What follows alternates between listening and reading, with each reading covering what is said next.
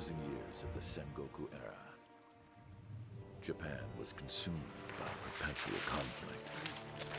The fires of war raged on, spreading deep into the mountains, to the land of Ashina. Hannah's vibing in chat already.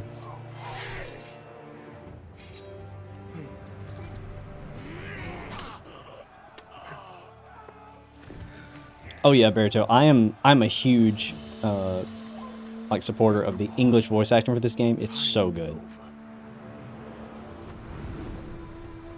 Like if you want to play in Japanese, that's totally understandable. I can understand that with this game's setting, but like the English VAs did such a good job.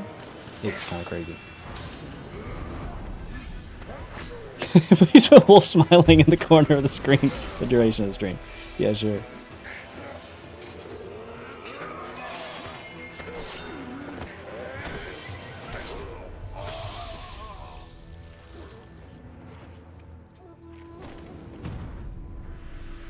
I like the Spanish version, yeah.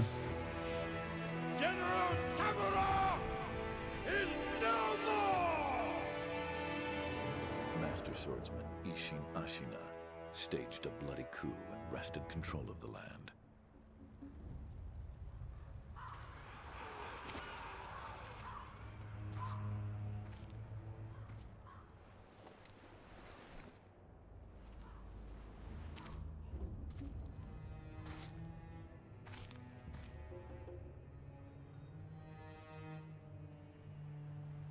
Makes me hot for Ghost of Yote.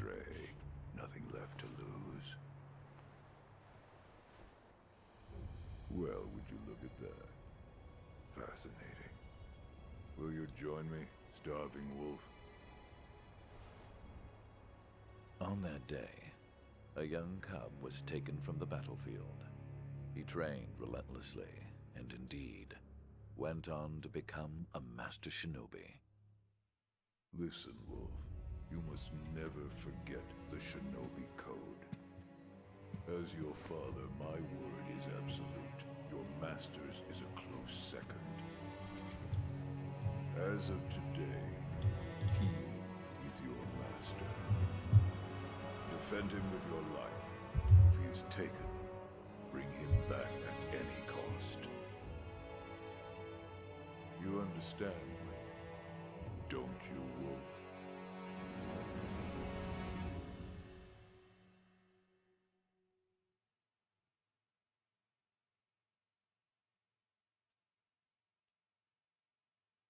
New glitch. We actually will be talking about glitches that I have not talked Some about in 20 the years original after glitch video, Ishin's yes. coup, the Ashina clan was on the brink of collapse.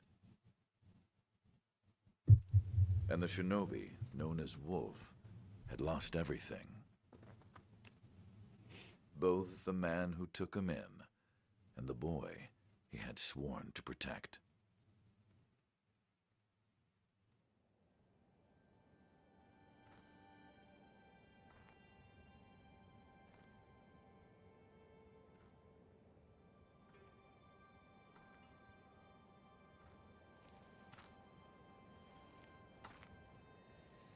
Now I got to do a run myself with English audio. That's what I'm saying. People that don't know the English audio, like you got to experience it at least once. It's okay to prefer the Japanese, but you got to hear the English at least once. Open your eyes. For the sake of your master. That's what I have you for. There you go.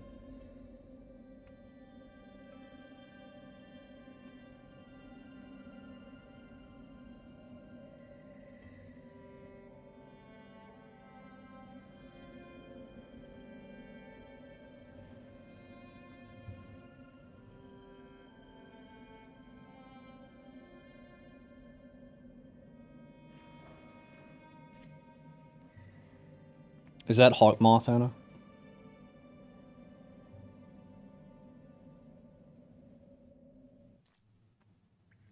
You're gonna beat that headless, no confetti. I'm not gonna fight headless, but I did do the run with no confetti. Yeah. I say I'm not going to fight a headless. I guess this would go really, really bad, and I could need Spirit Falls.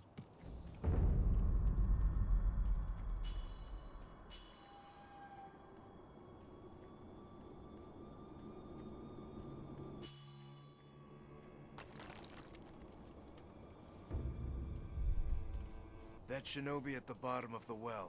Berto, am I right to assume that there is no way to turn off the like tutorial pop-ups in this game? Because if so, that is vile. Speedrunners must just sob. Nothing but a coward.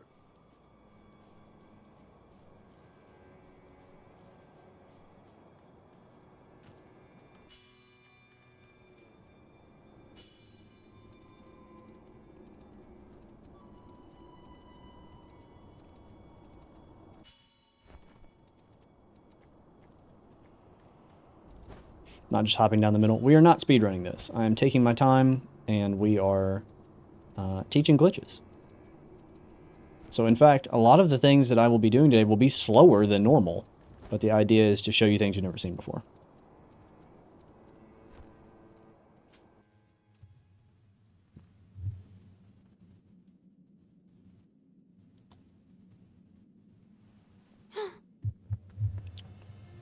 There's a plugin in Live Split for PC runs that skips. So it New Game Plus, right? So you're saying like the Live Split cuts out the time that they're on screen, or cuts them out of the game? I mean, if it's Live Split, you still have to like push the button to close it, right?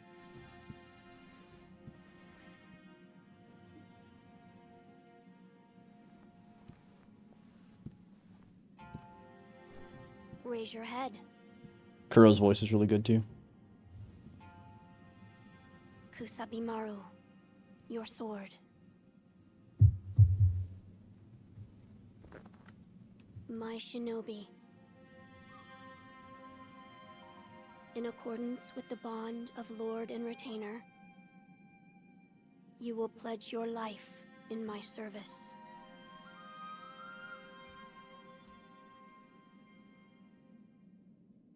As you command.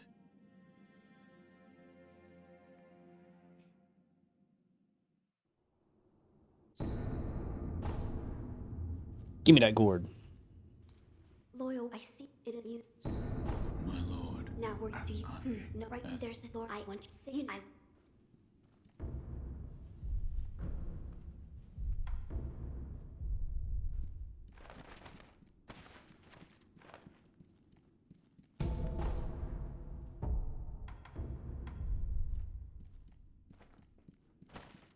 His voice is so sparkly.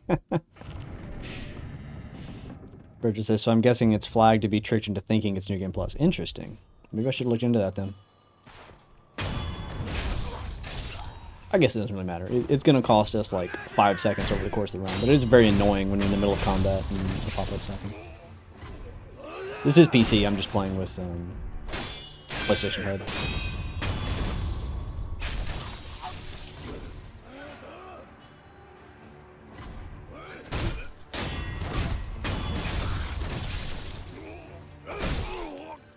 I didn't heal.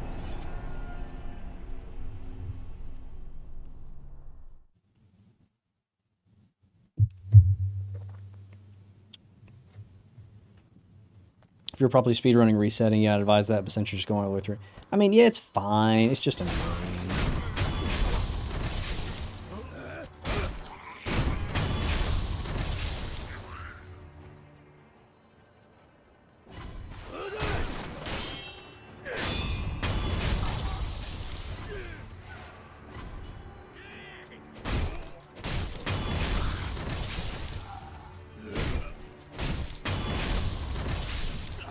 Speaking of reset, I like how we're 10 minutes into this and Berto's already trolling my lack of speedrunning skills. Berto, just shut up and speedrun Metroid Fusion. What are you doing? Why are you not speedrunning Metroid Fusion right now? Play a good game.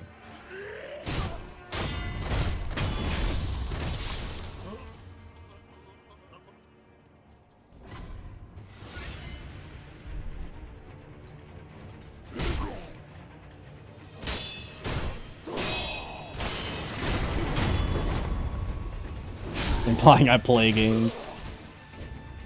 I just watch Let's Plays, dude. What are you talking about?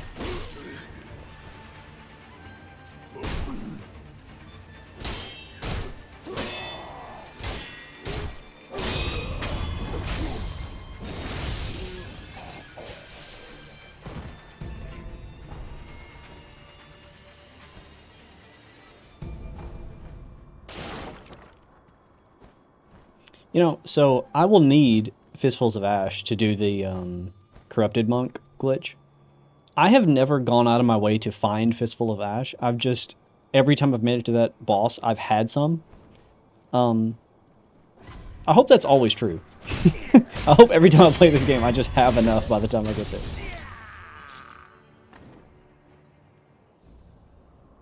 Do you actually speedrun Portal, Kinsey, or like play it quickly? Because if so, that's really cool. You should stream that. You or Orange have to. One of the two. Somebody has to stream Portal.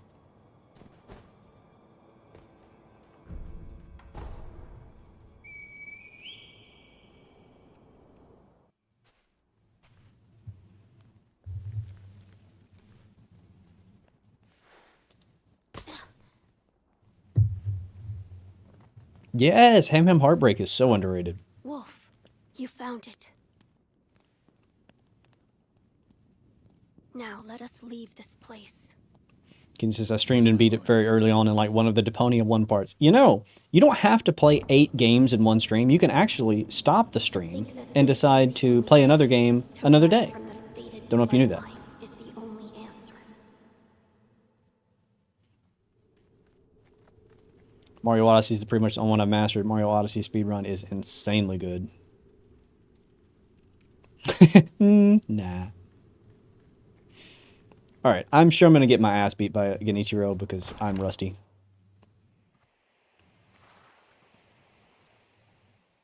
See, and this is another thing, Berto. This is the fun of not doing a speedrun, is you actually get to fight Geni. Last we stood together was your uncle's funeral. Remember, Phobia, to improve your gameplay. Lord Genichiro. You're one to taught Mr. Ocarina of Time in one sitting. Mr. Ocarina of Time blind in one sitting. That was what was rough, because I just got stuck. God, some of the puzzles in Master Quest are like, oh God, it's like the worst fan game you've ever heard of. This door is locked, and to unlock it, attack the open chest with your sword.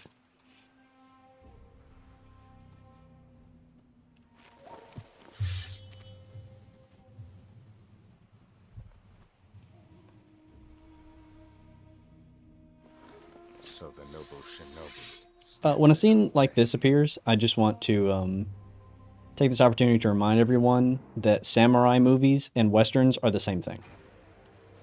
You face Genichiro Ashina.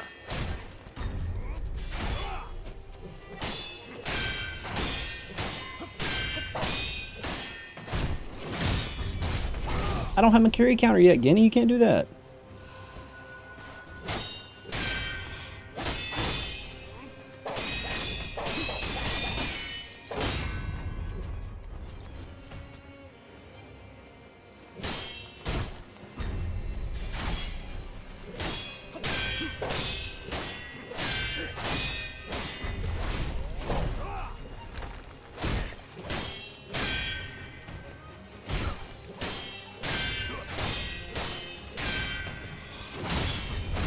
I don't have my carry counter yet, Geni. You can't do that.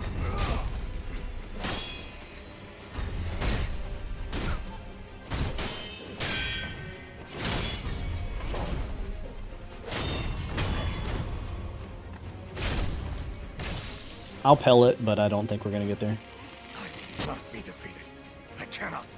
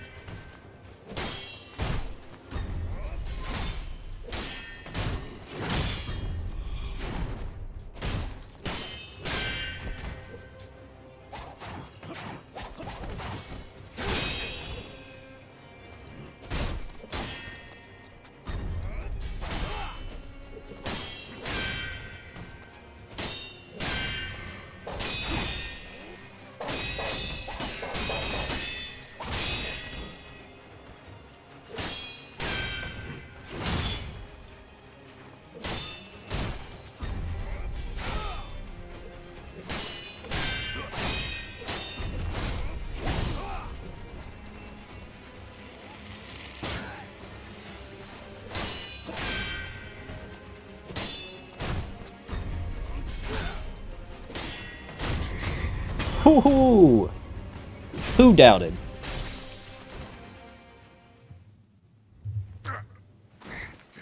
Genichiro is just a perfect... It really is. Genichiro is flawless.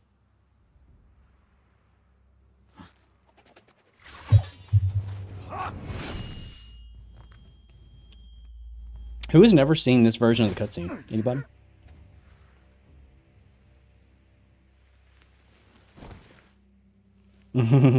Orange says there are a lot of shots and fistful of dollars. They're exact recreation of Akira movies. I should know. $10. Thanks, Honor Kinsey. and victory. The divine heir is coming with me. Also, Genichiro's voice.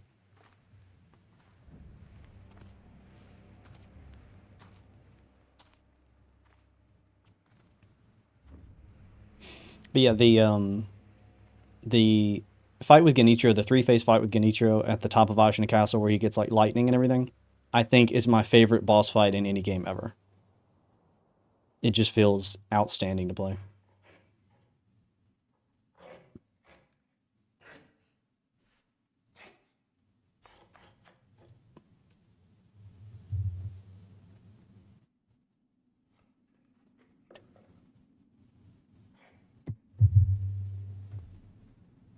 Sword Saint's good too.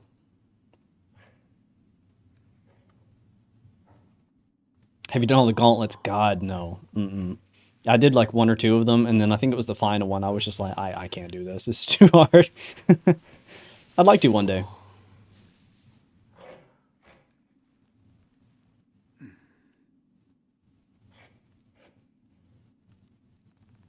What is this? Owl's the best character. The thing about Owl is like, he sucks. Everything about Owl sucks. I know that's the point. So you're awake.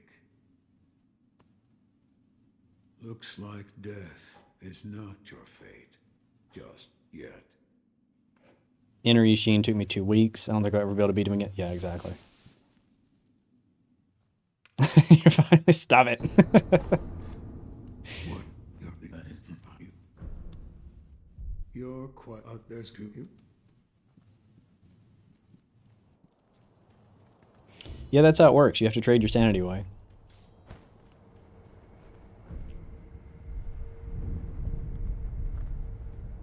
I loved every boss in Sekiro, to be honest, except for Big Bitch. Okay, so those that don't know, Hannah, like, flawlessly murdered Sekiro and had no problem with everything except for Corrupted Monk. This girl struggled on Corrupted Monk. Something did not click, and I don't know what it was. Absolutely pumped for Big Bridge Bitch, the run-ender. So, funny thing about that, I'm not even fighting her. We're just going to glitch her. That is one of the freest bosses in this game. I am going to fight Guardian Ape, though. Berto and I talked about that beforehand, if Guardian Ape was actually going to be in this run or not. But I ultimately decided I'm going to describe the glitch and then not do it, because Guardian Ape's just cool. I want to show it off. And also the glitch is just, it takes so long that I'd rather keep the stream moving. That's going to be a recurring... Hello? That's going to be a recurring theme in this stream, by the way. Stuff that I want to talk about, but not actually do. Because, my god, if you aren't aware, most of the glitches in Sekiro require frame-perfect jumps. And we could do it, but it would be the whole stream. We would just be grinding jumps for hours.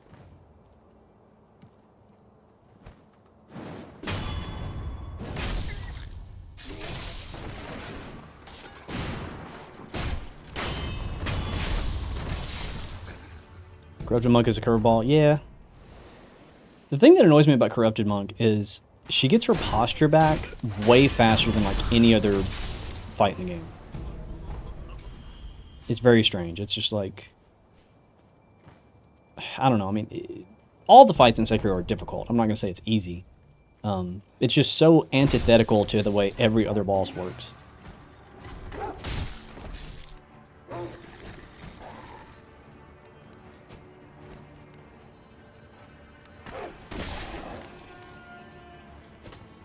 Oh my god. Wolf, please. Wolf, kill the wolf. Okay, I think I'm gonna grab the shuriken before we get this.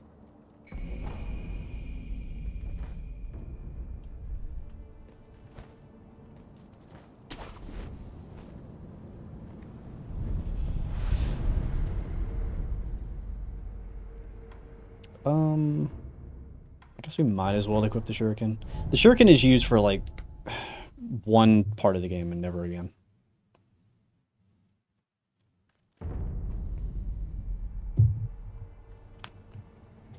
And I was also doing a blind, inadvertent, no mortal blade challenge run. Yeah, I remember that. Don't forget about the mortal blade. I've already forgotten about it. I found but thick fitting if that's give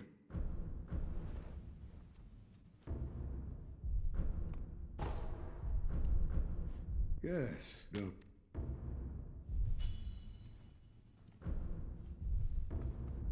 Bro said, don't do anything funny with it. Have you met me?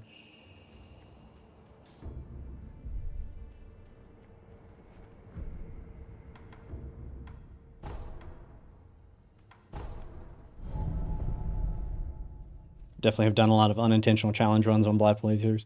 Reminds me of the reminds me of your Symphony of the Night stare only challenge run. That one was interesting.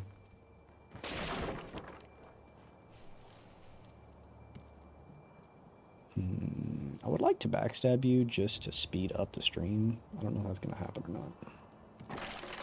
Nah, he's gonna see me. Or not. Or not. You're a fool. I want the prayer breed this guy drops. That's why I'm doing this.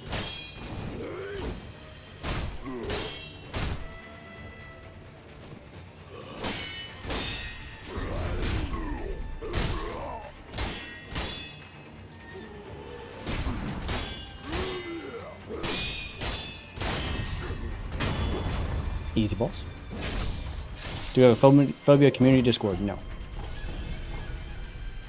Oh, he drops a gourd seed too. Okay, I definitely want to kill him then. I didn't remember that. Alright. So here is what's going on here. There is the first merchant in the game. And this merchant sells the firecrackers. The firecrackers, if you aren't aware, are by far the best prosthetic weapon in the game. But I need 500 gold for it. So we actually are going to, like, spend a little bit of time killing enemies and collecting gold. Because the sooner I get the firecrackers, the sooner we can do cool stuff.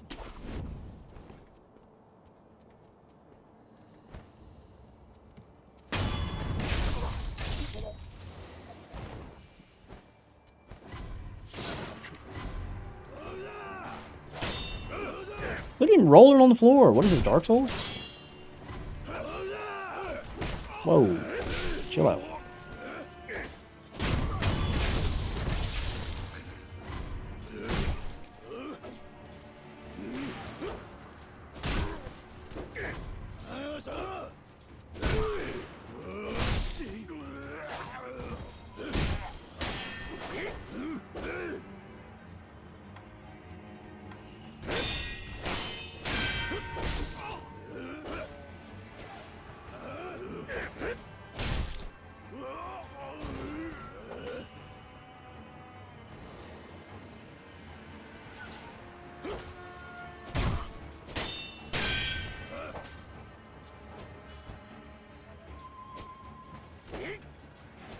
Guys, stop wasting my time.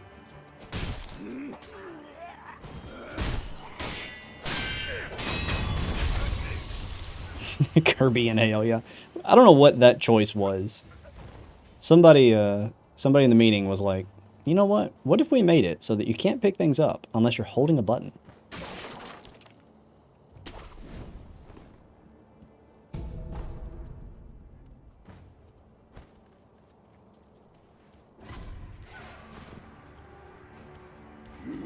Oh. Speaking of big bitch.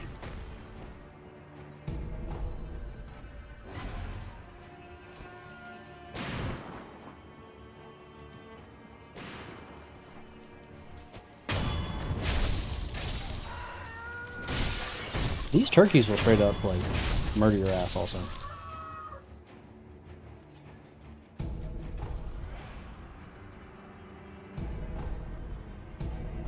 Okay, that is probably enough gold. Let's go get them crickety cracks.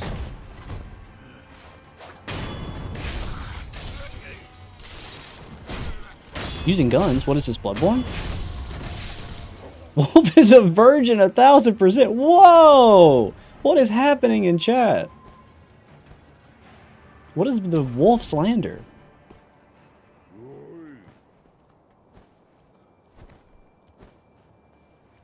Care to per...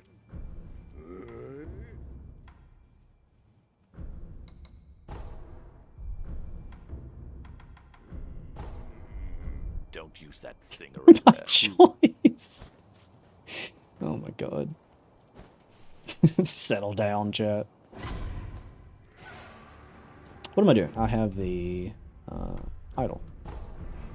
Okay, let's get firecrackers.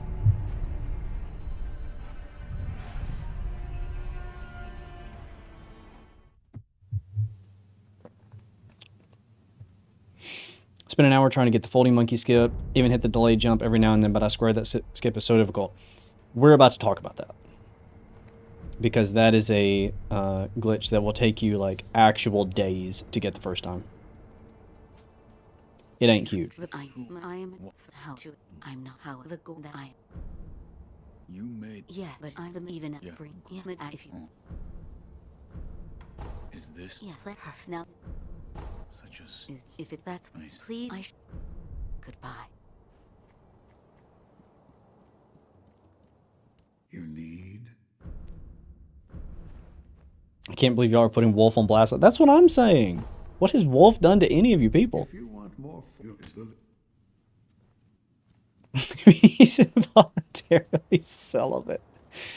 Oh my god.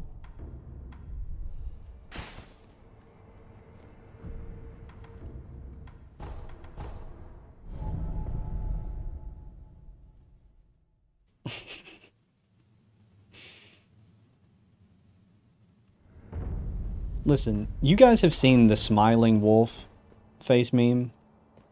Incels don't smile like that. Ain't no way.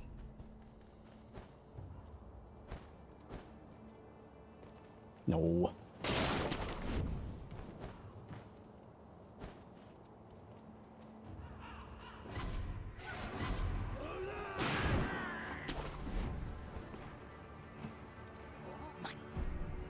I am not... You take it, please. Please put it in my tummy. Thank you.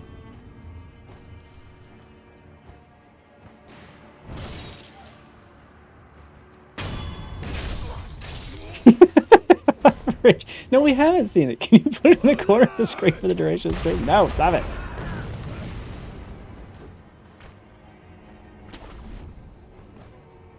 I actually would if I had it on hand, but I'd have to stop and look it up. I don't have a copy of it right now. That should be my be right back screen. Like not even for Sekiro, just for all streams.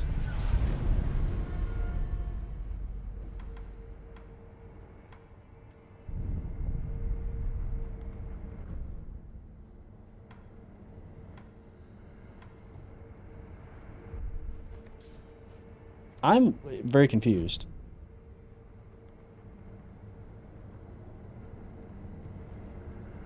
I could have sworn you could buy skills from the very beginning of the game. Where do you get the first, like, skill tree, you know, book or whatever? I thought he started with the Shinobi one.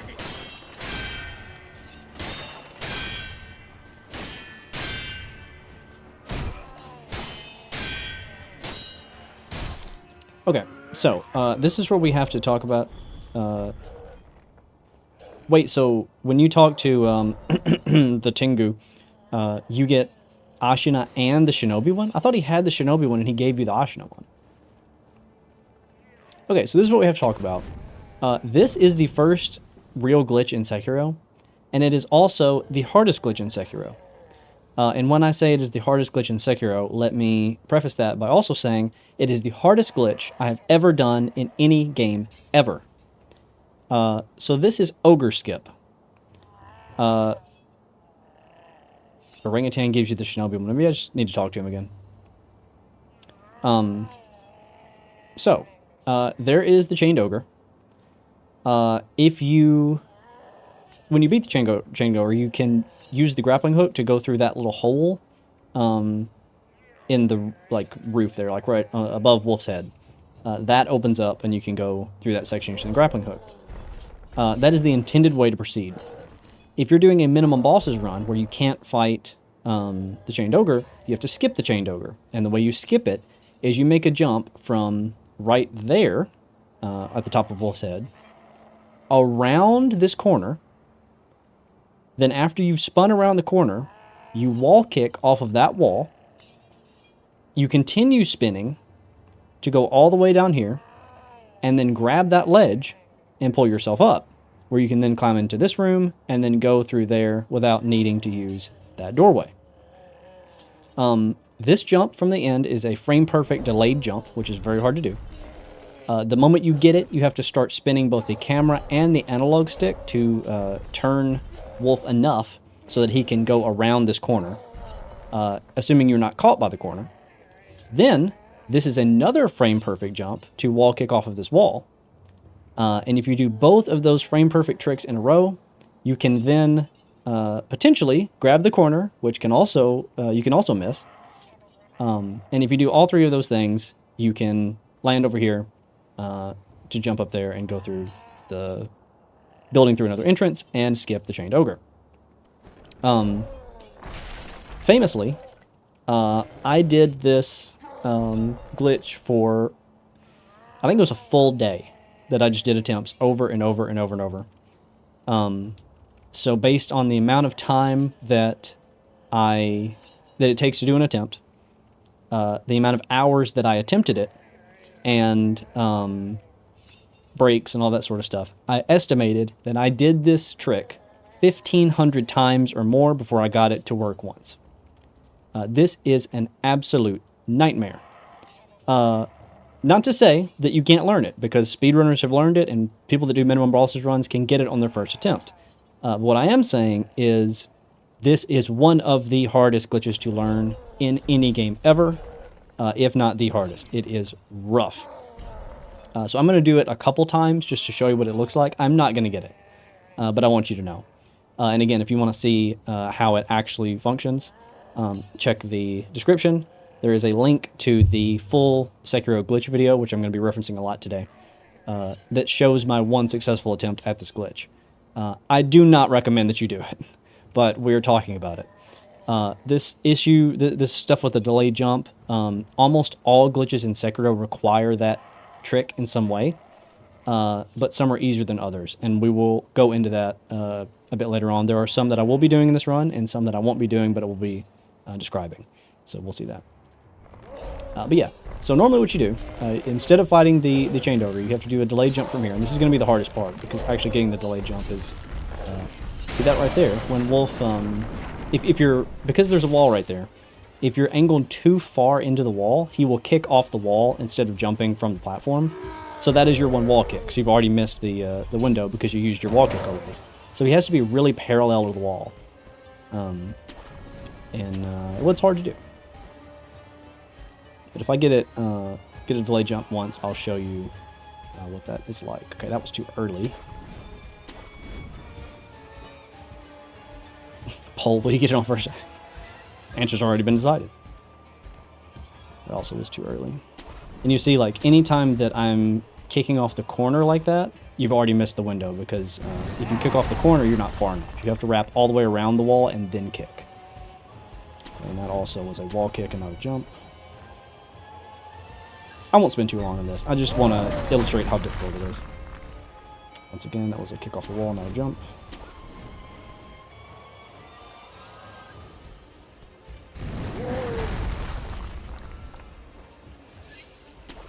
I think the angle was good, but I've got to stop wall kicking.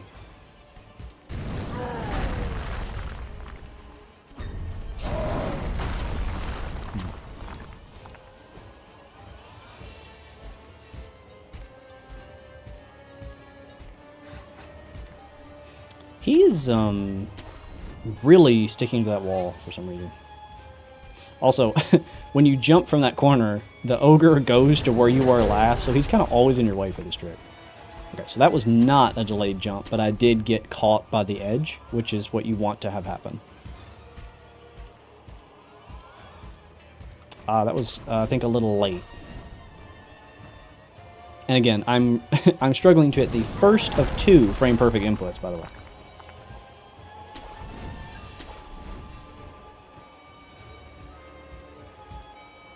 Do lower frame rates help with this? I think... Okay, that was a delayed jump. So you see, he walked off the edge and then jumped midair. That is required for this trick. But you have to get that and then also begin spinning. Do lower frame rates help with this? I believe they do, yes. But also, playing Sekiro at 30 frames per second, the concept of that kind of makes me feel sick. To be honest with you.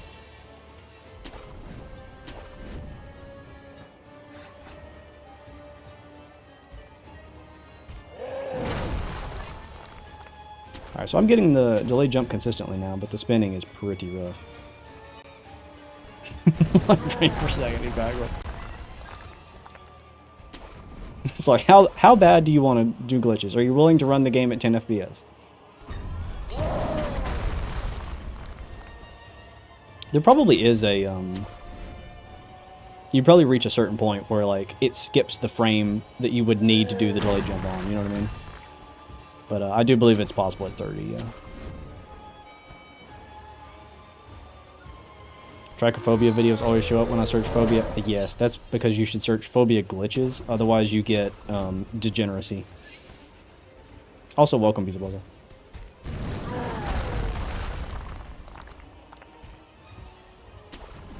Can we please get a Bloodborne PC port at 60 FPS? All right, since you mentioned it, I will talk about this. I have not announced this at all, but my next video on the channel is going to be a tutorial on how to set up Bloodborne on PC.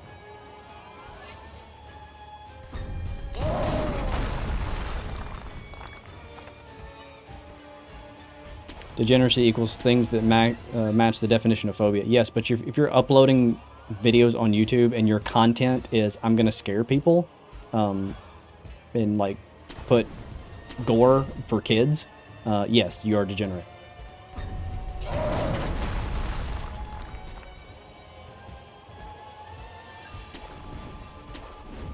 Yeah, I'm already kind of getting bored of this. I don't know about you guys.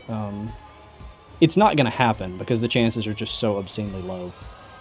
But I want to at least do enough where you guys get the concept of what this glitch involves. It's just not worth doing, to be honest. It is so difficult, and the Chained Ogre is so not.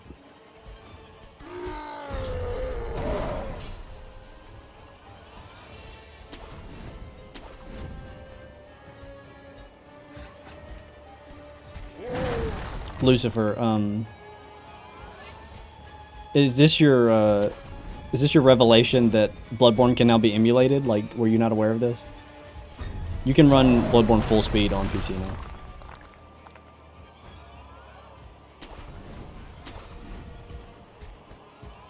For how long were you making that jump in the video? You said it took like 1,700 tries. I said it took like 1,500 tries, but you're basically there. It was like a full day. I just did attempts for like an entire day. Aw. Okay, I think that decides it. I'm not doing this anymore. We've covered what is involved in this. Okay, so I'm down a heel, but we'll see how this goes.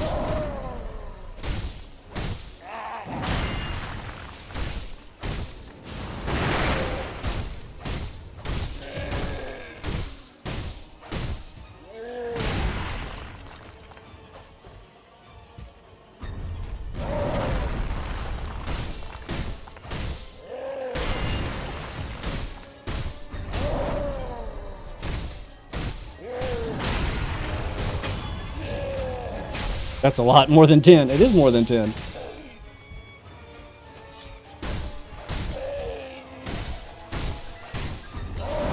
What? Come on, firecrackers.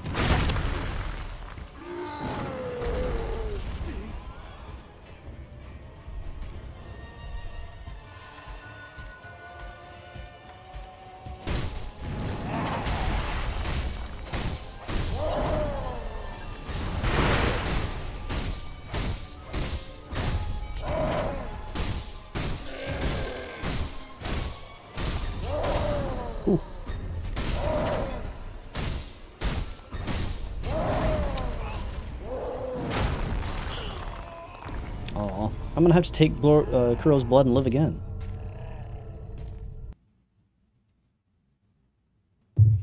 Loyal wolf, take my blood and live again.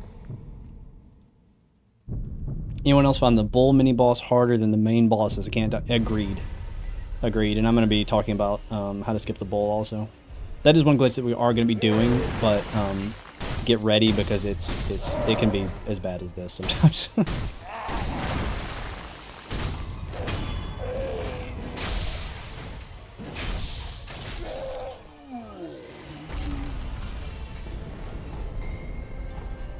Another thing is when you do Ogre Skip, you permanently miss out on the healing upgrade, the Shinobi Medicine rank.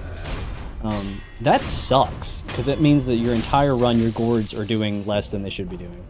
That was one of the hardest things about doing the glitch run for this game for me. It's like I'm fighting Ishin with like base health and posture and damage, and my gourds suck.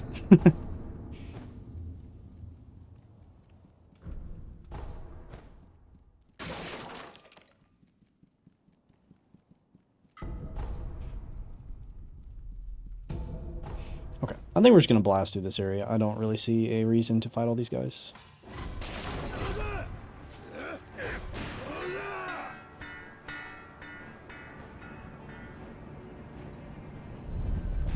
Sekiro, no damage, no healing stream. Boy, I can't wait. I can't wait for someone to do that that's not me.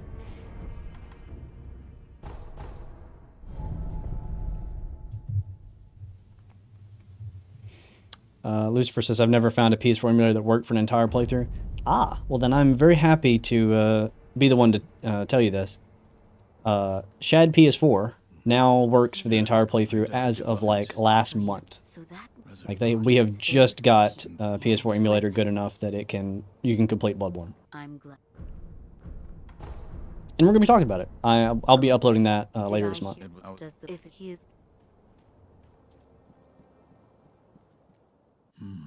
Okay, can you give me the... Yeah, alright, so it does come from the sculptor. I don't think I've ever bought firecrackers from the sculptor without having the skill or the skill book already. That's strange. Okay. Okay, Mercury takes 2, so I want to save my point. Really want a Cinders mod? Oh, God. Could you imagine, like, when the mods actually start hitting for Bloodborne? Because that's happening. It's just early on. The fact that PS4's emulator still kind of blows my mind. I know it's aging hardware, but dang. Yeah, the crazy thing about the PS4 is, like, it's been out a while, and it's... Yeah, this is what I've been told. It is conceptually easier to program for than the PS3 was. And yet, RPC S3 has just absolutely killed PS3 emulation for ages now. Like, you can emulate PS3 so well.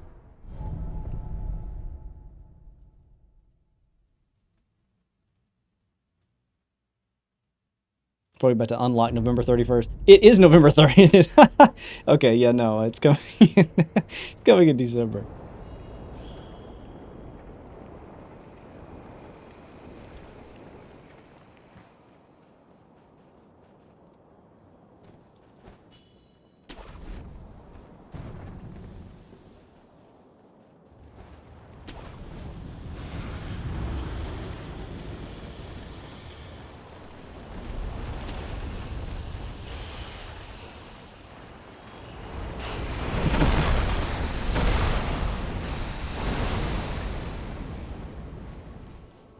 Guys, why are you surprised that I'm talking about time travel? I'm John Titor. We've already established this.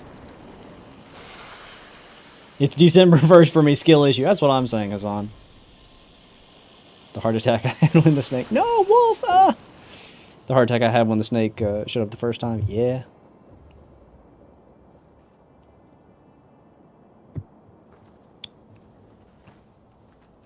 The worst thing about falling there is... the speedrun skips that section. You don't even shimmy past it. But it's just like... it's such an unfun jump to do. Because you've already made it past like several run killers. And you can just miss the jump and end your run there. Like, oh, okay. Okay, chill out. Canyon skip, that's the one. Snake? Brother? I can kill Genichiro, but I can't pass the snake.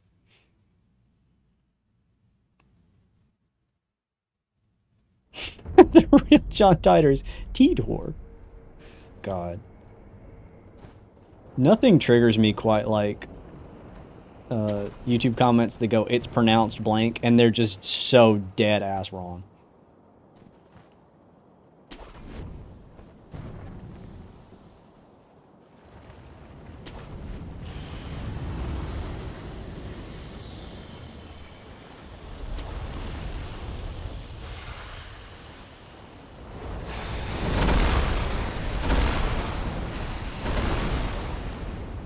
This is wild. I don't know when I was killed by the snake last. It's been a very long time. Actually, it's pronounced he doesn't exist. Even if it's Tidor, who gives a fuck? It's not Tidor! There's zero chance that it's Tidor.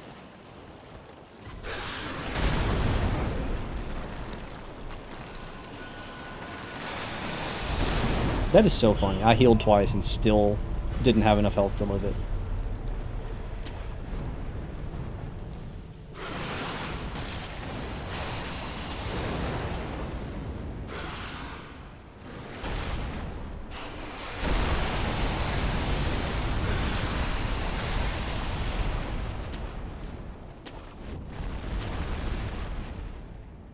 That was a classic Phobia moment right there. The scripted encounter I can't complete.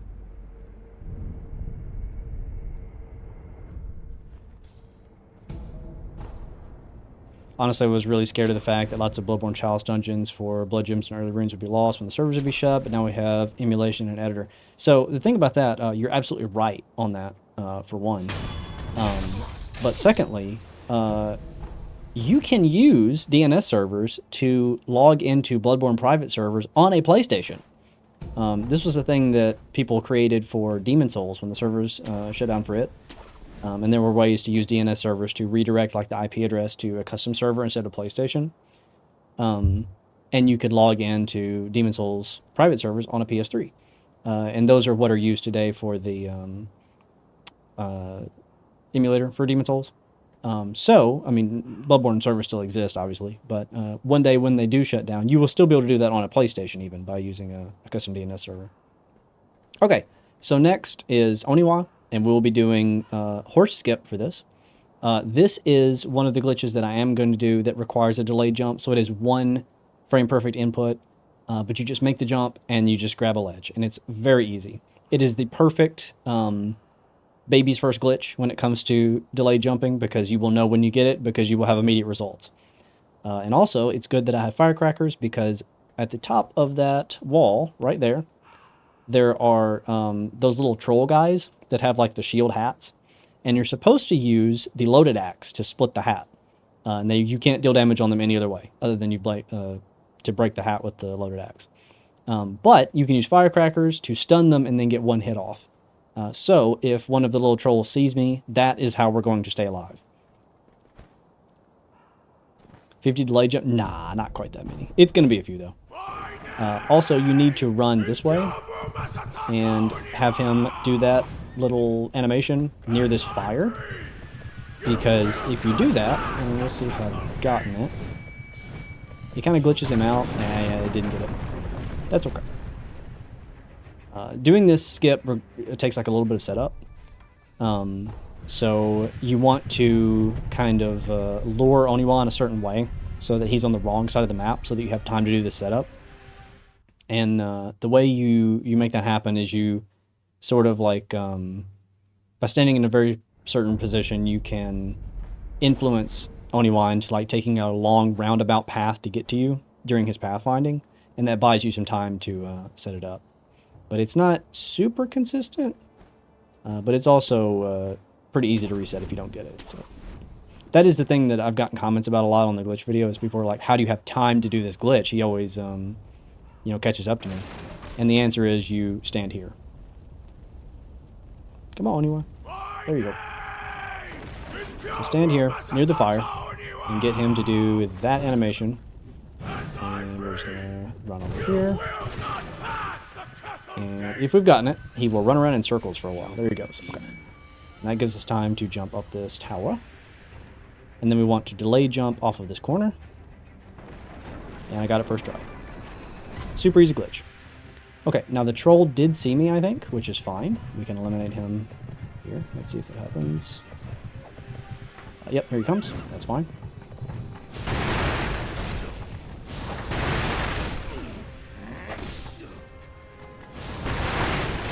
And again, if you have the loaded axe, this is less of an issue because you can just split his hat shield. But we did not because I'm not going all the way to Hirata just for this guy. The firecrackers will handle it just fine. And then, once he's left you alone, all you do is stand on this corner. And there's Oniwa. And he's running around in circles trying to find where we are.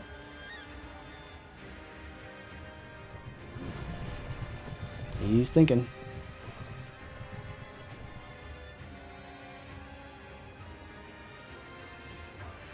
Do you utilize glitches and sequence breaks and such when you're doing general playthroughs of games? Not on my first one, usually. And there it goes.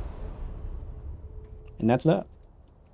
That is one of the most fun and easy to do glitches in Sekiro, in my opinion. Oh, that's right. You have to open it from the other side.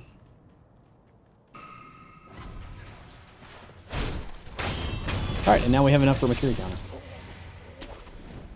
Yeah, so I always try to do my first playthrough of a game the way it's intended. Because I want to know, you know, it's hard to know what is a glitch and what's not a glitch when you don't know what the game is supposed to be doing. So I'll do that first, and then over the course of playing the game for the first time, you can kind of collect, you know, like, huh, you know, if I was able to go through this wall, or if I was able to open this locked door or whatever early, that would be huge, because I'd be able to skip this section, this section, this section, and so knowing vanilla game knowledge is integral to making glitch videos for me.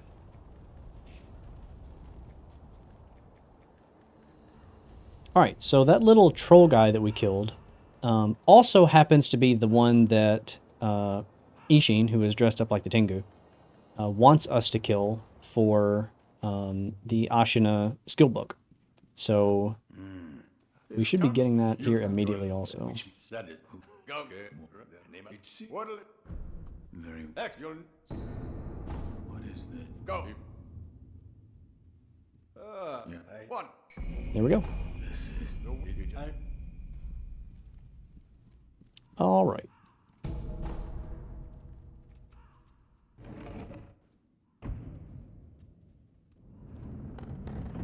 There's a Patreon creator named Time Wizard Studio. They make games I've never played before in my entire life, but they're very saucy. See, Beelzebub's coming in here with the important information. As usual.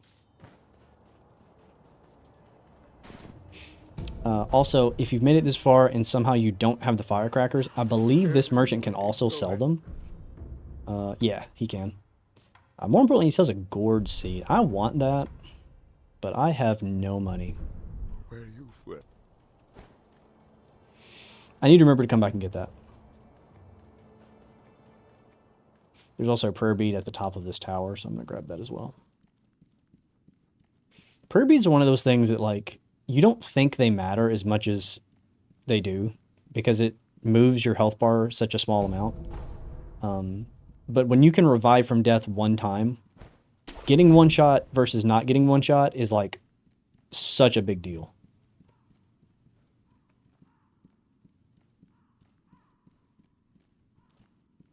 Do I not grapple? I do, okay.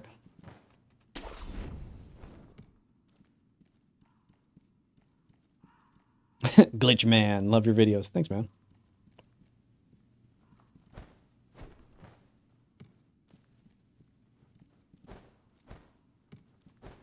All right, get this prayer bead.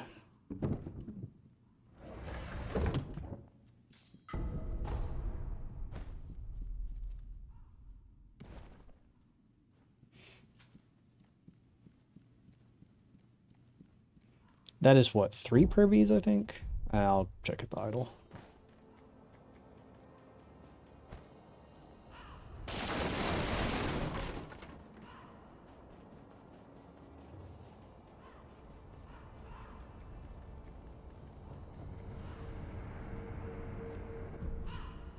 Maybe I shouldn't have Googled that. Am I, like, missing out?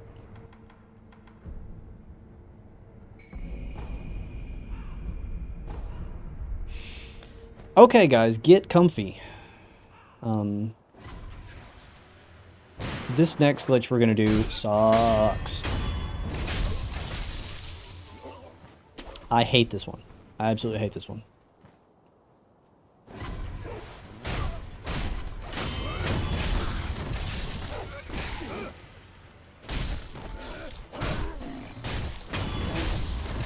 Buy the Mercury counter right now, actually. Thank you for saying that.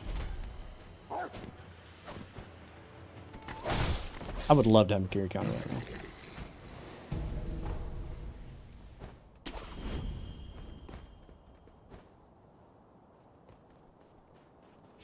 I don't know why I jumped down. I need to go that way.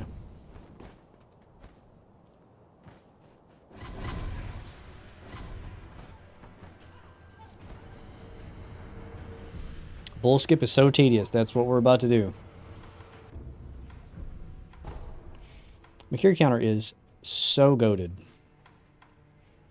I'll just save my point for now. There's no reason to buy anything right now. Are you proud of yourself, Kenzie? Did you like that?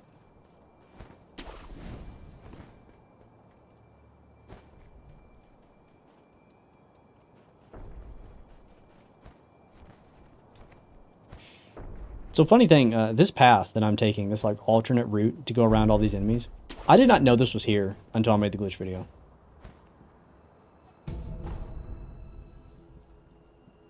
Okay, so we go onto the top of this roof. And I need to kill these enemies, but I'll describe what we're going to do first. So through this door is the Blazing Bull. The Blazing Bull sucks. He just charges at you, and he has attacks that you're meant to deflect, but it is really hard to see the timing because there's not much of a telegraph. He's just kind of running at you all the time. You can learn it, and you can beat him, and, you know, it's all fine. Or you can use a glitch to skip him.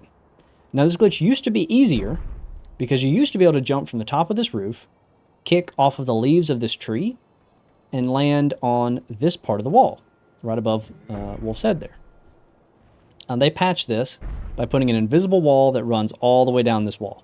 You can no longer do it because this roof can no longer be landed on. There's an invisible wall there.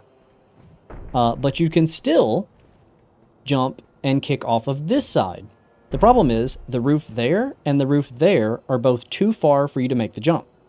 So what you have to do is you have to jump, wall kick off of the corner of these leaves, and then spin Wolf to land on the opposite side of this tree, the opposite side of this tree branch, and on this wall. So what you're having to do is you jump, wall kick, and spin to land on the same place that you wall kicked from, which is very difficult to do. This does not require a delayed jump, but it does require a frame-perfect wall kick and a successful spin. So basically, what we just did with Oniwa back there was the delayed jump. We did the delayed jump, did one jump to extend the jump distance, and then grabbed a ledge and pulled ourselves up. This is not a delayed jump, but it is a frame-perfect wall kick to then land on this wall. So basically, what we just did was the first half of Ogre Skip, and what we're doing here is the second half of Ogre Skip. So that is why Ogre Skip is what I call the hardest glitch I've ever done in any game, because you have to do both of those tricks back-to-back flawlessly. And you will see, based on how many attempts it's going to take me to get this, how difficult this is, and by extension, how difficult Ogre Skip is. So I'll go ahead and take these guys out because, well, I'm going to be falling down a lot. And it'll be easier if they're dead. But right, so anyway, this way leads to the boss. If we walk through there, that room becomes a boss room, and that is why we cannot go in that direction if you want to skip the boss.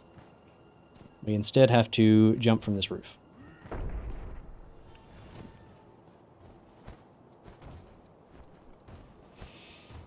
But yeah, this is when chat can talk about whatever they want or ask me any questions they want, because we are going to be here a while.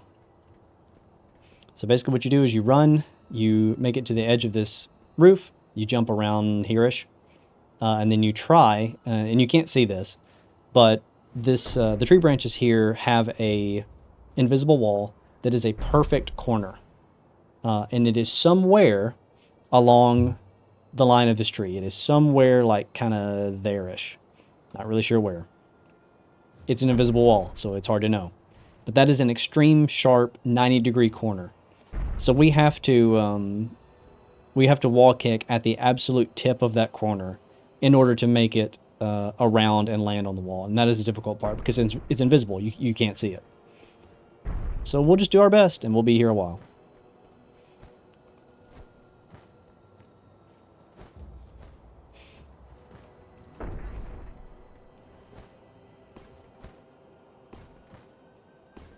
Are we gonna stream naughty things, Kenzie?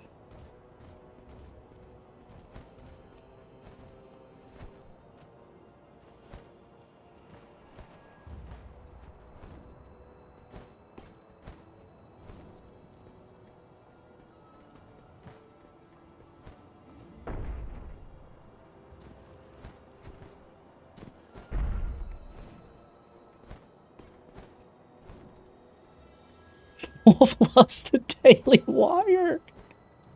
What is happening to Wolf? Okay, so you saw we had some weird loading going on there.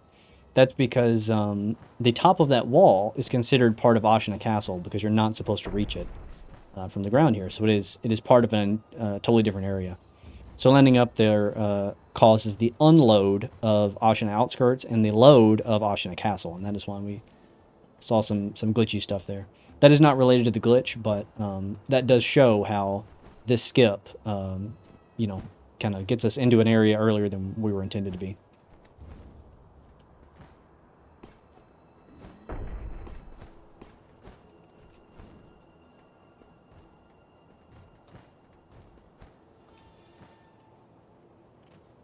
It's closer.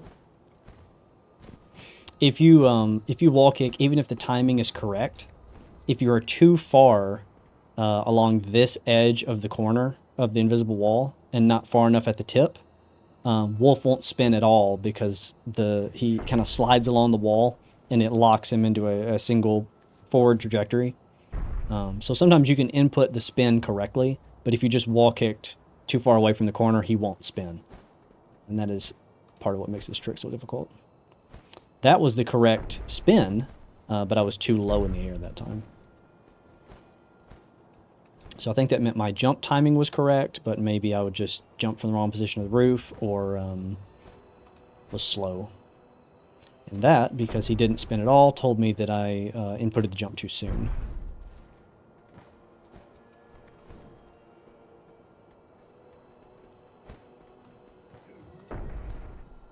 That was close.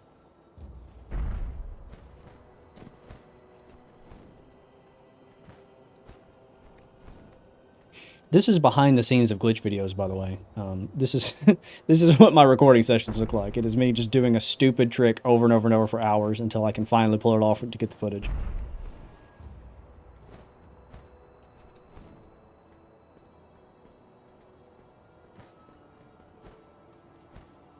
Ugh, I don't like the way that felt at all. I was way too far to the right.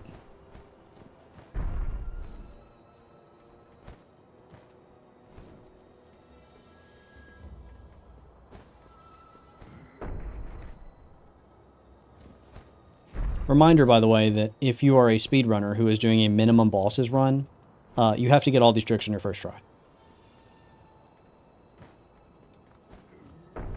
It's just insane difficult. Way too far. I just like, well, stop. What has happened? Why is Wolf being slandered like this? He's a virgin. He watches the Daily Wire.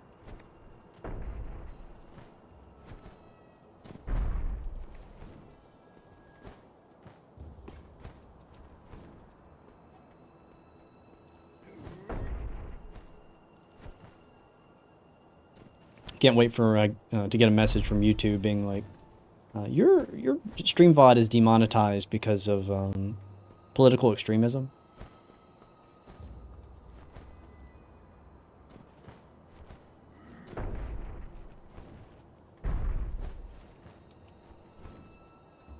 I'm writing a twit longer as we speak.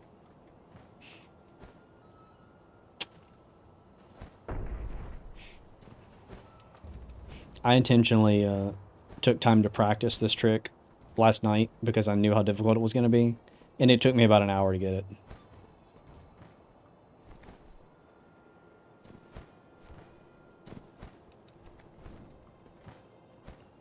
I gotta show it off though because it's just too cool.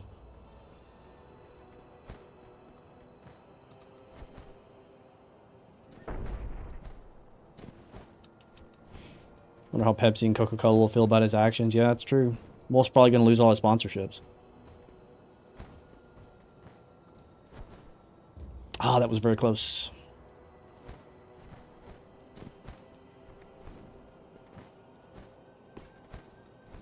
The wild thing about bull skip in particular is you just do the same actions every time, and it never feels any different, and it eventually just works.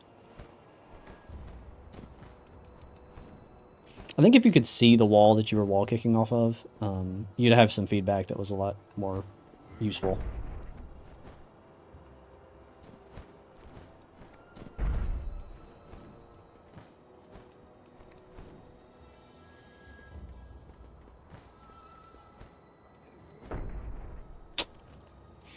Least bland and repetitive glitch showcasers day. You should have seen my footage when I was trying to get the airwalk glitch in Elden Ring, which I had to do, you know, multiple times to show it off in various locations and stuff.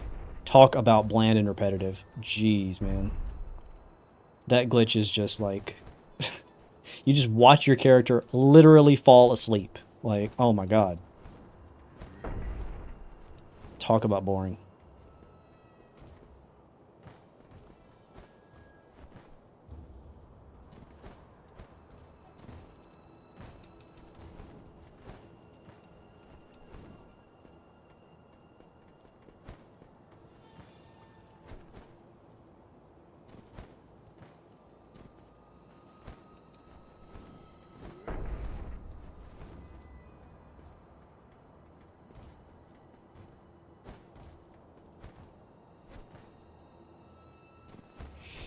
I'm not getting the distance I want.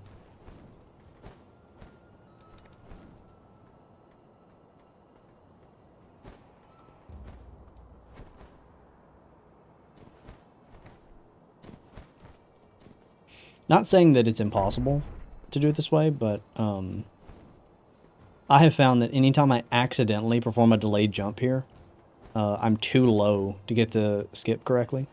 I don't know if there is a timing for this using a delayed jump or not, but it's certainly not necessary to get the skip. And because delayed jumps are frame perfect, it's like you're only adding more difficulty to the trick by trying to time it that way. So I'm intentionally jumping a bit earlier than I would normally.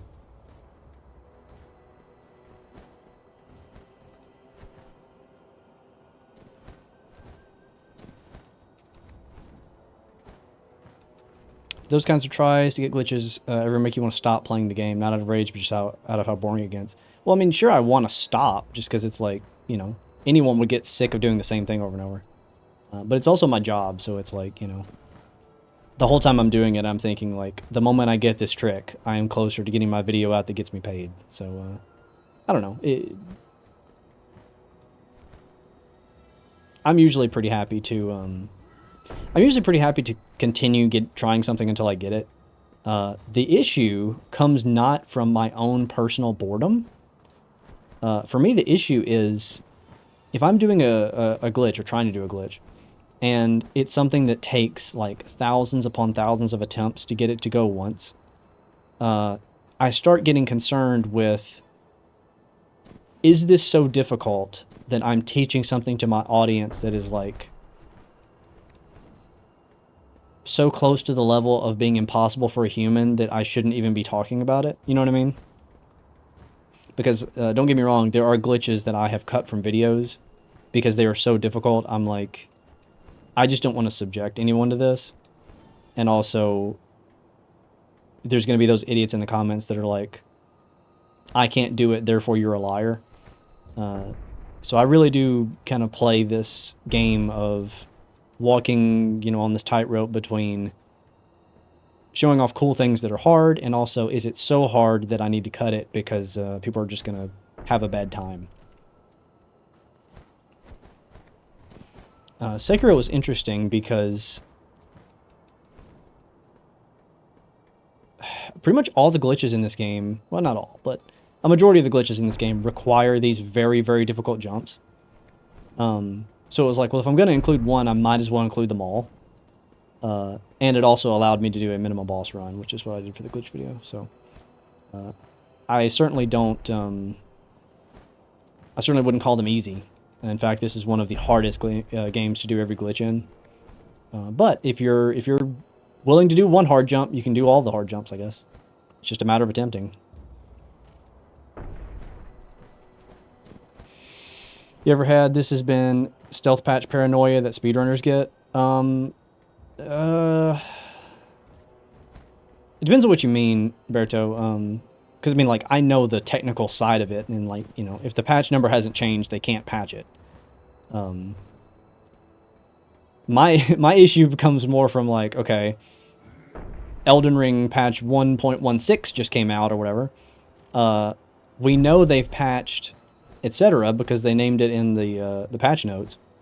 Did they patch this thing from years ago that they have left untouched? And so the difficulty for me in that regard becomes I now have to go back and retest everything to make sure that content I made years ago is still relevant, and if it's not, I have to talk about it.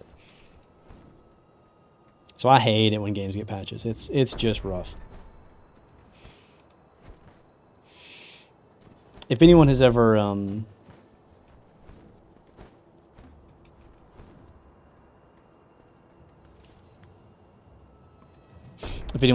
wondered why I take so long to cover games sometimes, it is because if I do it too soon and patches come out, it just invalidates all this work. And that was certainly my issue with Elden Ring DLC. I tried to wait as long as I could on that. I waited like several months. And I thought, okay, this the DLC hasn't been patched in like a month. Maybe they are done patching it. And then I started working on the video. And then in the span of like, I don't know, 3 or 4 weeks, it got 4 patches. And I had to re-record all of that stuff 4 times. Oh, that was the closest one yet. But like the reason that I covered Sekiro years after it released, the reason I covered Dark Souls 3 years after it released, all that was to make sure that we had decided collectively as a community what the final patch was going to be. What's your favorite glitch or exploit from the FromSoft games? God, that is a massive question. There's so many is the problem. I can certainly tell you what my favorite glitch from this game is. But we'll be doing it in this run. It will be coming up a bit later, and I'll state what it is when we get there. In terms of other games, the Soul Dupe from Dark Souls Remastered is really cool because it lets you finalize your build quickly. I also think it's kind of arguable whether or not this is directly a glitch. It's certainly an exploit. But the Cum Dungeon from Bloodborne that is hacked in is kind of its version of that. Berto says Demon Fire Sage Skip. Are you being serious about that? I mean, I know Demon Fire Sage Skip is a thing. Is it actually your favorite?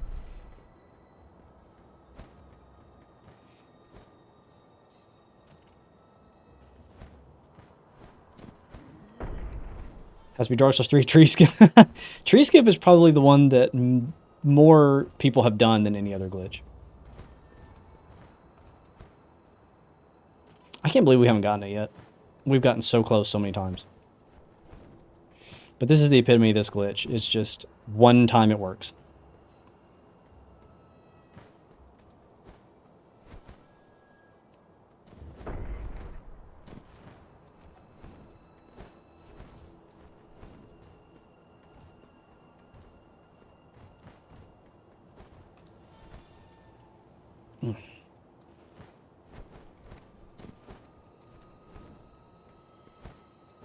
This was definitely a glitch that when I was learning it originally, I say learning it.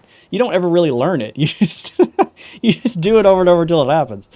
But when I was first, trying to do it or whatever, the video that I was watching was on a previous patch, and so there was a lot of like, "Is this patched?" before I finally got it. And it was like, "Oh no, it's not patched. It's just a nightmare."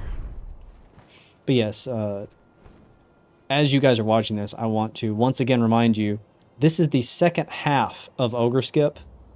You have to do 2 glitches in a row that is essentially a delayed jump and then this spin with proper timing in order to skip the chained ogre. That glitch is an absolute nightmare. I would not wish that on my worst enemy. I've only ever done that. I've only ever done Ogre Skip once successfully in my entire life. Is that a Demon's poster in the background? No, that is a Dark Souls 1 poster. That is Oscar. It's not a poster, it's a display, but yeah. So yeah, I've had that paranoia. Yeah, I guess that's true.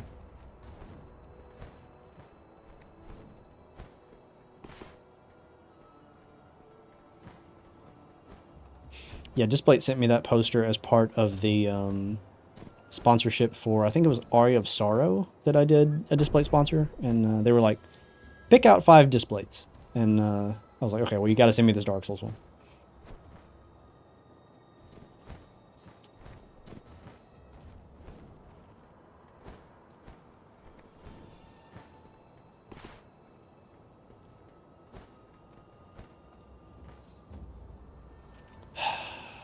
I would really like to move on from this.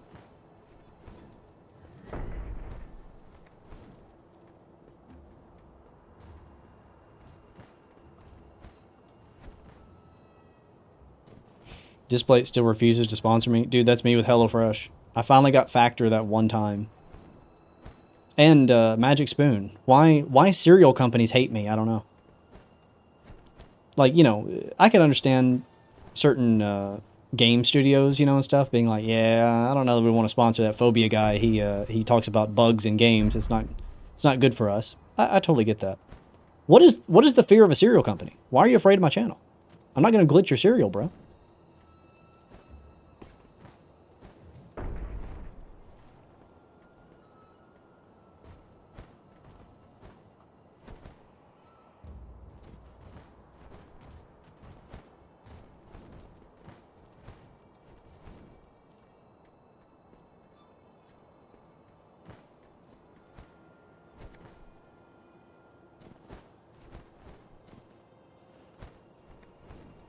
I'll be honest, I kind of thought we would get it by now.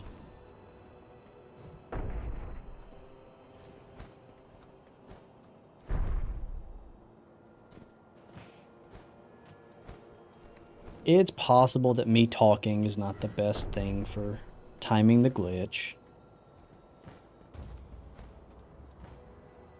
Ah, come on.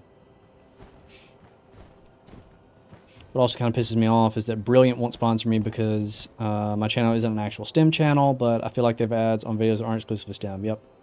To me, that is the excuse that they say when they don't want to sponsor somebody.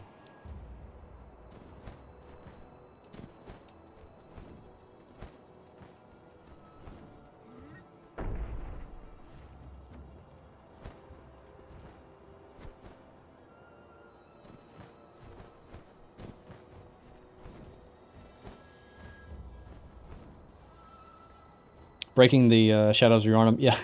The funny thing about the Shadows of Yharnam glitch is that we have discovered how to break Shadows of Yharnam 3 independent ways. And it's just the modern way is like so easy that it's just the one that everyone does now. What if we turned 90 degrees? Oh, look, they broke.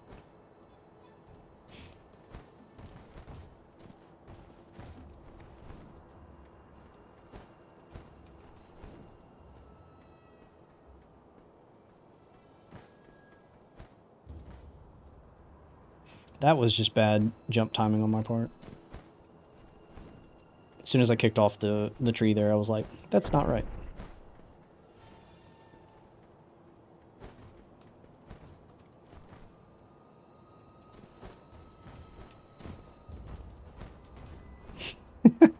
can't see. Why will no one sponsor me? Jeez, I don't know. Is it your channel size? The fact that you haven't been uploading as long, or is it the fact that you constantly talk about sexualized material and drop slurs in the middle of your streams? I don't know which one it could possibly be. Please never change, by the way.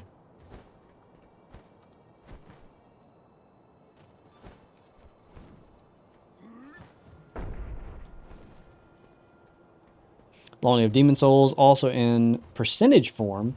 How likely is it that you can turn, or that you can glitch into the Broken Archstone and its complete content?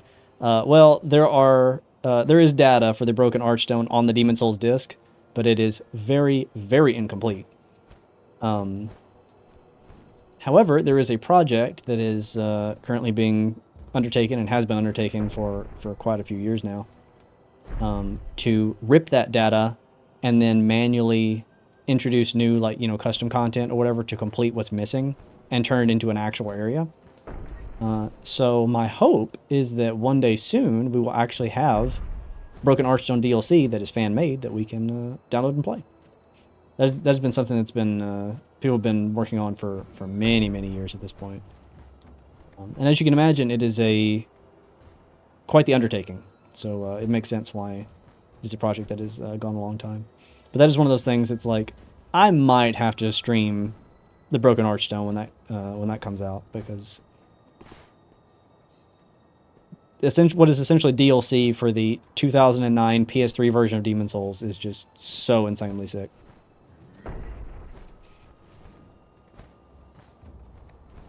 Berto, can you possibly do me a favor and link that Twitter page for the Demon Souls restoration project?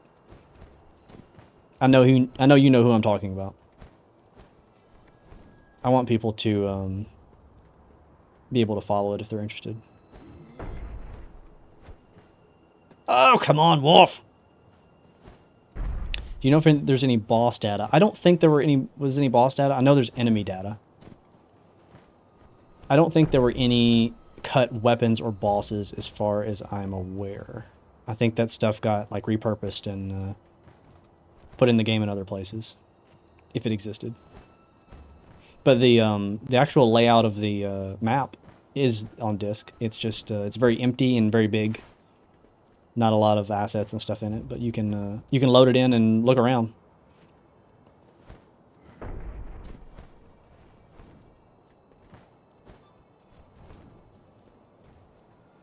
The content is only on the PS3 disc, right? That would be incredible, though. I assume you mean like not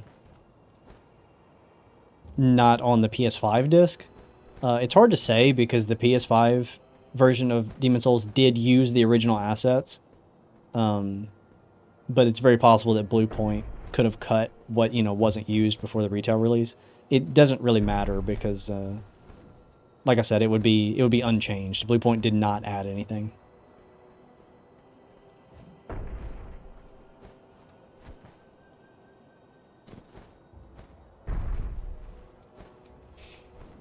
Berto, if you can't post links, I'm not sure if YouTube's going to block you or not. I would just make you a mod, to be honest.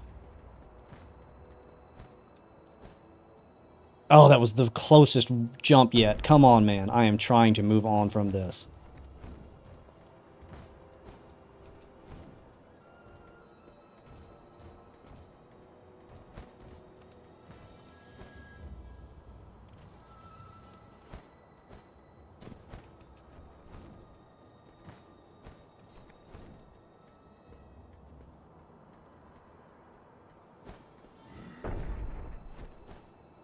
Yeah, I just did. If you can't see it, then yeah, okay. Give me 1 second, guys. I'm going to promote Berto so he can post links. By the way, that is one of the reasons that I put chat on screen. It is so you know when you say something if it is blocked by YouTube or not. Because in case you aren't aware, oftentimes YouTube decides if a chat goes through, not us. I'm just realizing now the implication that Berto is just like, oh no, my link didn't go through, that I didn't actually push enter on. Guess you have to promote me.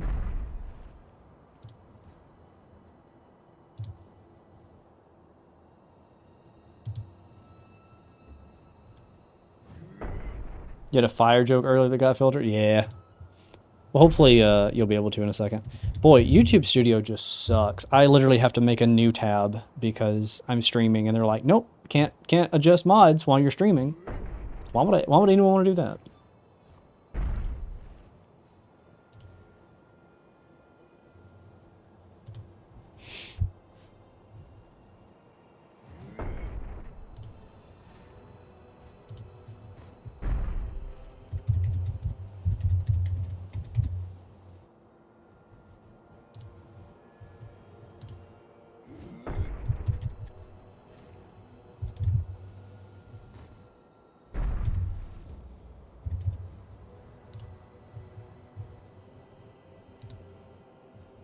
Okay, Berto, see if you're blue.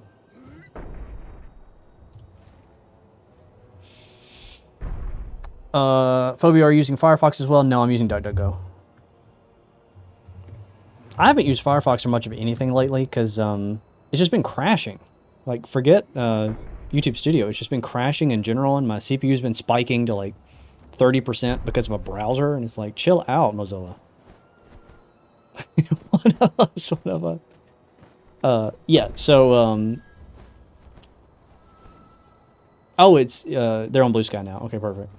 That link in chat right now is to, the Bloodborne, not Bloodborne, Demon Souls Broken Archstone Restoration Project.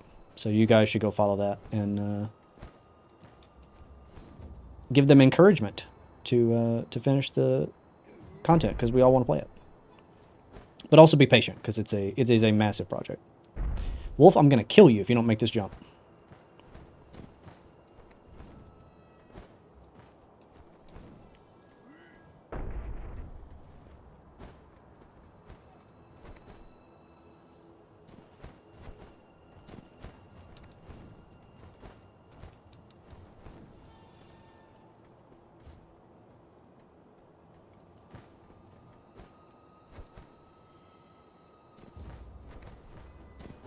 Rip to the VOD watchers, by the way.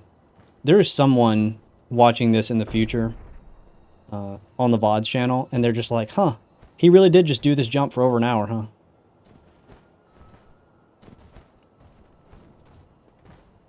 They aren't posting on Twitter anymore. Yeah, like a lot of people.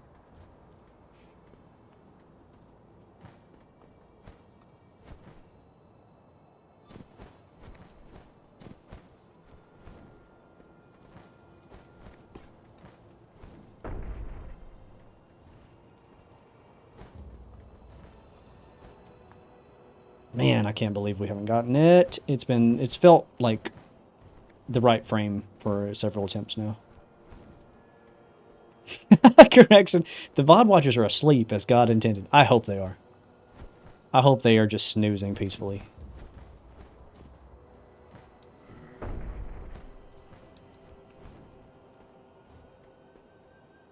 You know, I've talked about this before, but there are like a handful of channels that I intentionally watch to fall asleep, and I promise I don't mean this in an insulting way at all. It's more like, thank God you exist because you lull me to sleep like a little baby. But I'm currently trying to watch a stream VOD of a Ocarina of Time fan game, like a fan mod, that ZFG streamed. And oh my God, ZFG's voice is just so deep and sultry, and he starts talking and my eyes just close and I just have the most restful sleep in the world. I love ZFG, but it will take me 2 months to finish that VOD because I fall asleep 5 minutes in.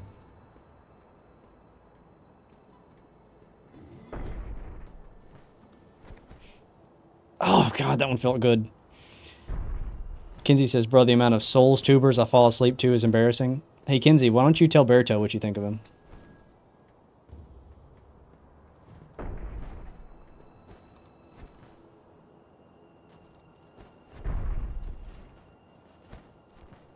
Tried to follow your Sekiro video, but could never get this skip to get the Mortal Blade. Yeah, so we're going to talk about that when we get there as well. That one is very similar to Ogre Skip in terms of its difficulty, and I'll explain why when we get there. I'm not planning on doing that this stream. I'm going to fight the folding screen monkeys.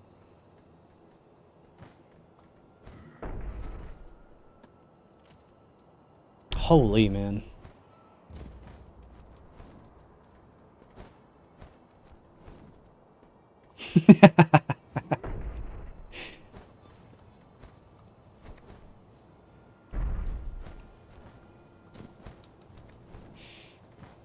Unironically, Berto, your 1.0 content is just like, phew, it puts me out too. I mean, that is such a compliment.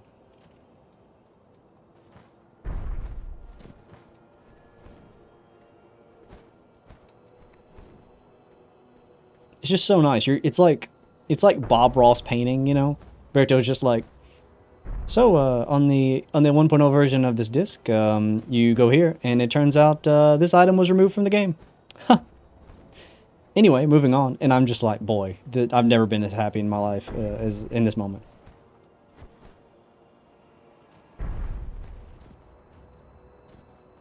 And see, that's the secret to YouTube as well, because it turns out people can't click skip ad when they're asleep, and so you actually like start getting paid.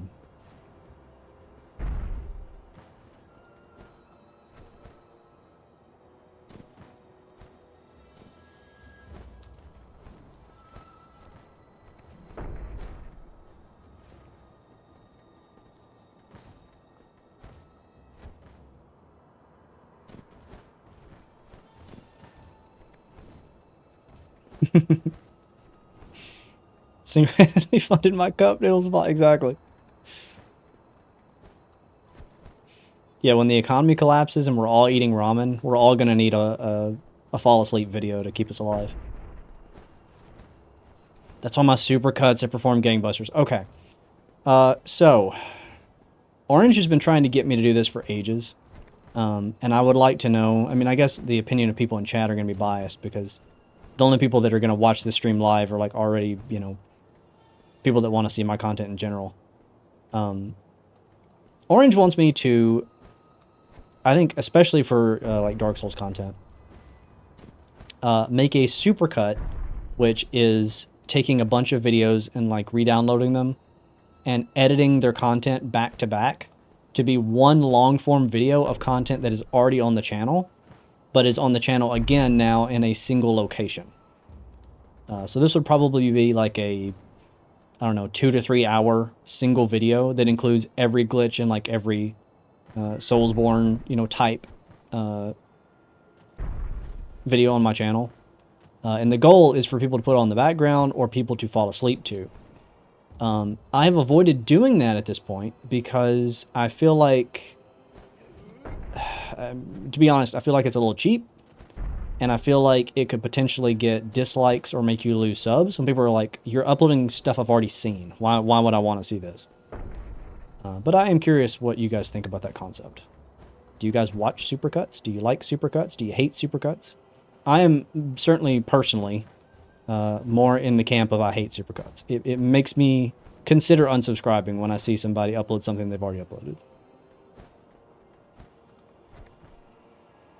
Doesn't mean that I want to, like, you know, stop watching their channel altogether, but if my sub feed is getting filled with stuff I've already seen, I might cut them, yeah. And that is my concern. Because I don't want to lose subs.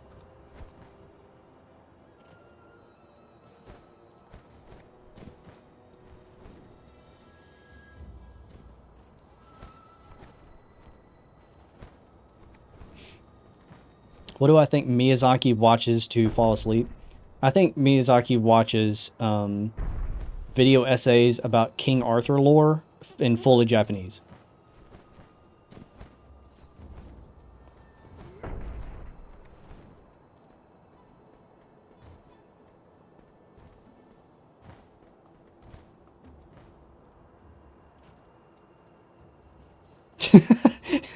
Kids says, when you upload the supercut, you go in the sleeping playlist and you will like it. Okay, well, that's a good point, Berto, because some of the stuff that I'll be including in the supercut at this point are like, you know, 5 years old or more on my channel. So there's a lot of stuff that people probably have not seen just because they're older videos. But my issue is I upload so infrequently that when I get a video upload, or when I do upload a video, YouTube generally recommends it. You know, puts it on the homepage for people. So there aren't too many videos that people just don't have the opportunity to see. Most of the time they tell me like, no, I saw it and I just wasn't interested, and that's why I didn't click it. But I guess that is, that's valid also. It's like, well, if it's something they haven't seen and it's included in the supercut, then that is content they haven't seen. I want to scream. I want to scream because that was so spot on. I do get disappointed when supercuts are uploaded on my favorite channels, but I think there's more value than it and downside. I'll probably snooze to it eventually. Okay. Well, I mean, like, this would... The way I would handle it probably is complete a series and then upload a supercut of that entire series. So, like, there would be a Souls supercut. There would be, like, a Metroid supercut. It would be that sort of thing, you know? So it certainly would not be often, but, yeah, I agree that it's not ideal. It's not something that I personally want to do, to be honest with you.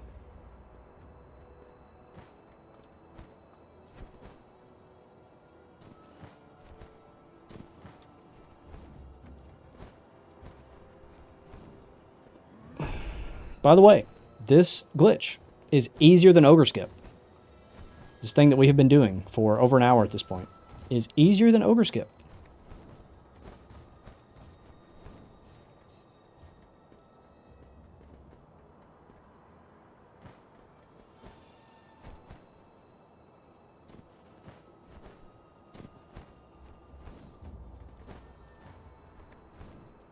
Okay, so you say you wouldn't like it if they're not labeled properly. What would you... what is considered labeling it properly? Because I think the word supercut, we know what that means as creators. I don't think supercut means anything to viewers. So like putting supercut in the name doesn't help. So if I was going to make it, it would be something like... I would probably title it something like every glitch I know of in every Souls game. Or something like that.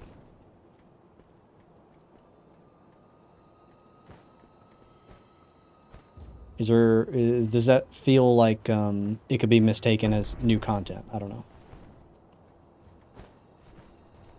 The word supercut means something to enough viewers. Orange, I'm going to be honest with you, I've never seen the word supercut in a video title in my life. I've only ever used it when we're talking about this type of video. Glitches you can do in the Souls series was decent for it. Yeah, but that is so close to my normal titles, though, I'm almost afraid to use it. Like, that sounds like it could be its own video.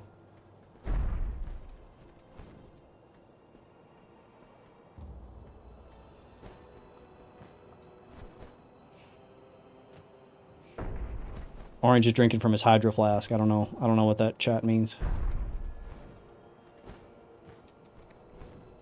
A lot of times you can just hear the differences in videos contained in the supercut. The loudness, yeah. You're absolutely right about that. So the way I would handle it is, I would have like some kind of transition between videos probably. I was thinking of just putting the title screen of the game to show that like I'm moving on to the next game or whatever.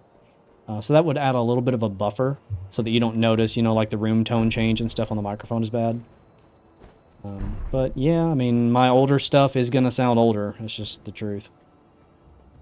I love Sekiro, but honestly, not many people play it anymore. Me too. I feel exactly the same way about it. More people should be playing Sekiro.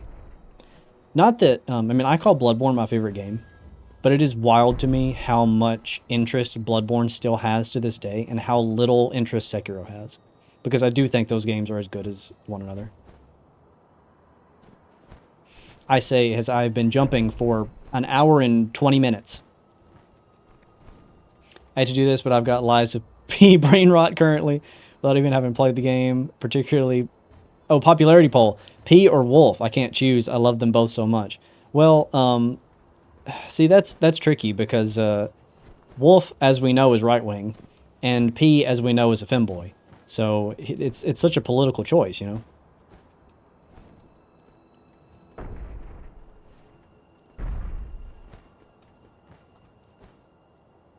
Come on, Wolf, jump!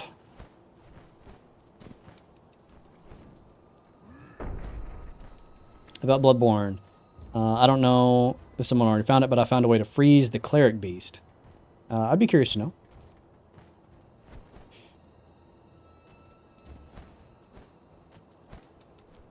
Does it have to do with the fog gate?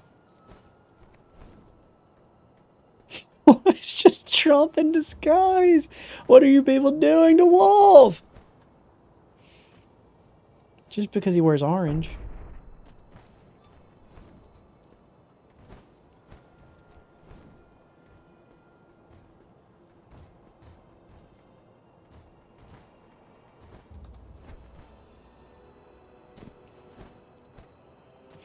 What's your opinion on Sony buying From Software? I mean, I don't think it's going to be a good thing necessarily. I also don't think it's going to be as devastating as people think it might be. What concerns me more is the fact that Sony apparently is willing to give other studios FromSoft properties to work on. The biggest issue that I had with the Demon's Souls remake was the fact that FromSoft did not do it. Sony took the assets and gave it to Bluepoint, who should not be making Souls games in general, and said, okay, remake this game. And they remade it, and it looked really pretty, and it lost a lot of the atmosphere of Demon's Souls because the original team and the original director was not involved. So, I don't know. Obviously, as of right now, before the purchase, Sony owns the rights to Bloodborne, and Sony owns the rights to Demon's Souls. But giving them access to, you know, Elden Ring and Dark Souls and all those other things is not, Sekiro even, is not something that I think is necessarily good.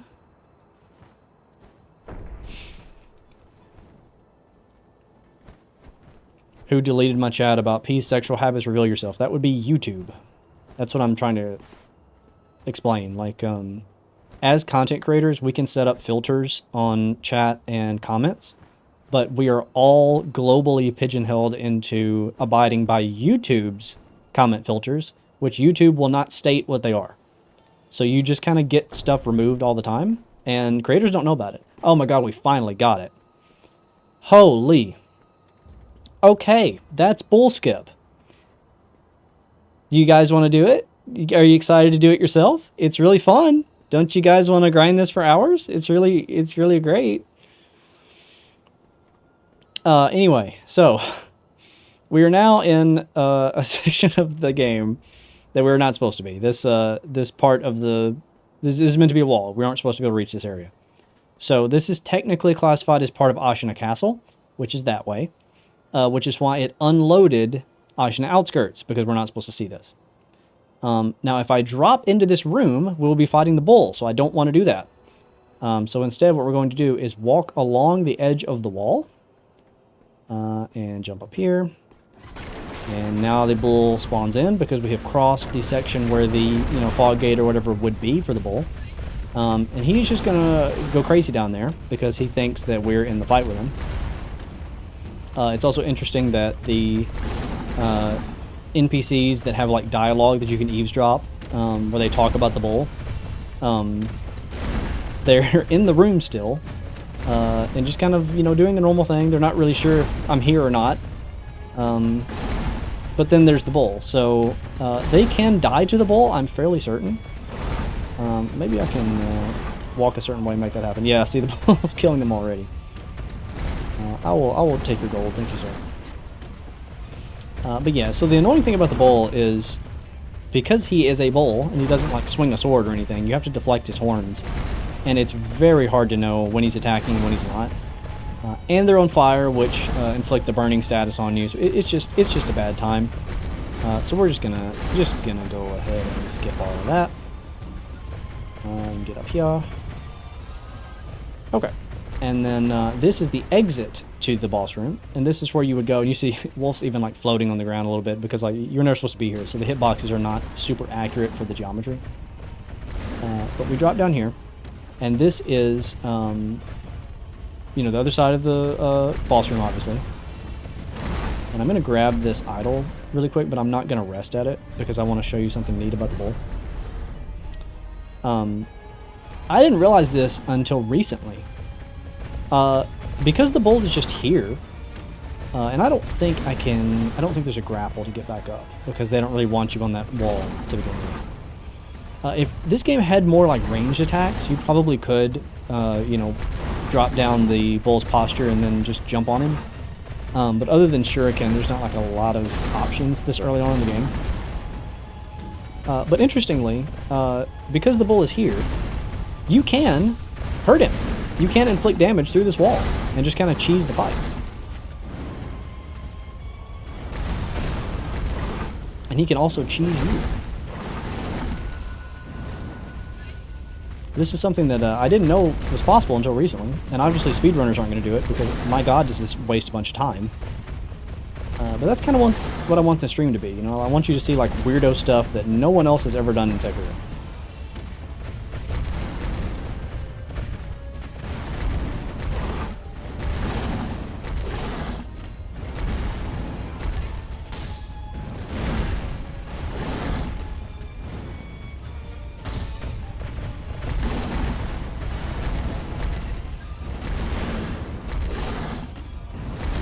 I can't lock onto him, by the way. The wall is preventing me from locking on. That is something I tried originally. I don't know about you, but this looks intended. Yeah, that's the fun thing about the Phobia channel is you see lots of intended mechanics. Don't get me started, Kenzie. Like, I don't know if you guys are aware. I know I've complained about this before. You wouldn't believe the amount of comments that I get that think like, and this goes beyond just the Souls fans. A lot of people do this. Where they talk about like some series that they like in particular, which is why they're watching the glitch video, right? And they have this like, they have put their game on such a pedestal that they think the director is just some kind of like inhuman genius. And so therefore every glitch that is in the game was actually an intended feature and it's just a secret that the director couldn't wait for you to find. I have gotten so many comments in the past of people being like, blah blah blah is not a glitch. It was actually an intended feature. It was a secret of the director, and I'm just like, you sound like Todd Howard. Like, shut up. It is okay to say like the game that I like has a cool thing that is unintended.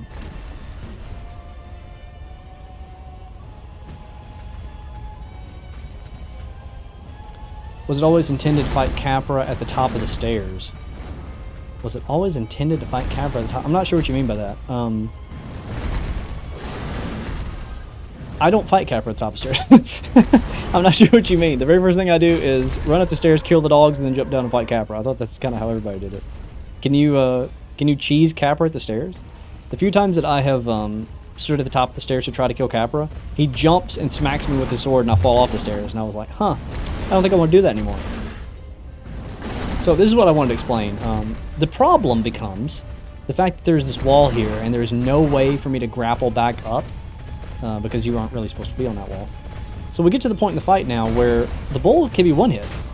And when I kill the bull, I'll try to position the camera. You see there's a little gap here where you can see through. The bull falls far backward and there's no way for me to get the death blow on him. So once you do this glitch, you can't kill the bull. You're just done. You can do funny things, and you can poke him through the wall, and you can laugh at him.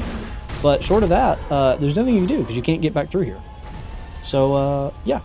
As cool as that is, I cannot kill the Blazing Bolt, unfortunately. But, there you go. The more you know.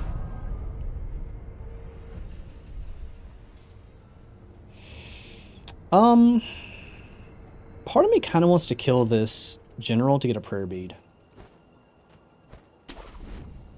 Would you guys be opposed to watching an optional fight? You are all aware already. This coming battle will determine the fate of all Ashin.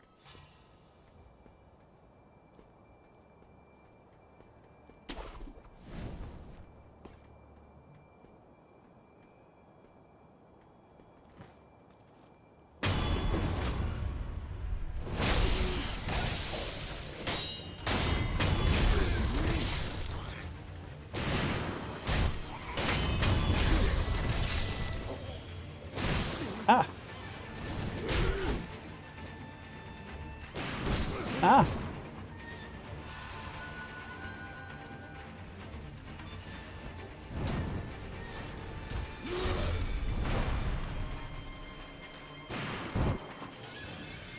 Oh, I love it when you shoot and sink, because now you are both open. You did not just smack me with the butt of your gun. Ain't no way. He got his... Are you kidding me? Sir, how blind are you? For those that aren't aware, enemies that have to be deathblowed multiple times like that, when they lose, when you like exit combat, they get their health back because you're not supposed to be cheesing them. How I exited combat in that situation, I'm not sure, but whatever.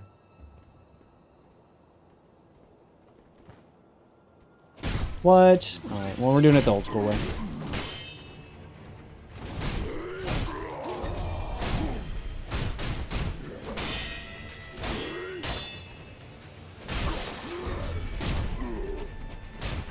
Can't see, there's a flag in the way.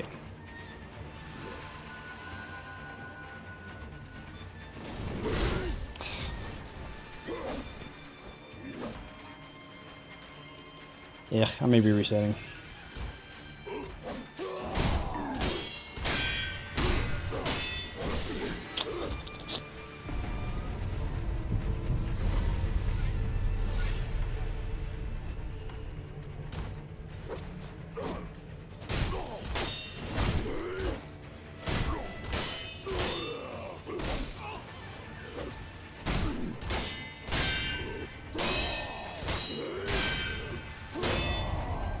Ugh.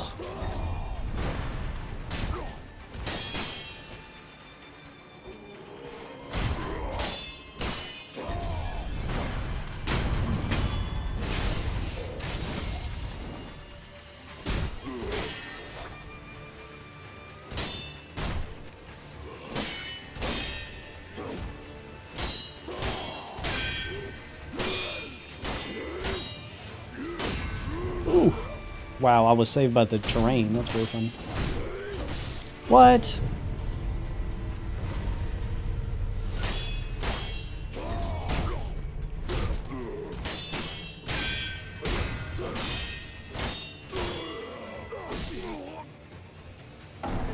That was scuffed from the very beginning.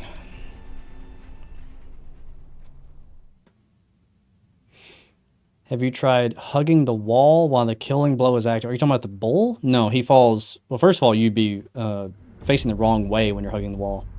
So it wouldn't work anyway. But he falls very far backwards. It's almost... He's almost at like the middle of the arena even. I'm sure you are all aware already. This coming battle will determine the fate of all...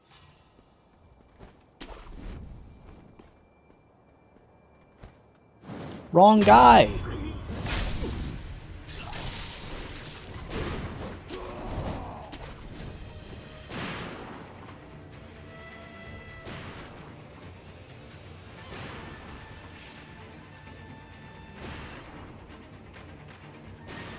Oh, see, okay, there's the difference between us. Essentially what I was getting at, you can just block if he does swing at you up there. Yeah, that's assuming you have a shield. I don't use shields. I don't like shields. Also, Orange, YouTube Studio just crashed. I know you'll be excited to hear that.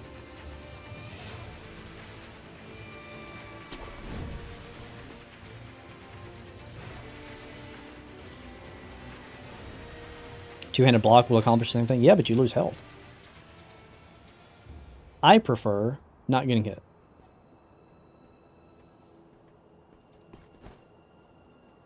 Come on, man. I'm getting so tired of the death blow not registering.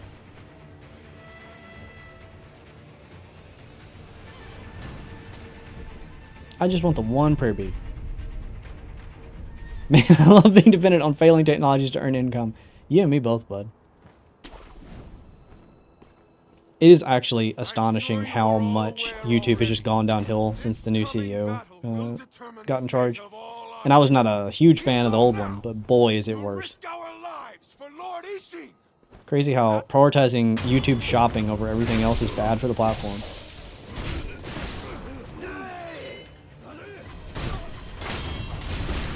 What is happening? Please death blow me. Oh my god.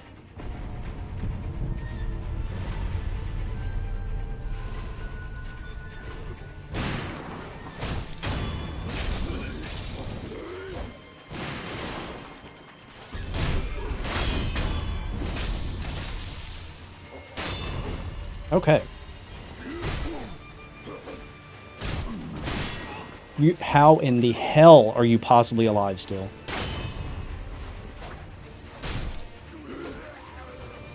I cannot believe that. God, what a waste of time and energy and resources. Okay.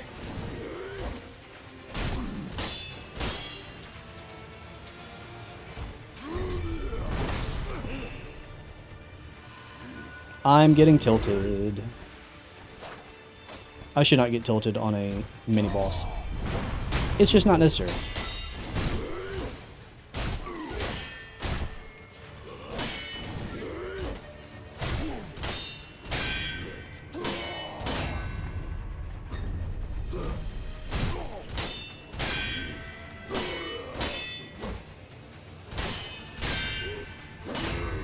Ugh.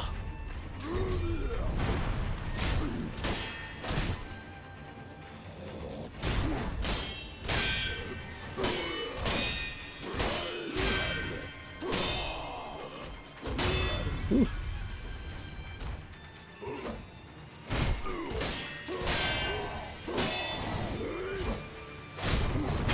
Okay, Jesus.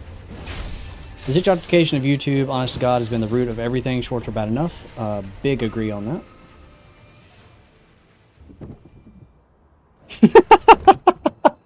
Anna says, get your condom. Guys, I'm very stressed out. I am fighting this difficult boss. I don't know that I can continue. I must go light a candle. Sometimes when it's too hard for me and I start getting stressed, I need to pull out and light my candle.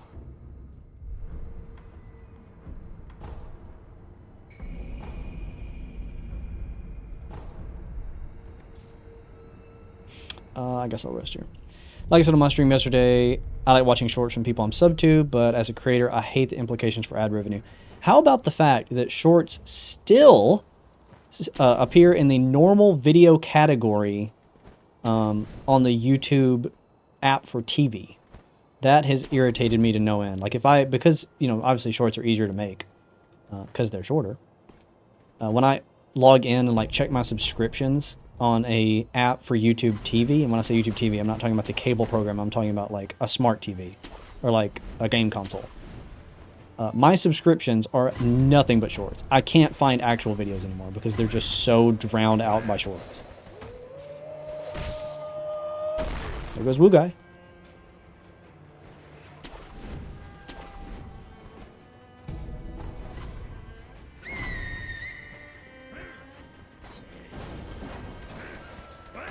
Here comes Woo Guy number 2. Woo!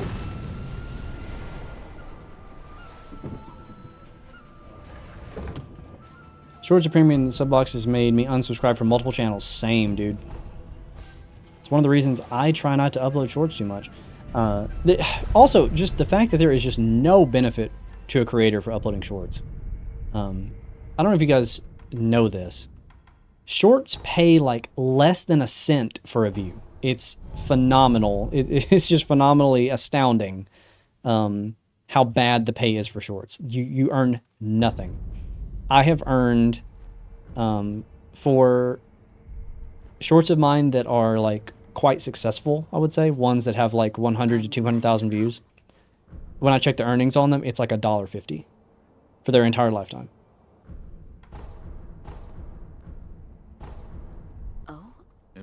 If he's...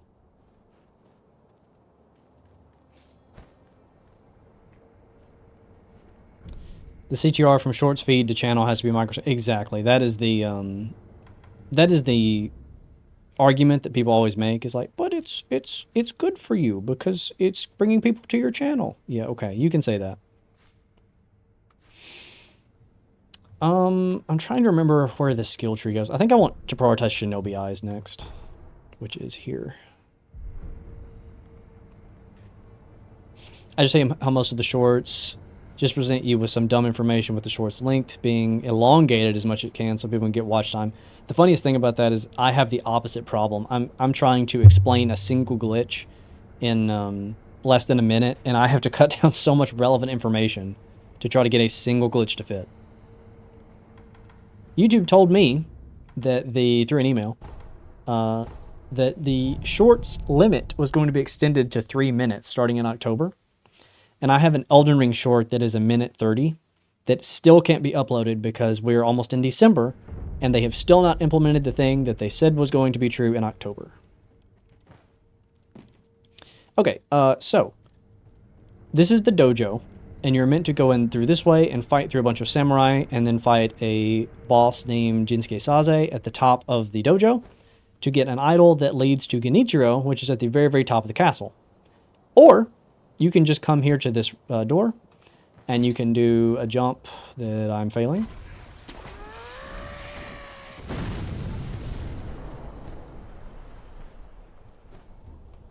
There we go.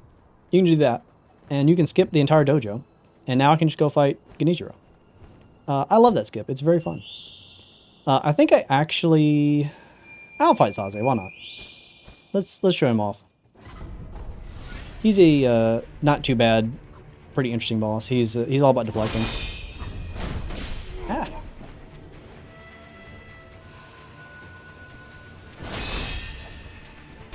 He punched me, bruh.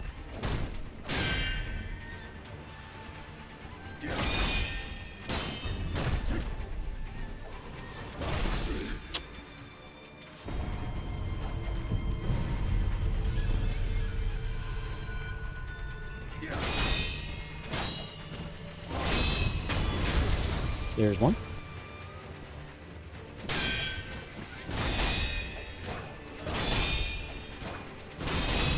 There we go. That's awesome.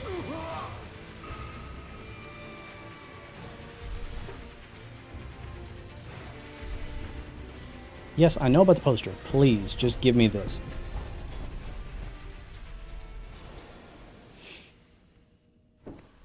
And this is the idol at the top of the dojo that if you fight through all the samurais and stuff, you will eventually get here. But by going this way, that just makes it so that I don't have to do that jump out the window ever again.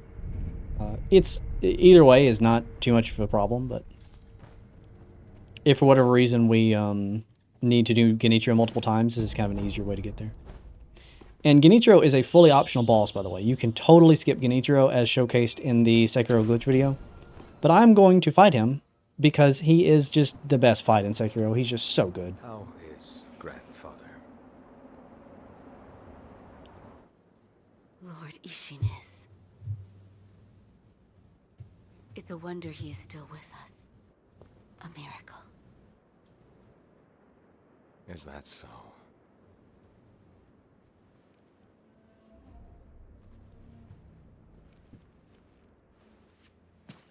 Divine Heir, I'll ask you once more.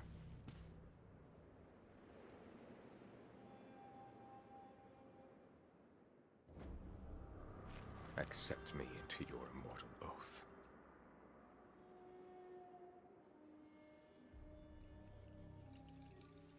I cannot do that, Lord Genichiro. Your victory that day means nothing. He will risk his life to take me home. For he is my shinobi. The absolute Chad Kuro. My lord, I have come for you. This will only take a moment.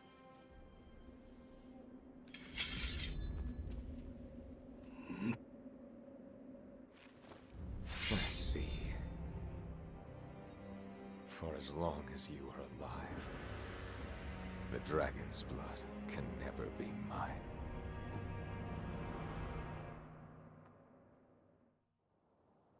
Face me. Let's see how we do. Shinobi, I didn't think I'd see you again.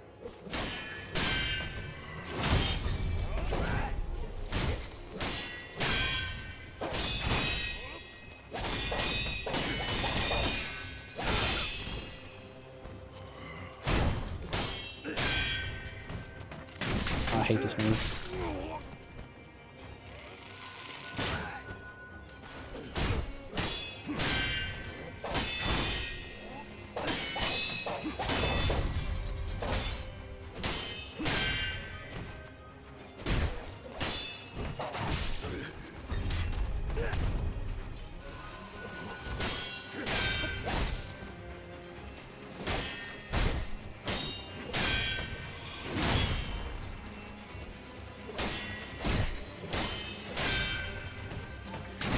Get off the... Stop shooting the bow. I think I was way too early on Mikiri there. The power of the dragon's blood. That will kill you as Just warming many up, just times warming as up. it takes.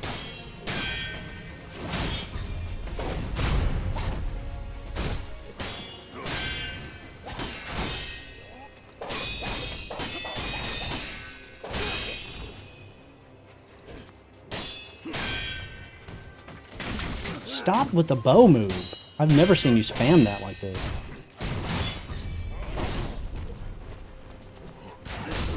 Yeah, I'm scuffed. I'm gonna... Glory of Ashina. We're gonna reset. This is where I quit the game. Oh no, you quit on the best fight.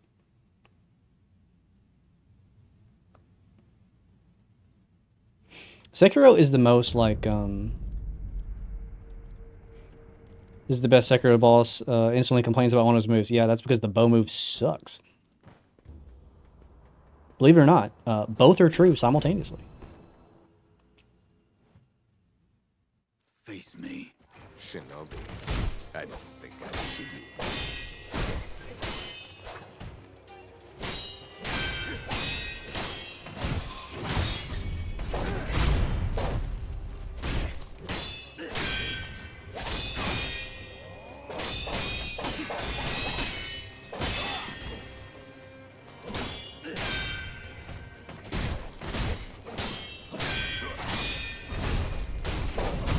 Haha.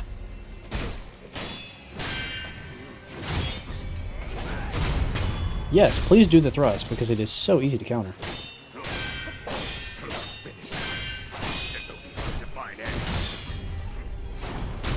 You can jump. It's fine. You can slash, I'll jump.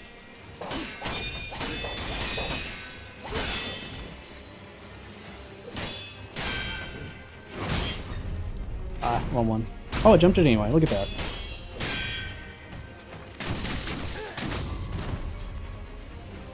You can technically deflect the bow, but the window is just ridiculously tight.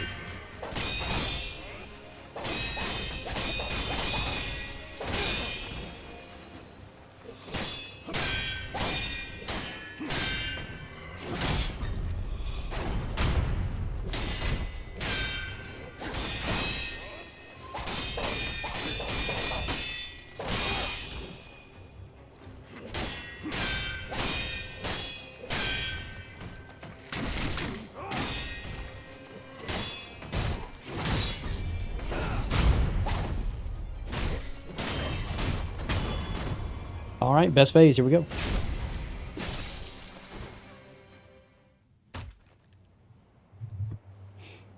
Impressive, Shinobi of the Divine Air. Nice prayers. Thank you, sir. But you deserve better. Would you not answer to a different lord? Lady Butterfly kicked my ass for a long time, but this guy's different. Lady Butterfly is hard in just like a weird way. Heresy, you say? She gets her posture back really quickly, and so you have to be super aggressive. For the sake of preserving Ashina.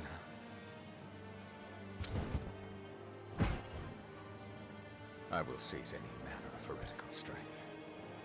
I will endure any burden. Behold the lightning of Tomoe. Currently playing the Diablo 2 remake. Have you played Blizzard stuff? I love Diablo 3.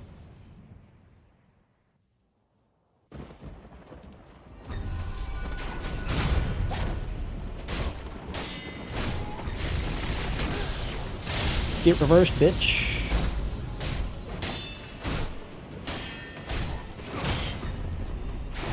Did the wrong move.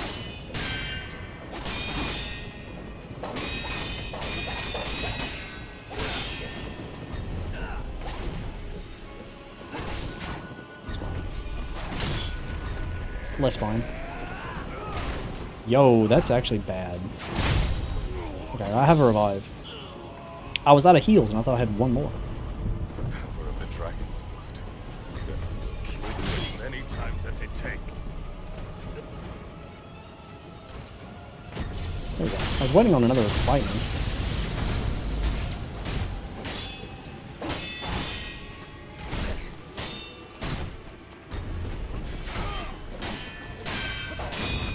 There we go.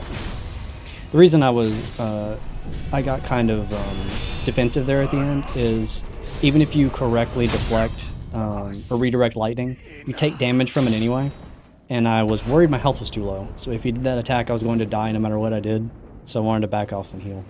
But I had no heals, and that was not good because I was on the wrong item. I should have been on pellets by then. Could have been better, but still a good fight.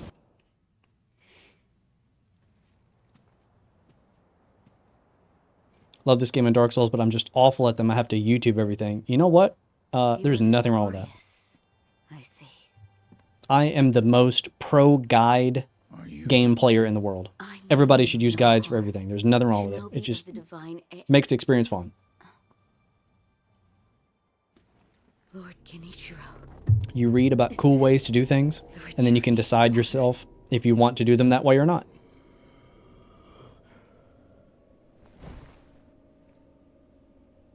Ashina, this land is everything to me. For her sake. I will shed humanity itself. Haha. I used the entirety of the mini guide that came with a special edition at Demon Souls at launch. You are so cool. Indeed. I always wanted to have the like collector's edition of the original Demon Souls. It's so hard to find now. It's so expensive now.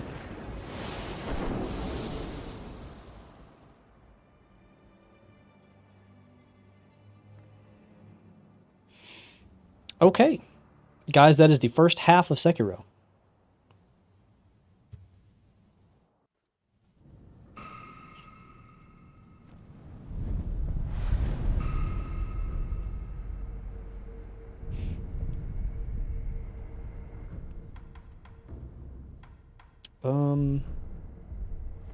Wait, how much is Shinobi Eyes? Oh, I have to have this first. That's right. Okay. Cool.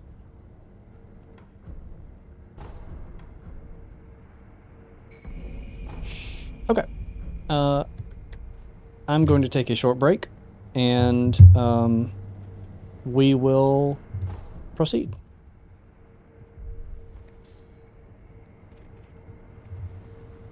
See you in like 2 minutes.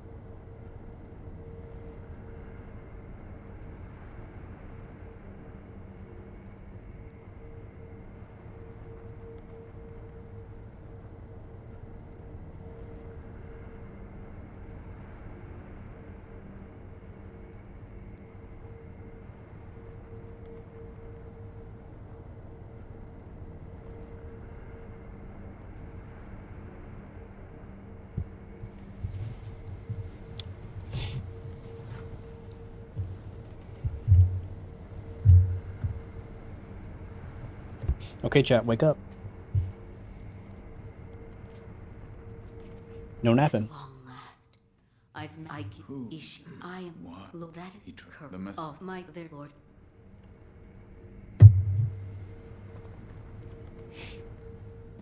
I don't use guides in my very first playthrough because I read item descriptions, so I'm scared of the lore being spoiled. Interesting. Guides for soldier games are almost imperative once there's no hidden oh, I see, yeah. Yeah, that's fair.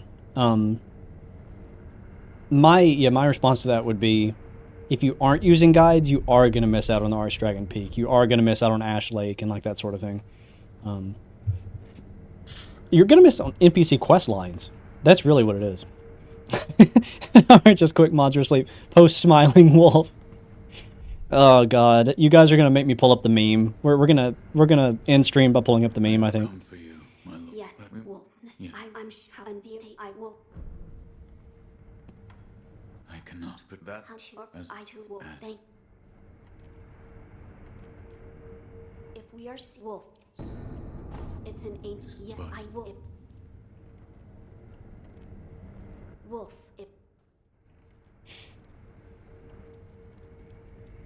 Oh, I think he wants me to sniff this container. Okay, Kuro. Walk toward the wall, please. It might- I cannot proceed until you walk toward the wall.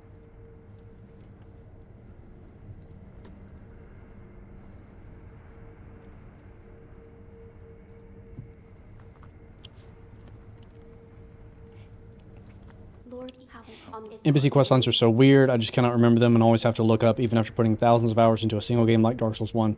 So when I did the glitch video for the Elden Ring DLC, I obviously wanted to complete a lot of the NPC quest lines, or even like intentionally fail them to get the NPCs to die, because I wanted to get the gank fight with Letta down to as few people as possible, right? I would use guides to make sure that I was, you know, doing everything I had to do correctly and meeting my triggers and all that. And I would still have issues getting it to proceed to the next step. And it would be like, oh, you didn't talk to the other character in the other part of the world enough times who gets new dialogue after you talk to this character in this part of the world.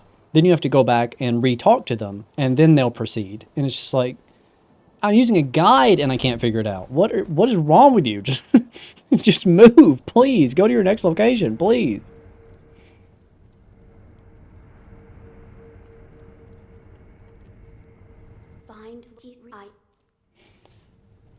Are you just gonna be here forever? Maybe he just stays there until I go next. We'll see. All right. So I'm gonna do Sinpo next.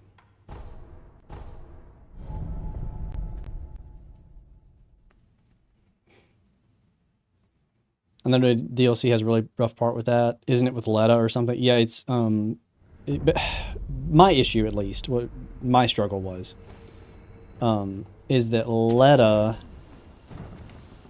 You need Letta to start getting paranoid, so that you can suggest NPCs to kill with her, if you want to do what I did, which is reduce the amount of NPCs down to the bare minimum, so that there's fewer to fight. And the thing with that is, you need her to like make the suggestion, or you can't proceed. And the way that the way you trigger her suggesting everything is you have to exhaust all of the dialogue of every character in the DLC. And so the problem with that is, you will talk to like one guy 3 times that has like 4 lines or whatever, and you have no idea which one it is. And so you're just warping from location to location, tracking everybody down to be like, do you have 2 more words to say to me that I didn't already see?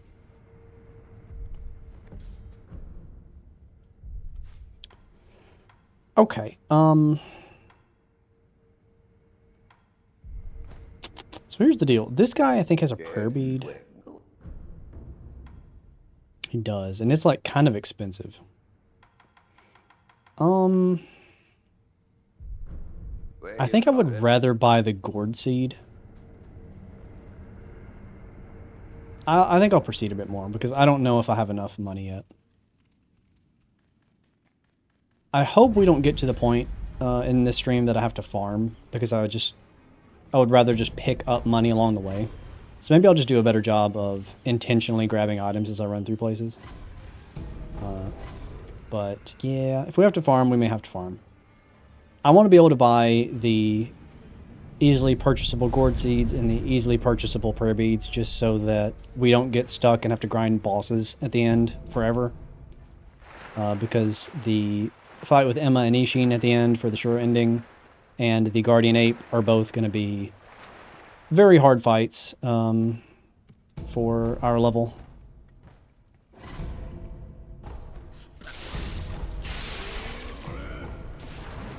That was 1,000 coins. That was worth grabbing.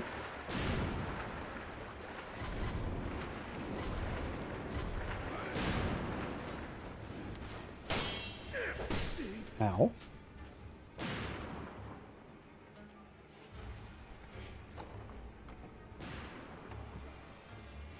It's very weird. I find what worked well for me was every time something changes in the world, boss defeated, key item, etc., I do a mega loop of all the NPCs. Yeah, that's quite spot on. That's exactly what you have to do.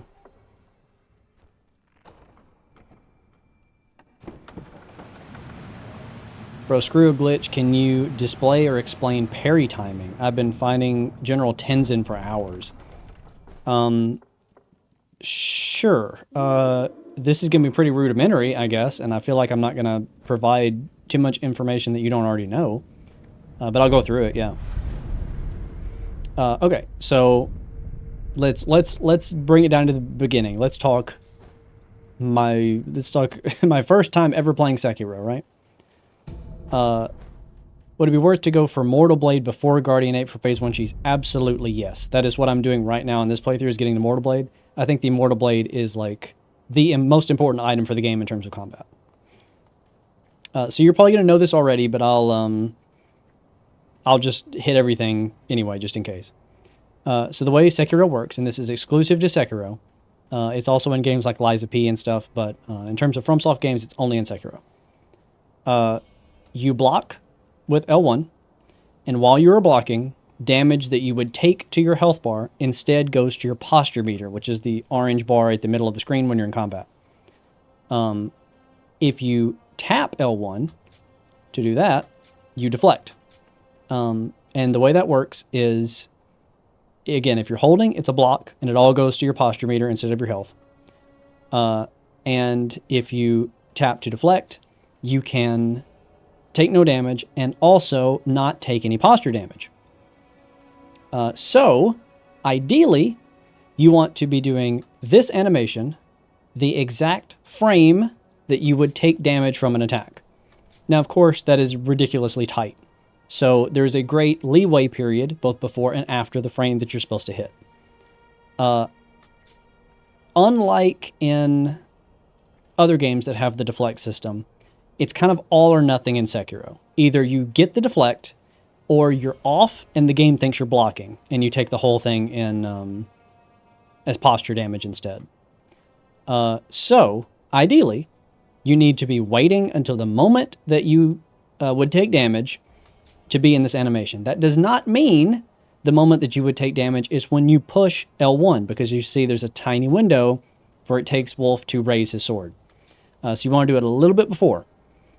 But if you miss it, it is counted as a block and not a deflect, which is fine. There's nothing wrong with that. It just means that you're taking posture damage. So, like, for an example, just so we're all 100% clear on how this works, let me fight this guy, and I'm just going to block. I'm not even going to deflect. I'm just going to block the entire time. So you see my posture bar over there is building like crazy. And he's just building the posture. Oh, it's glowing orange now. And watch what happens when it gets full.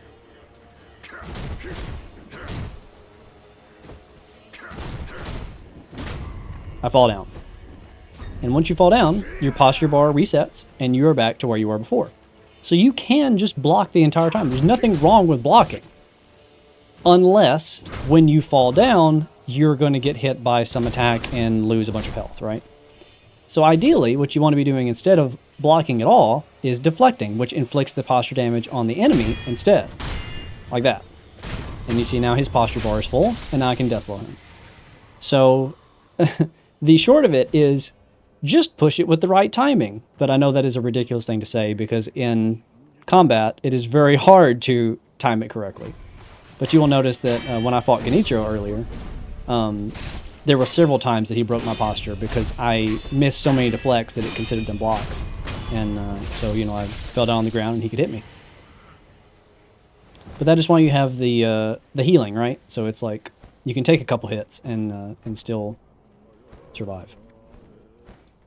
That's the goal anyway.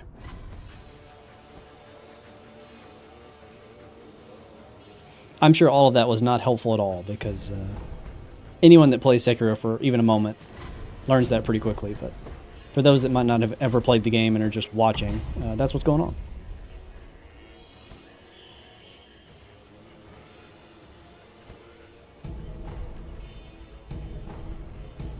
Money, let's go.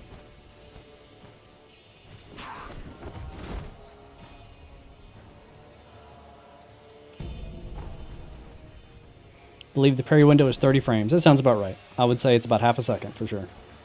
I assume when you say 30 frames, you mean if the game is running 60 FPS. Because I think it is about half a second, yeah.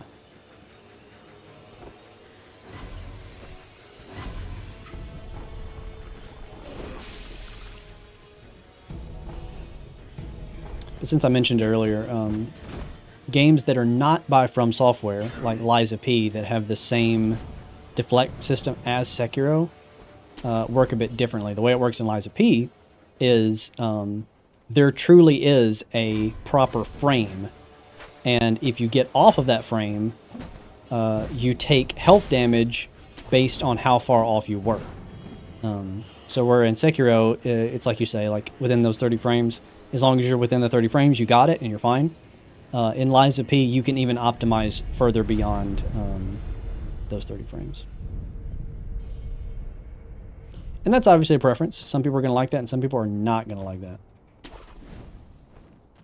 Also important to note, as long as you parry perfectly, your posture meter does not matter and will not break. That is very true, yep. Technically, if you have too much posture, you can back up and just continue to hold block, and that will help you regain your posture faster than if you were like moving and jumping and all that sort of stuff.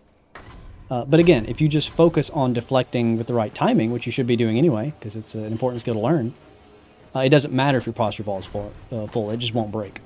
So my advice is ignore the posture bar and just focus on deflecting. You'll be a better player that way. Okay, Armored Warrior. We have to talk about the Armored Warrior skip. So this glitch is actually very, very easy to do, but it's terrible. And I'll explain what I mean by that. First of all, you come to this corner, and you have the Armored Warrior break the wall. You cannot break it yourself. He has to do it for you. And I kind of need him to swipe. There we go. All right. So now he breaks the wall, and then we get him to walk away. And as you'll see, I am way above a cliff here. This is a bridge that we're on. You cannot stand outside the arena, except for this one spot. This rock is kind of buggy, and if we jump just correctly, we can stand on it, even though it is not meant to be a place that you can stand. The Armored Warrior will then run outside the arena and come to this spot trying to reach you. He cannot hit you from here. You cannot hit him from here. This is the skip. Basically what you do is you jump and you land in this spot and you just wait. And you are waiting for the Armored Warrior to do a specific animation where he starts back walking away from you, or like kind of strafing to get to like another side. I guess to get to like the side of you for like some kind of like ambush attack, some kind of. But anyway, once he does that actual sidestep, back walk kind of animation, he has the chance of slipping off of the platform and dropping down the pit and killing himself. But there's nothing you can do to influence this. Because if I try to attack, if I try to do anything, I'm going to fall off this spot. So you just wait. The only thing you can do is just wait. So this can be something that takes 20 minutes. This can be something that takes 3 hours. It depends on when the Armored Warrior, if at all, transitions to that alternate animation. So, we could sit here and wait all day. I'm not going to do that because that's terribly boring. So I'm going to actually just like fight him straight up. Funny thing about this, yep, when you trigger the glitch and then go back into the arena, he can't actually enter because this fog wall, for some reason, is only one-sided for him specifically. For you, it's two-sided. For him, it is only one-sided. So he can walk through, but he can't walk back through. And what's annoying about this is I can't even do what I did for the bull, where I like attack him through the wall and use it to like cheese him. I can't hit the guy. So we have to reset at this point. I'm actually curious if I can Makiri him. Let's see if he does a thrust. Yeah, I can't even Makiri him. That is so bizarre. But yeah. The funny thing about the Armored Warrior glitch is that once you trigger it, you can't redo the fight. You have to start over. I guess I could technically just continuously jump over here and try to get him to fall. But again, it's completely chance. Actually, he might not even come over here because I don't think... oh my god, I'm learning things about this glitch as we do this. So if you leave the arena, the fog gates go away, I guess. And if I come back in, the fog gate reemerges. So you can get him back. God, that is dumb. Alright. The things that I learned about this game are just wild. Do I know the odds? No, it's just based on when he changes his RNG, which is... It's not even really... I don't know that you could call it odds, because it's not really true random number generation. It's based on your actions and how long it's been since he did a previous animation, so that he's not repeating the same actions over and over. It's, you know... There's so many factors at play, it's not true odds. But, it could be calculated if you had all the information, of course. So if you haven't figured it out, the Armored Warrior has a gimmick. He can't take damage to his health. But also his posture never recovers. So the thing you're supposed to do with the Armored Warrior is to just beat him until the posture bar fills up, and then you can death blow him by pushing him off of the bridge. And so that's what we're going to do. He's really not hard once you figure that thing about him. But if you do want to skip him, it is a thing you can do. You just have to be very patient. Okay, I don't know why that Makiri count on this, but that's fine. We're gonna get it right here.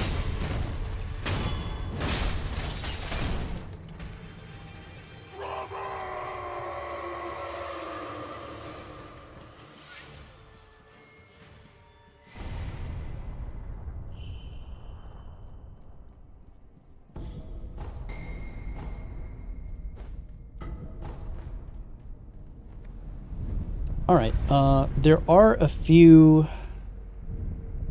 coin pouches I want to try to grab here before we proceed to the next area.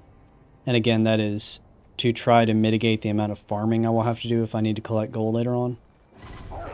I'm not 100% sure where they all are. I just know there's a bunch of items littered around this area. So we'll just dash through. I've got to make it to the end anyway. Ow. This, I think, is a mango. There's a mango somewhere. Persimmon, that's what it is. You give the Divine Child a persimmon. I don't need that, but it's around here somewhere. There it is. I don't know if it's worth money or not. I might sell it.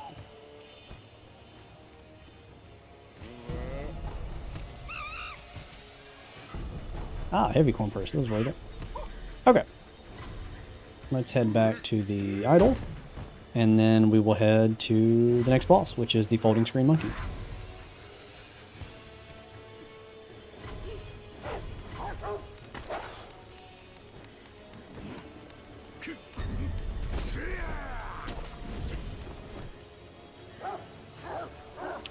That's right, there's items in here. I'll grab these two.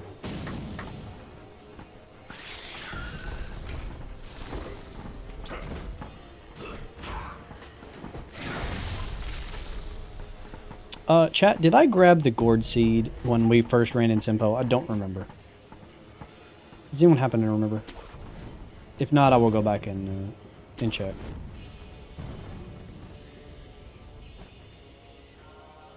Surely I grabbed it, but I cannot recall.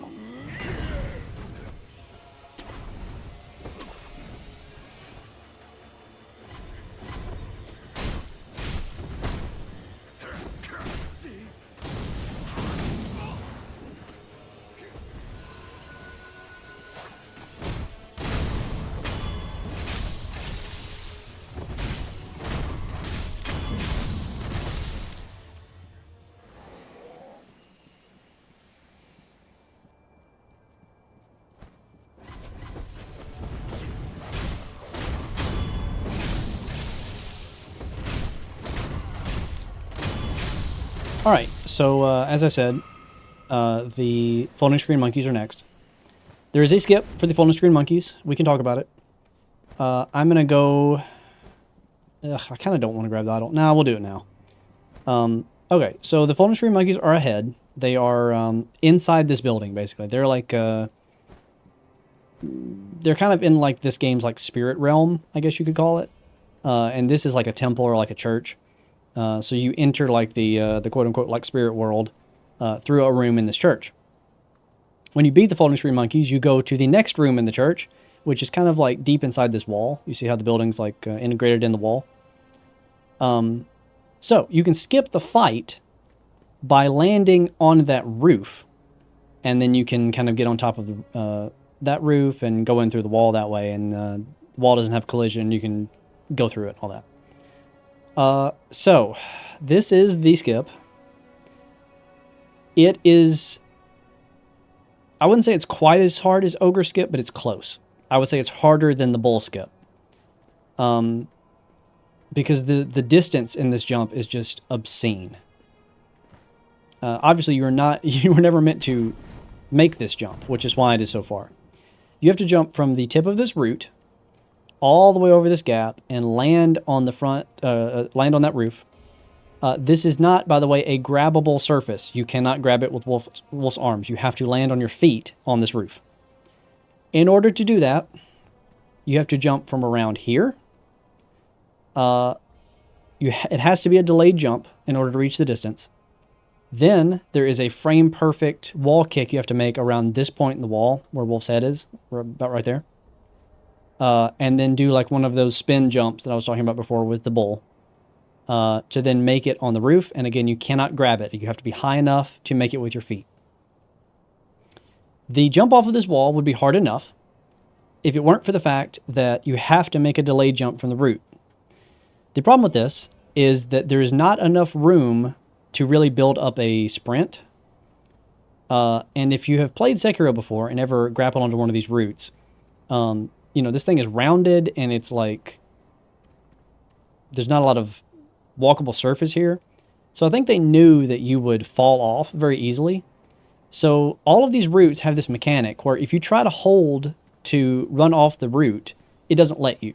It treats it as though this is a wall and you cannot leave the root.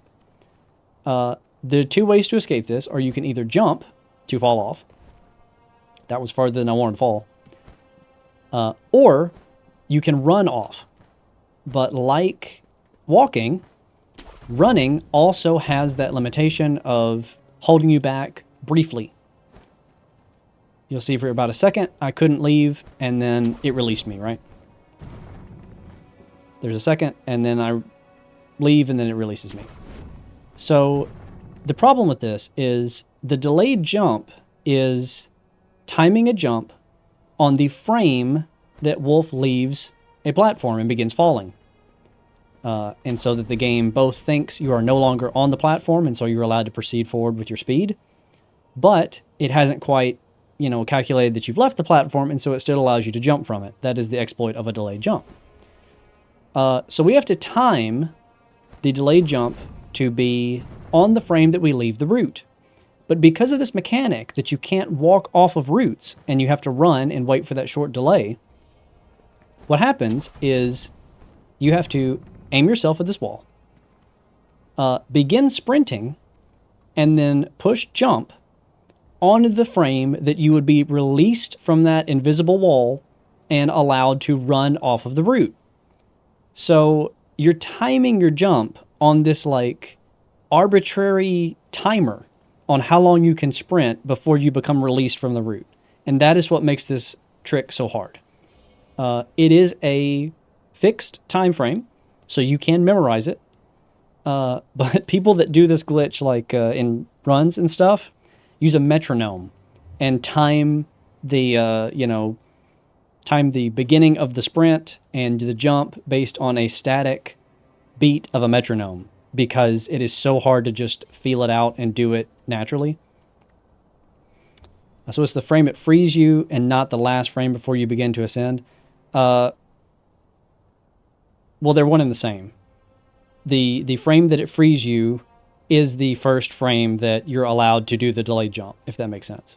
And if you wait too long, not only will you have missed the window of the delayed jump and you're now floating freely in the air, and so Wolf will not jump anymore, but you also be too low to make this jump in the first place. So I'm going to try this a few times, and if I get the delayed jump, I will say, hey, I got it. That's what it's supposed to look like. But that is only the first half of the glitch. Once you learn and get the delayed jump timing, you then have to make a frame-perfect jump off of the wall to land on the roof. So it is an absolute nightmare. But much like Ogre Skip, I'll do it a couple times just to show you guys what it would look like. But we're not actually going to get it because the chance of you, the chance of me pulling off this glitch in this stream is practically zero. This is another one that I would try for hours and hours and hours and hours. I have gotten it more than once, at least. Ogre Skip I've only gotten once. This I have gotten twice. But twice is not a good... it's not a good number when it comes to a glitch, right? I believe in you. Yeah, you shouldn't. But yeah, I think that's... I think in YouTube in general, but certainly for my channel, people don't fully understand how hard this stuff is to do. Like, you are not going to get it on your first day of trying. You're just not. You're going to have to try this stuff for multiple days at a time.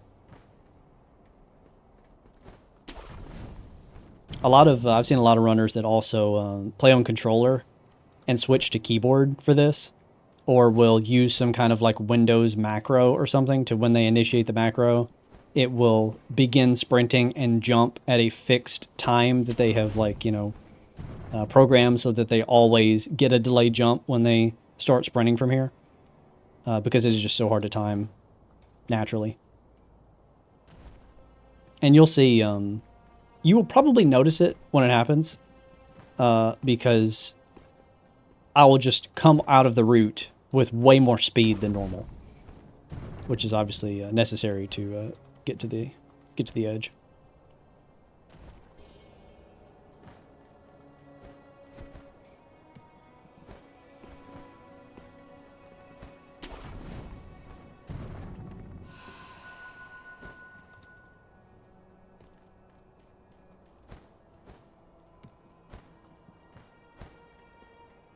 But this is how you skip Genichiro, because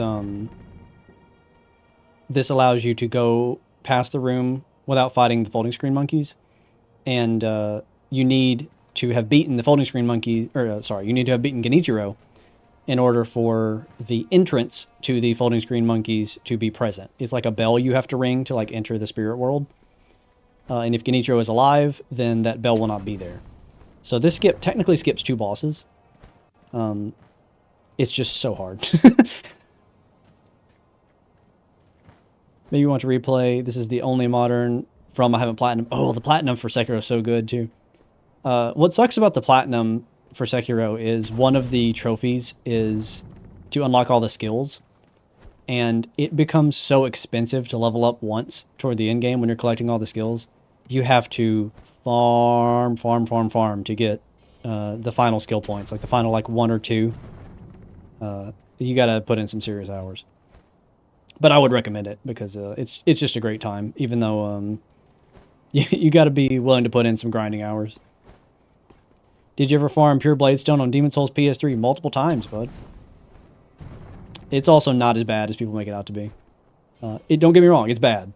But yeah, I mean, compared to getting a Titanite slab drop from a Dark Wraith in Dark Souls 1 or something like that,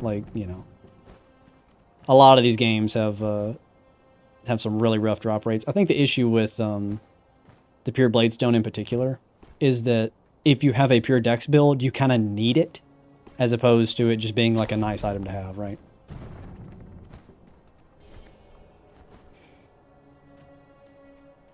The thing with Demon Souls, though, is you can really modulate your drop rates so well in that game by farming in pure Black World Tendency and having the large Sword of Searching and leveling up luck and all those sorts of things. I don't think it's that bad. There's a... they didn't actually alter the drop rates at all for the Demon Souls remake because, again, it uses original code. And in my glitch video for... there it is. That was a delayed jump there. But I missed the timing on the wall kick. In my glitch video for the Demon Souls remake, I was talking about something unrelated, and I happened to get, just by pure chance, a pure Bladestone drop in the Shrine of Storms. That was it, and didn't make it, but that was a delayed jump. So when I was talking about something unrelated, I put in the clip of me just accidentally getting a pure Bladestone drop, just to be like a little, you know, if you notice, you notice kind of thing. And I did get one comment that was like, you did not just get a pure Bladestone drop casually while going through the Shrine of Storms. Like, yeah, it happens sometimes.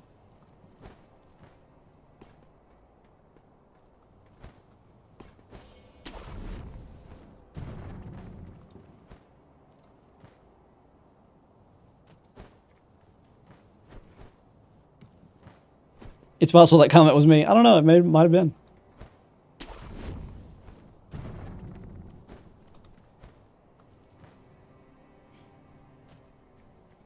I'm not going to grind this for like ages, but I do want to get like maybe one more delayed jump just so you guys have a third example of what it looks like when you successfully get it. And I would like to get the timing on the wall better because I've been pretty off on all of these so far. But yeah, again, there's no reason to do this glitch. It is way, way difficult, and you miss out on fighting Genichiro, and he's awesome, and I don't know, there's just... Of all the glitches that I would say don't bother learning in Sekiro, this is probably the top one. I had to do it for the glitch video because it was minimal bosses, but it's not something that I ever want to do again. Oh, also, fun fact about this glitch. When you get on top of the roof, you have to, like I said, there's no collision in this wall once you reach this height. And so you walk from the roof through the wall to get to the inner sanctum, I think it's called, that has the Divine Child. There's a hole in between the roof and the room. And you can technically walk into the wall, fall down the hole, and die, and have to do this glitch over again. You can fail it even after you've gotten onto the roof. Oh, that was very close. That was actually a very good attempt there. That would be brutal. Ask me how I know.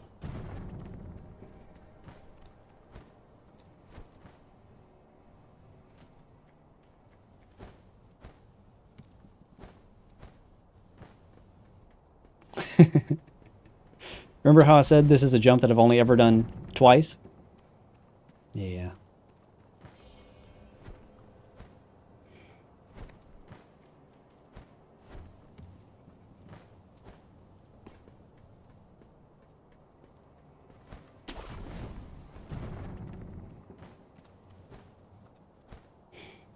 Okay, well, we've been here long enough. I've explained how it works.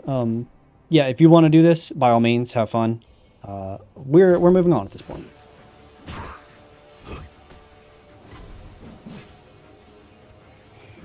I wish I liked the folding screen monkeys more than I do. I do not think this boss is fun. You know, we're gonna get through it and it's gonna be fine, but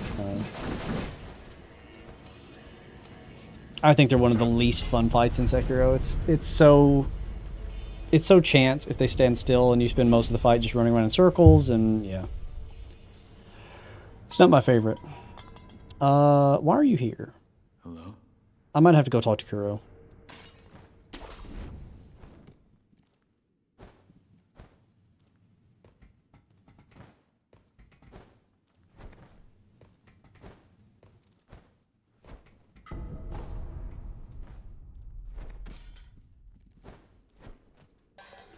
Are there any items in this room? Yes. The pellet, actually, I'm not hating to have. Because I think in the end game here, we're going to actually get low on pellets. The black gunpowder I do not need, because we will never be upgrading any prosthetic in this game. It is just not necessary. Okay, one thing I want to do, I definitely want to check to see that if I got the gourd seed and that I have it in my healing gourd. I also want to make sure that I picked up the gaching sugar, which is right here. Looks like I did. Make sure. How many do I have in my inventory? 3 based. Okay. Yeah, I think gaching sugar make the floating screen monkeys a lot easier. I'm going to be using those for that fight.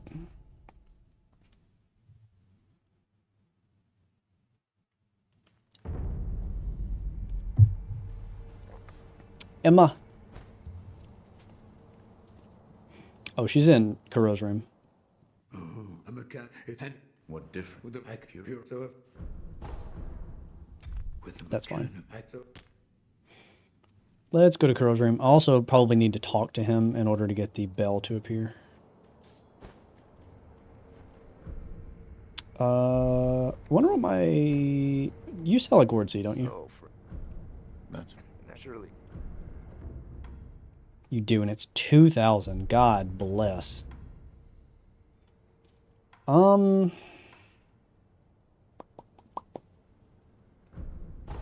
Okay, let's spend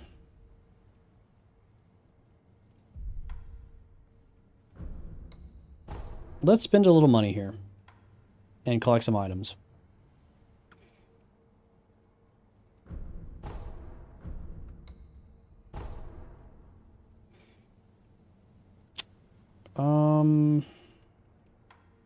Don't need shards.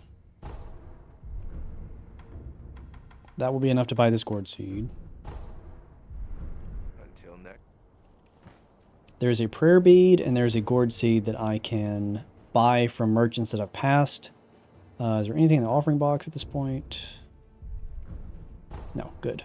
That's how it needs to be. Okay. I should have 2 gourd seeds that I can put in this healing thing. Let's do that.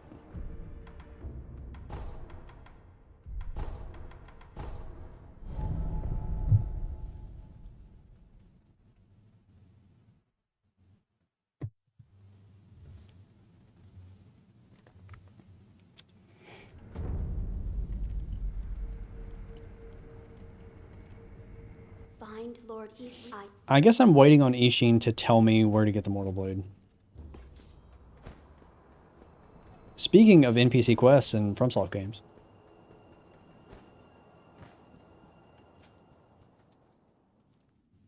Sekiro, what? Where can I find the Mortal Blade? Thank you for telling me something I already know.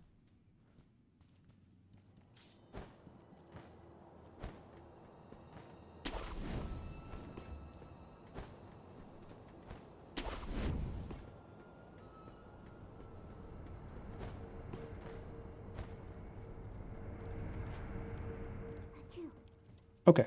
Emma. So Yeah, but I did Richard. that. I'm sure that what I'm did I did. I come and I.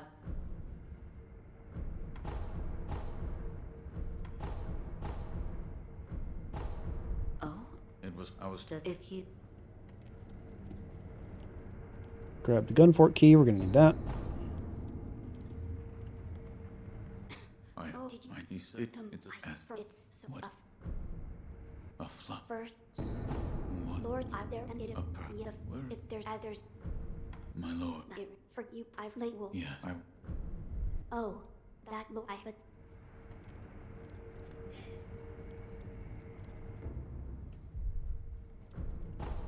Okay. All that stuff is done. Let's go fight the monkeys.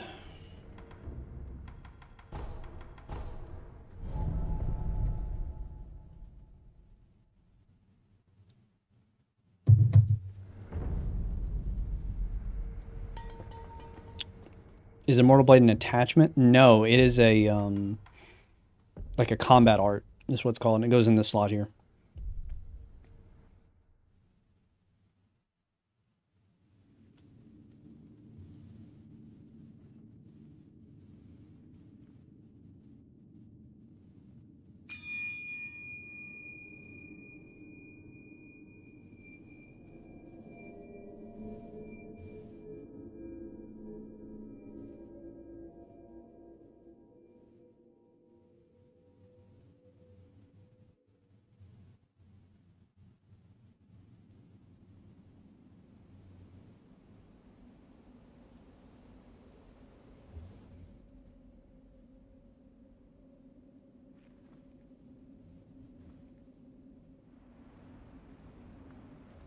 Okay, folding screen monkeys are 4 monkeys that run away from you the entire fight, and you have to chase them down and kill them.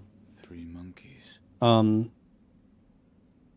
One of them is invisible and is always behind you. So the best way to deal with this fight is as soon as you spawn in, turn around and kill the invisible one. That way you're down to 3, and you the invisible one is always right behind you when you start.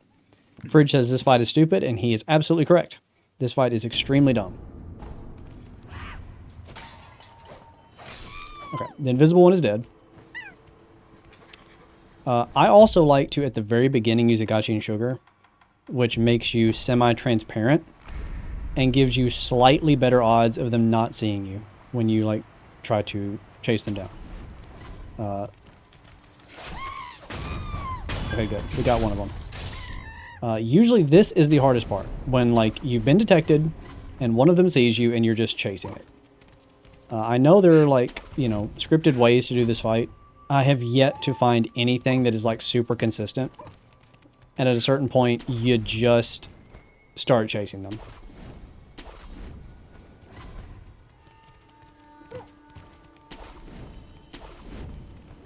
If we can get this one down that is like running away, he's the most annoying one to me.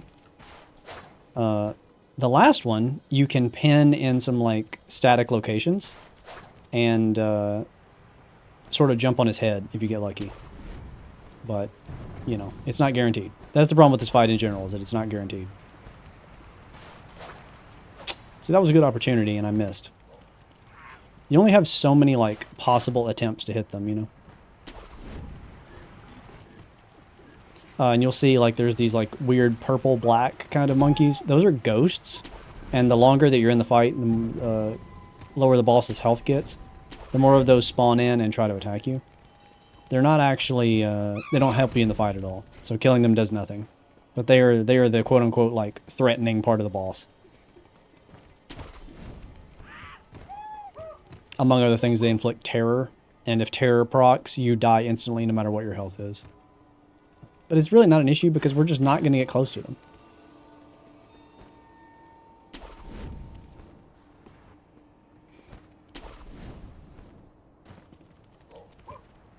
Also, annoyingly in this game, you have to buy a perk to attack when you're grappling. And I don't have it. So that means that, like, when I'm grappling and chasing them, I have to land before I can swing the sword. I think you're highly encouraged to, you know, have that skill by the time you come here.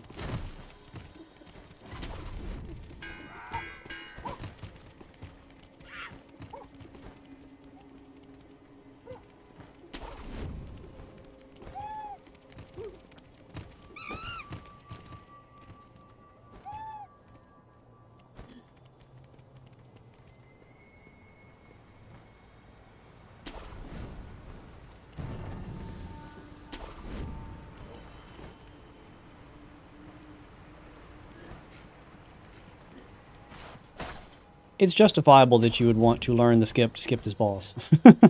I completely understand, because he's horrible.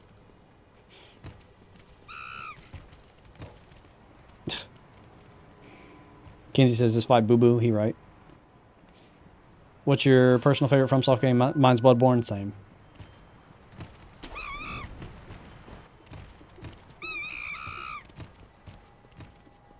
Sekiro's close.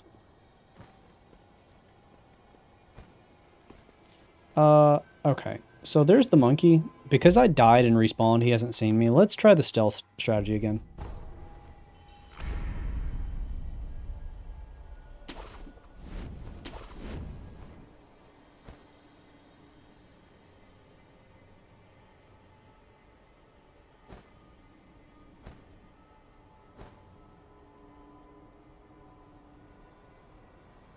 Where did he go? He may have already seen me based on how he's moving. Maybe not. Maybe we're okay. Okay, cool. Alright, he is the worst one. So with him down, there is one left. And this one you can pin in static locations. So this I want to go and like lay some traps, essentially. Is that one in this room? I guess not.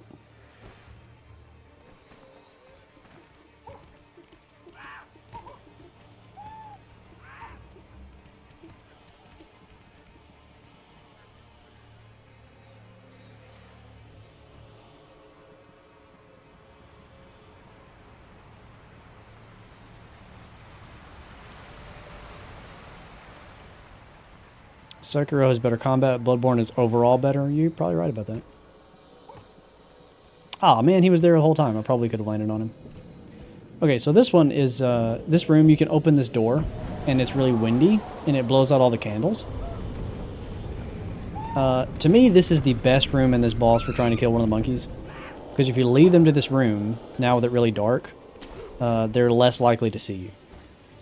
But the one on the top that always runs around won't even go to this room. Oh, you're right here. JK, we just finished the fight.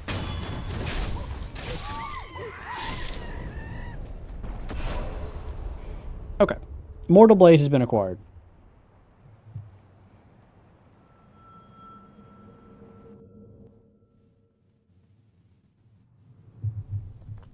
VODs is here. Please, forgive them. They only sought to keep me hidden.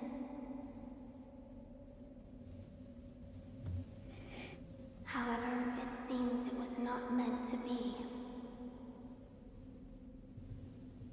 Close your eyes. Let us meet at the inner sanctum.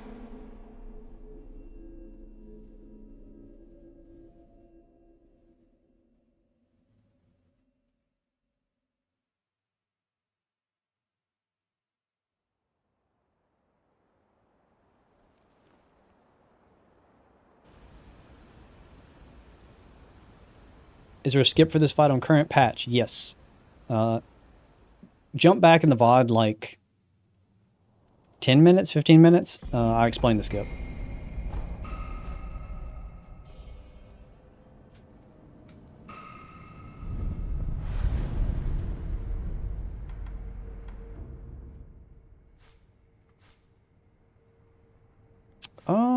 I might want to start buying this stuff at this point. Ascending and descending is very good. These two perks make it so that you do more damage, basically. It's subtle, but it's important. Alright, so let's get the Mortal Blade from her. Do you know it is yet?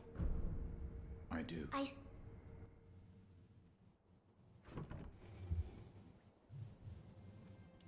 If you are prepared, you may gaze upon the blade.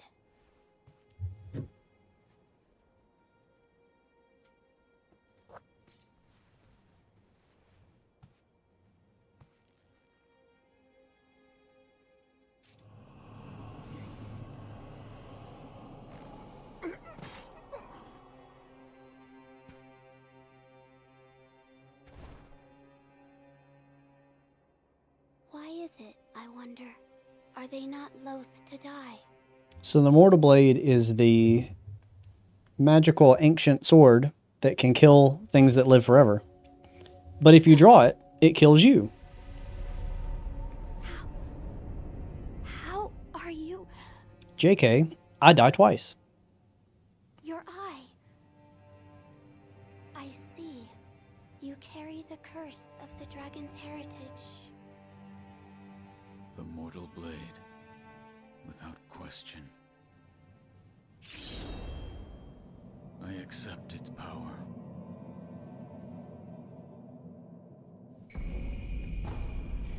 All right, and the Mortal Blade goes here.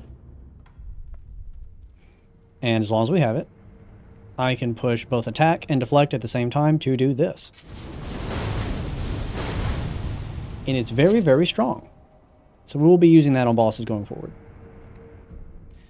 All right. Now I think is probably a good time to go do Hirata and go fight Lady Butterfly. You don't have to do her at all for a playthrough. But to prevent from having to grind some of these later bosses with like a bunch of attempts, because they do get very, very hard, I want to have finished Hirata and Lady Butterfly. Her reward for if you do go down her quest line and fight the boss is that you get to revive from death one more time. And potentially having 2 revives on a boss instead of 1 could be a big deal. So.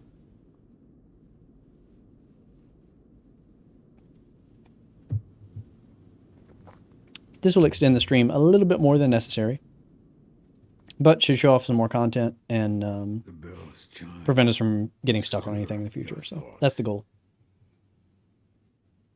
And awaken old memories from their slumber.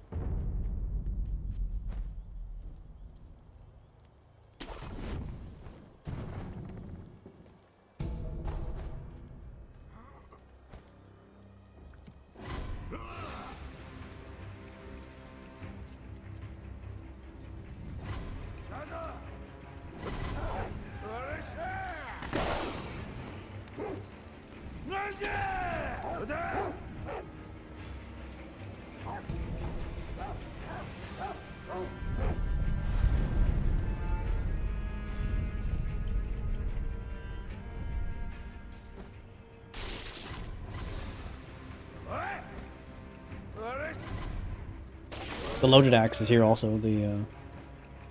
And the whatever the flame vent, I think it's called, whatever the flamethrower ability is. I don't think either one of them are all very good, so I don't really care to grab them. But if you want all the prosthetic tools, you have to come to Hirata for 2 of them. There's one of them. Is this the way? I think so.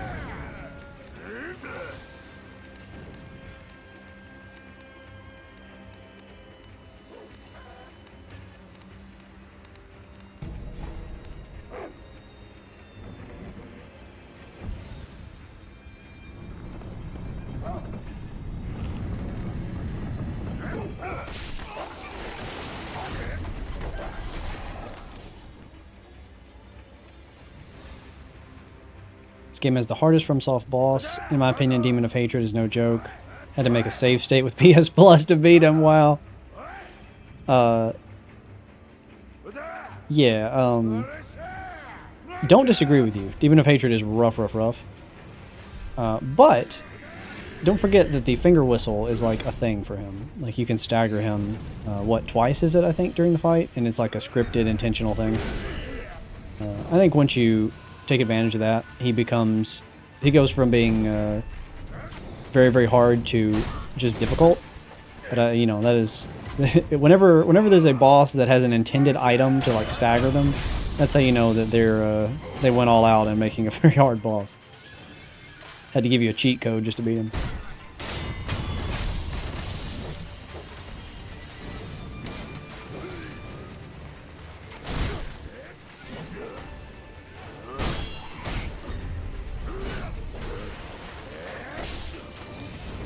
This mini-boss is so annoying because I just want to fight one guy. This dude's just hanging out in the hydrangeas. Okay. Oof.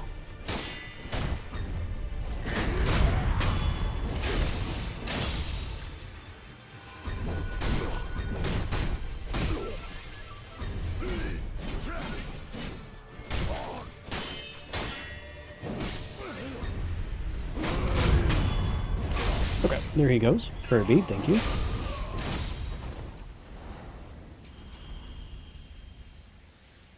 How are we doing on money at this point? I have none, so I'd have to sell items. We could sell items. I would like to buy that one prayer bead that I've skipped at this point, so that I have a little bit more health. But it was like 1,800. It's like quite expensive for what it is. Okay, I caught a stream. How's the game going? Yeah, we're doing good, Silvaris. How are you?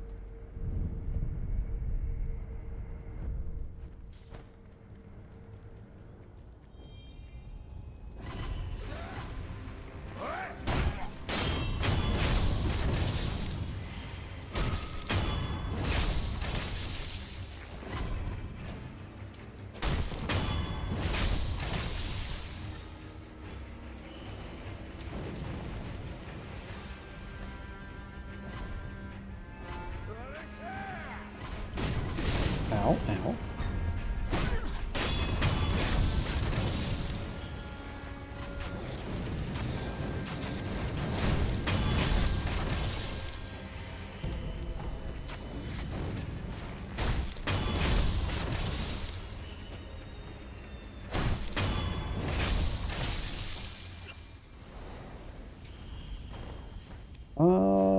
Is this item useful?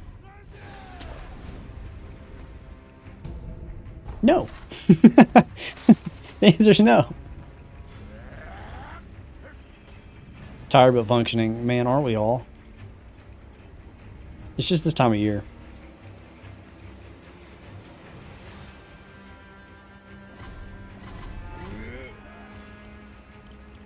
I'd like to fight this guy. But I don't know if they're going to make it worthwhile.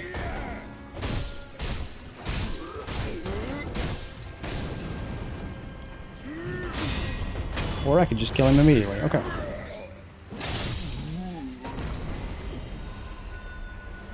He didn't even drop any monies.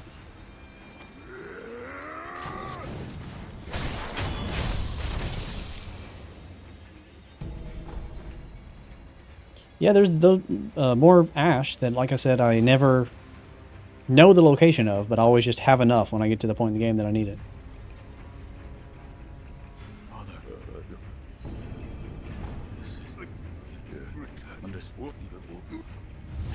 Right, and there's the item that I have to have in order to reach the boss.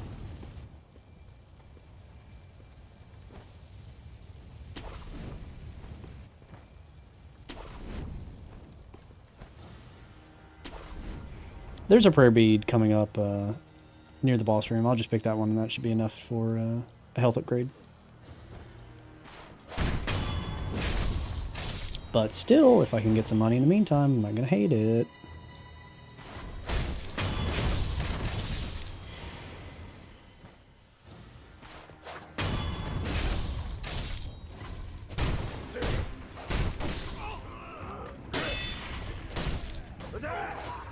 Death for him, please.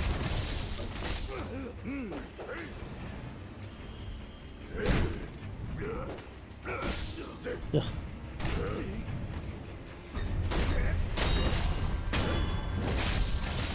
I really wish you guys would stop being all over one another.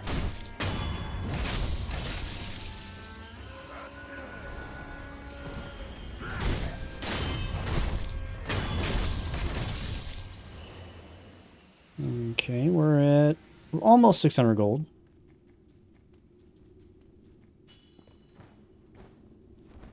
Play this like I play Neo 2, tearing through like a bat out of hell, leaving nothing. Yeah. That's the thing about Sekiro, is like once you become comfortable with the combat, it's advantageous to go in really aggressive.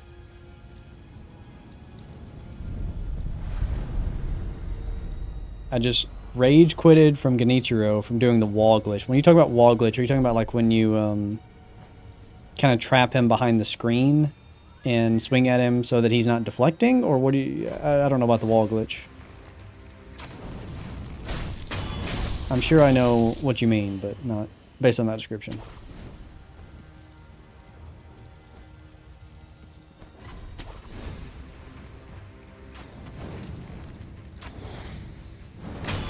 Yo, I wasn't sure I was going to get credit for that.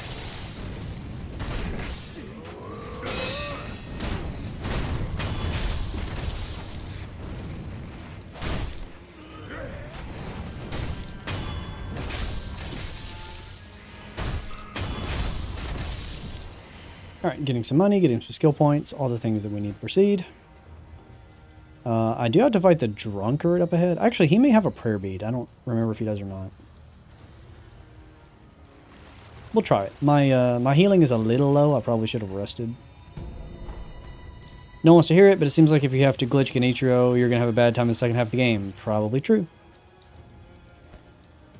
Genichiro is a fight that you have to learn for Ishin anyway.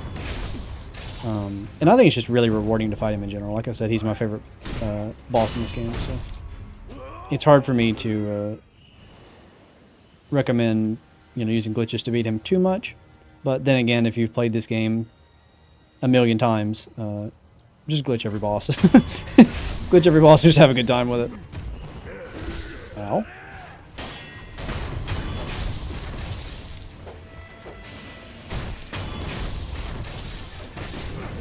I need to buy Breath of Nature, like, ASAP. I should be healing when I death blow these guys, to be honest.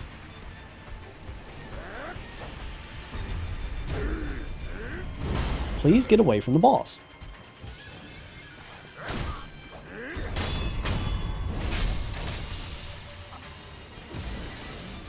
But yeah, Savaris, if you can play Neo 2, you can play Sekiro.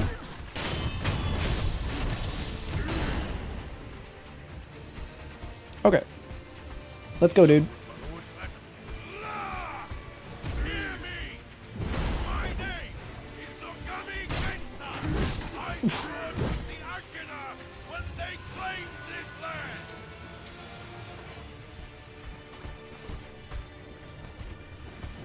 I would love to take out Shield God before we proceed.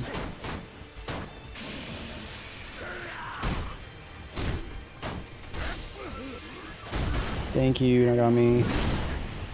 Alright, now we can finally fight the boss. Sekiro, sometimes, to be a game about fighting bosses, does not want you to fight bosses.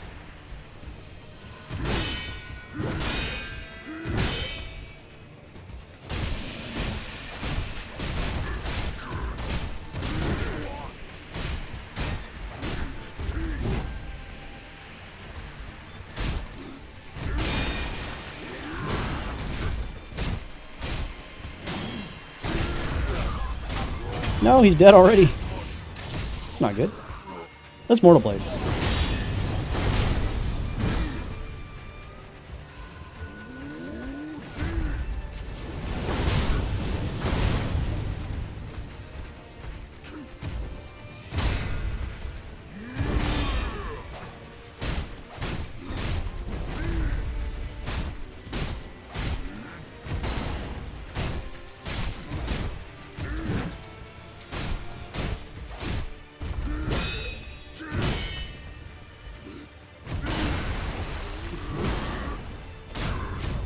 Oof, I got him, but that was close. I was out of heals.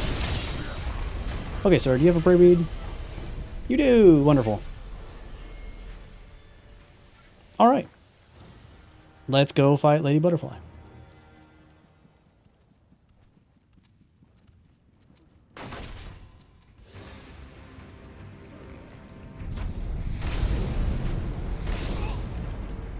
Maybe don't set me on fire while I'm trying to use the idol.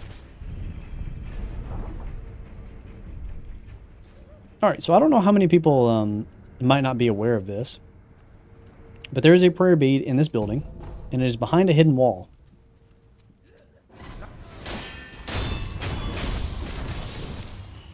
It's right here.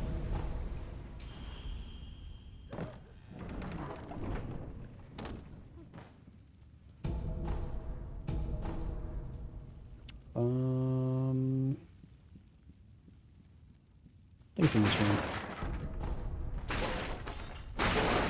Right here. There's also a hidden prayer bead behind another hidden wall in Ashina Castle, and I should probably go back there and grab that one while I'm thinking about it.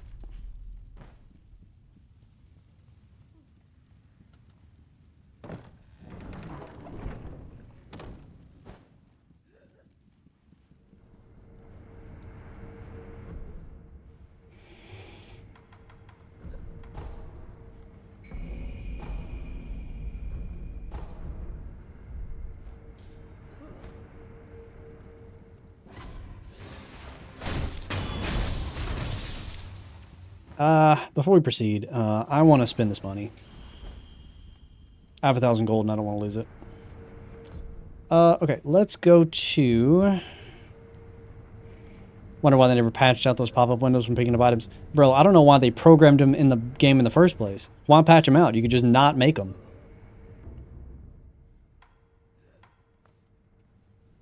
I guess I'll grab the thing here.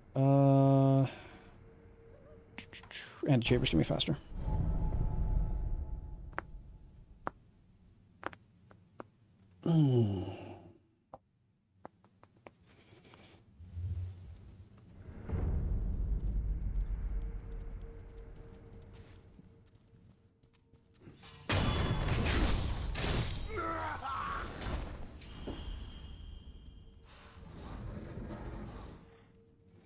Okay, I'm not fighting all these guys. We are just going to sprint through.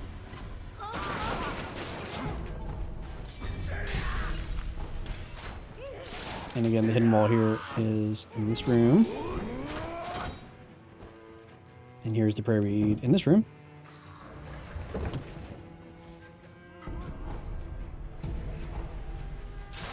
Okay, and we'll just warp out.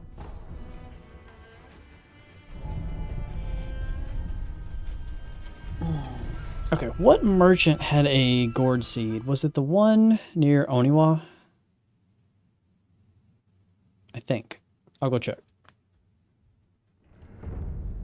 I think he had one for 1,000.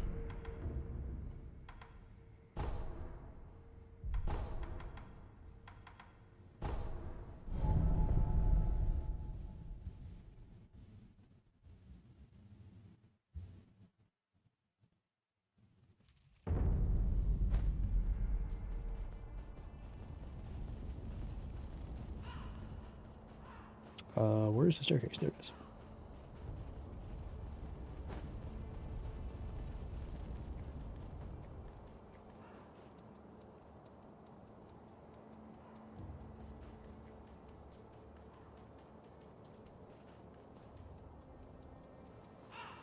Kid, Are you who I want? You are. Wonderful. may the dep-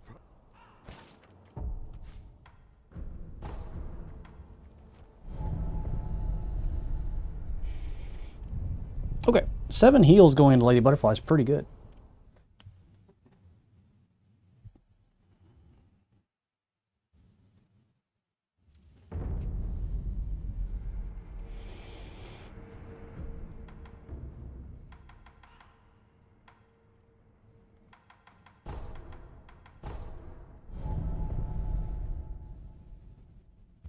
Okay, so at this point, in terms of things that I need to buy, I think there is a prayer bead for 1,800 in the abandoned dungeon. And I think that's it. Everything else I think I've already purchased, which is really good. What is it? And I can drag. I don't went to see, but Yeah. I'm glad. Goodbye.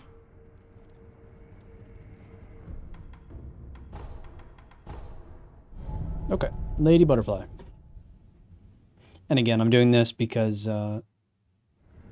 beating this boss gives you the opportunity to revive multiple times during a boss fight.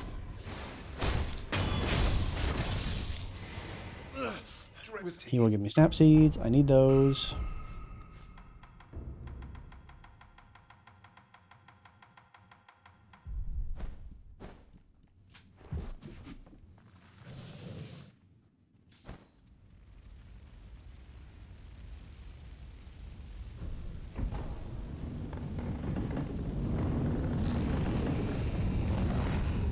But yeah, talking about pop-up windows when you pick up items, I will never not think about Twilight Princess, the Zelda game, that has a pop-up for every color rupee that resets every time you load in the game. So like when you save the game and like quit for a day, and then you come back in the next day and you're like, I'm going to play some more Twilight Princess.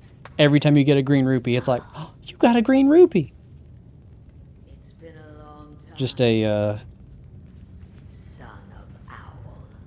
Son of fascinating design choice, I'll put it that way.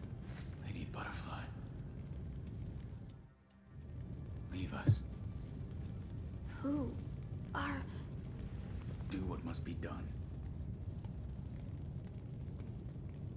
Yes.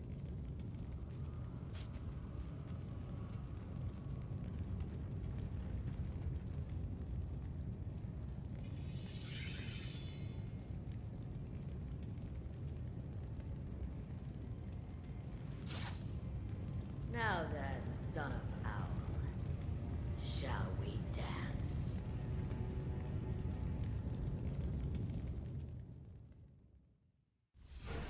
Lady Butterfly. Why indeed? You'll die if you doubt yourself, boy. So Shuriken are really good against Lady Butterfly, and she is the reason I said you only need Shuriken for like 1 point in the game. This is what I was talking about. If you hit her when she's in the air, and she likes to jump on like these threads that are suspended around the arena, she takes a ton of posture damage if you hit her with a Shuriken in the air.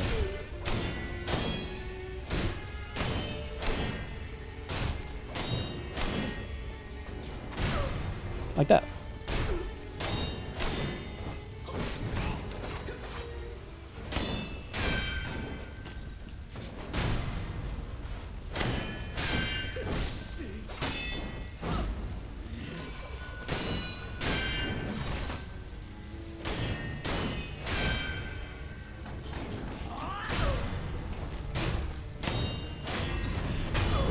Phase 1. Watch the right side of the shoulder of this statue. That's where she always comes from. Shura says, how's my favorite glitcher doing? We're doing good, Shura, and we're also doing your ending for this game.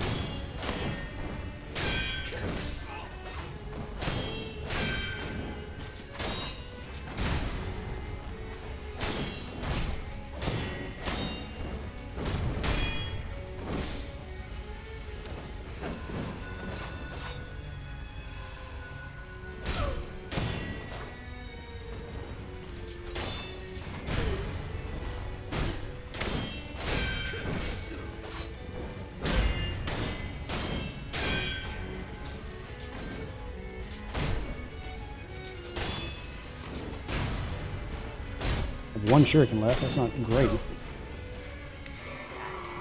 Okay, here come the part that I need snap seeds.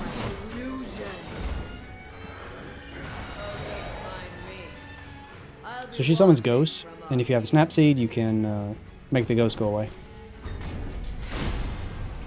Last Shuriken. All right, we are just using this orb from now on. But this fight is almost won. God, my health is gone.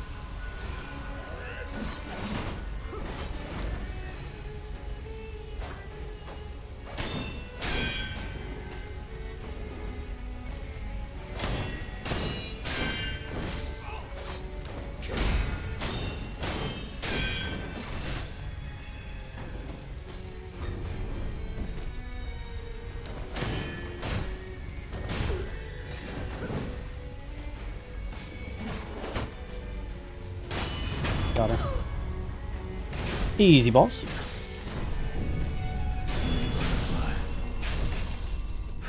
Anna says, I don't remember this fight at all. You did her extremely early. I remember you fighting Lady Butterfly like your third boss or something. Man, you can tell I love the game. Did everything, got plat twice. Hell yeah.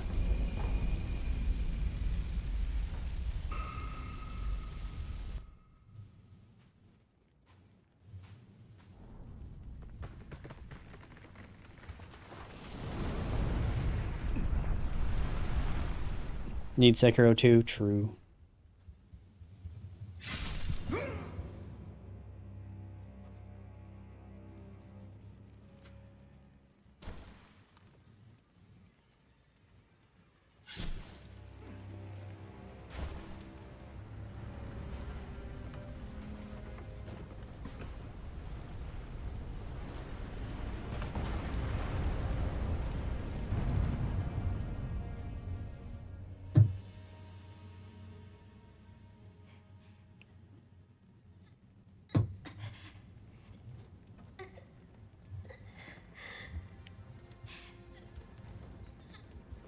This is a flashback for those that might be curious what's going on. This is 3 years before the events of the game, and this is how Wolf got the ability to revive on death.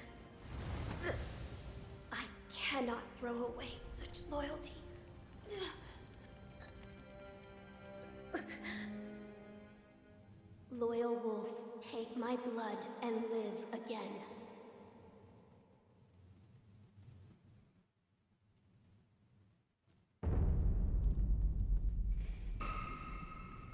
Okay, we have so many resources now.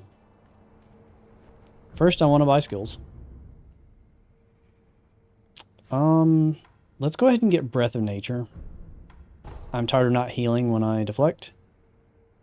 Reduces the amount of posture.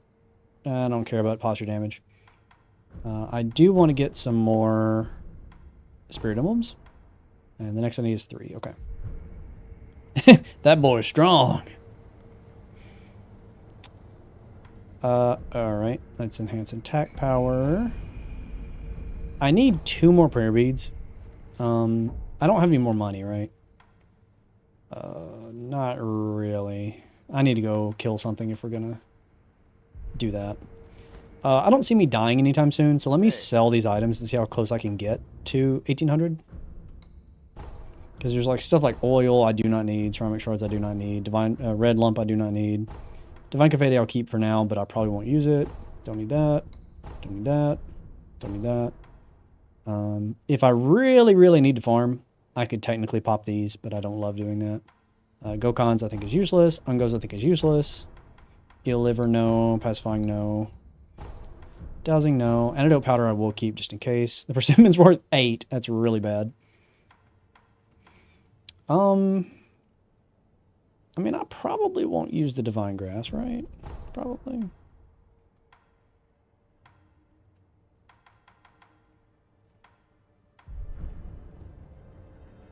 I'll rock with that for now. We'll try to collect like 700 coins.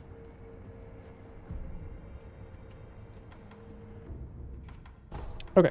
I need to get my revive from Emma. And then we're going to go do Corrupted Monk.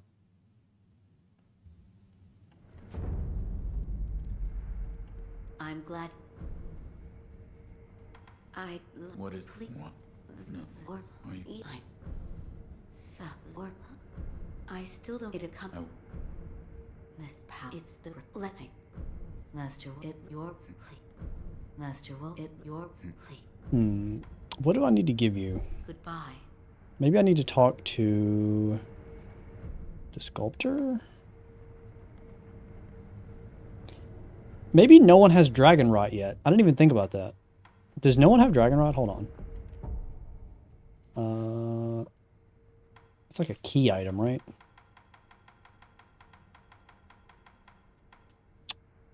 Okay. We live in a universe where Dragon Rot does not exist, so I can't get my thing yet. That is very funny. Okay.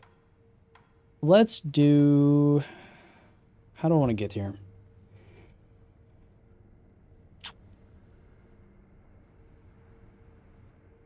Let's go fight the Lone Shadow, which is here.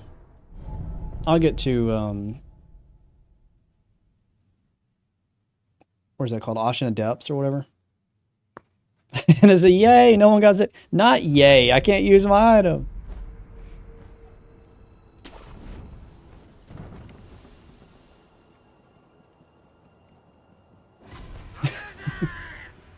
This is the wrong way. I forget. For some reason, when they do like time skips in this game, they add and remove grapple points. And there are certain times that you can grapple to certain areas and certain times you can't.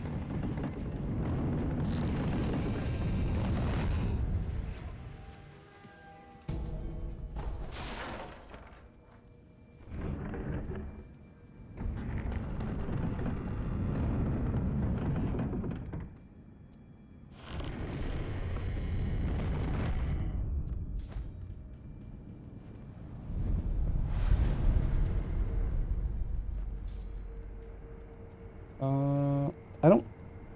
Oh, there is a general, but he's all the way up here. That's right. I'll actually go fight him. Why not? You can also get the spear here.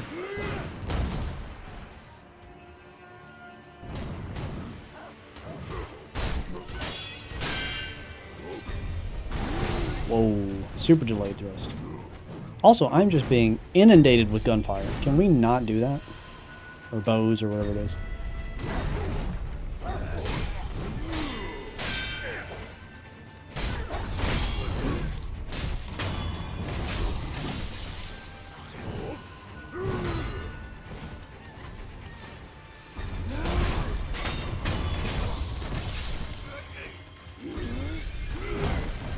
Must I fight 800 enemies at once?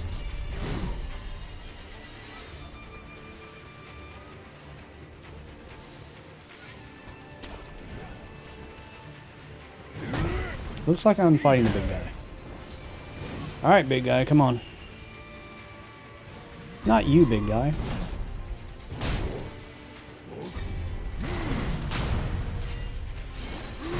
Whoa, check him out.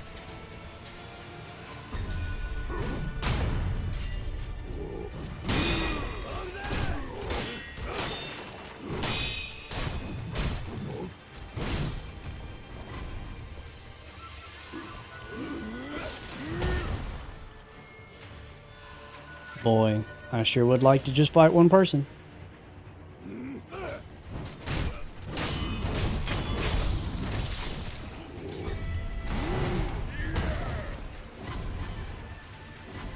Ain't no way you are the one shooting me.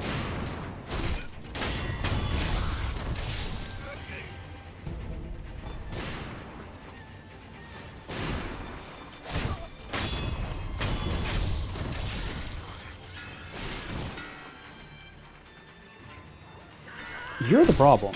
You're the reason that everyone in the country knows that I'm here.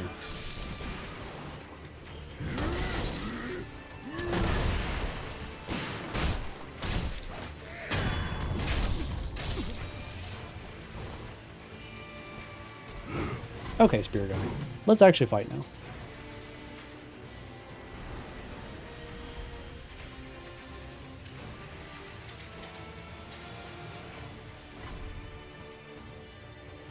I want to get his attention because I don't want him to heal.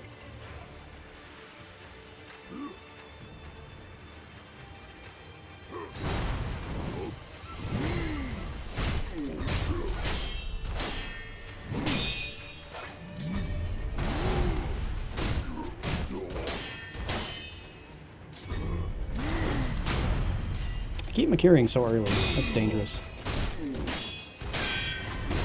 Ooh.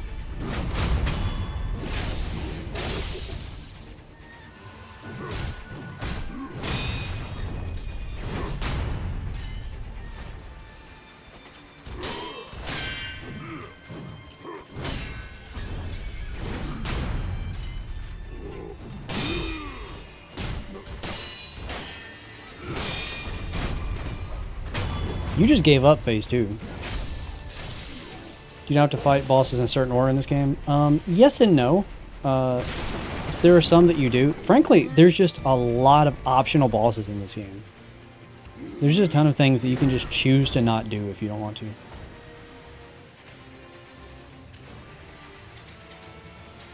That was honestly not bad. Like, overall, it's pretty clean despite there being way so many enemies.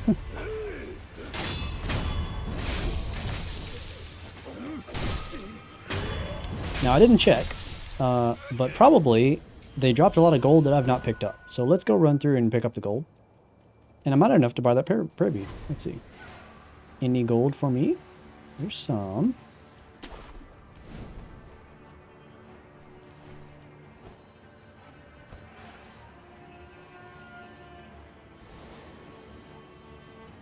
Maybe I got it already.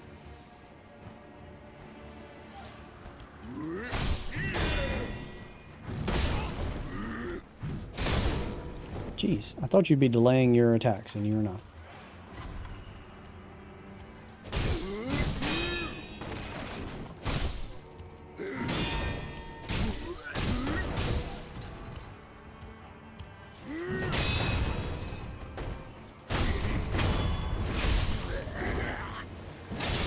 Gold.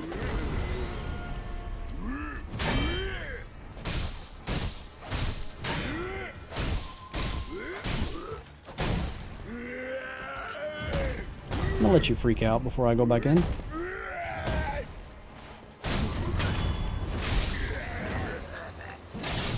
Gold, please. No, that's not gold. I do not need snap seeds anymore. Okay. So, right. I came all the way here to do the Lone Shadow, which is this way.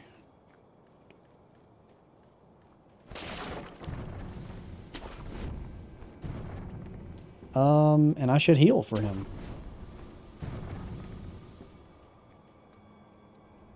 He can be hard. I should get some health.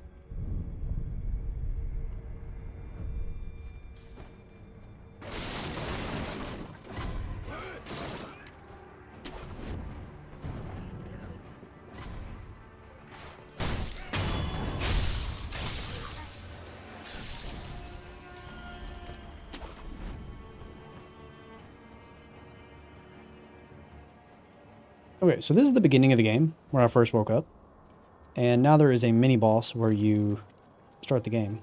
And if you land on his head, you can skip phase 1 and only have to fight one phase of him.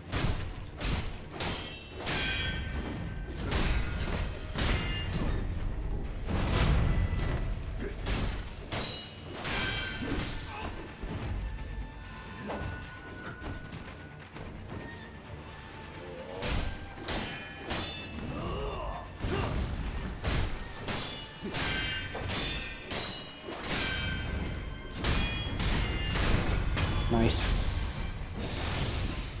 You so easy. Okay, I think that is enough for another health upgrade.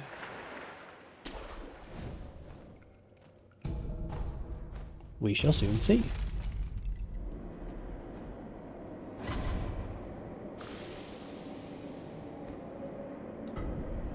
Ooh, that's the money I've been needing. I'm so close. I might actually can sell stuff and keep that money. We'll see. I don't know what else I'm buying, though, to be honest with you. Unless I find another merchant that I have forgotten about.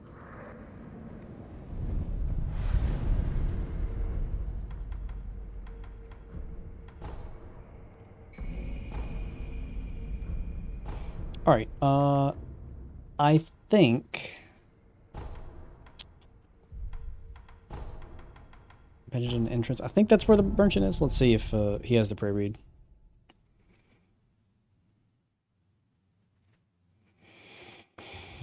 I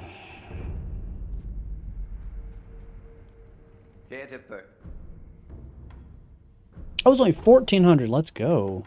Cheaper than I thought. Sure, I'll buy 2 of these.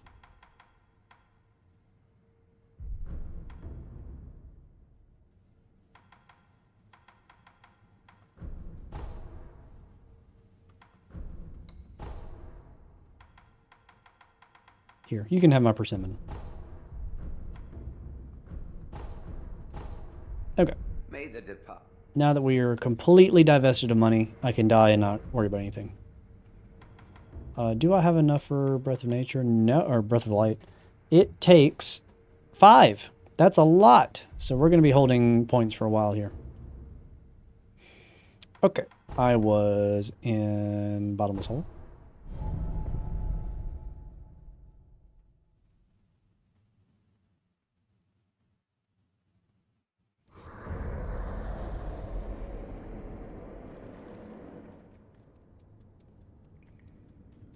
And leap.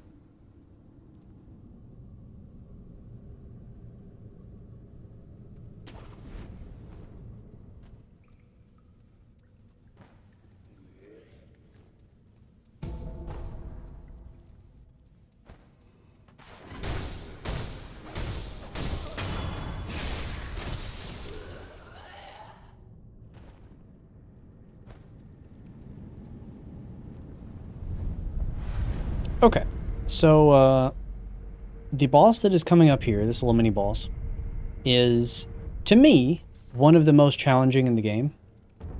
To the degree that, like, I just had to grind it and learn her moves. So I think it is very likely that she's going to kill me maybe once or twice, and then I'll just kind of remember what we're doing and lock in, and we'll be fine. There is a poison swamp here. You can lead her into the poison swamp and poison her, if you're willing to just wait a million years.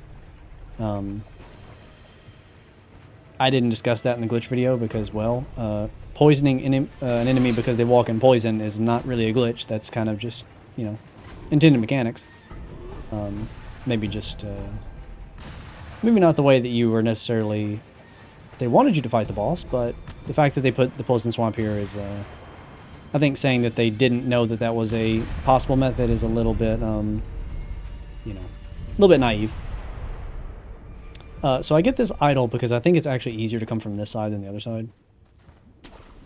And then we're going to grab over here and take out these two enemies that cause problems.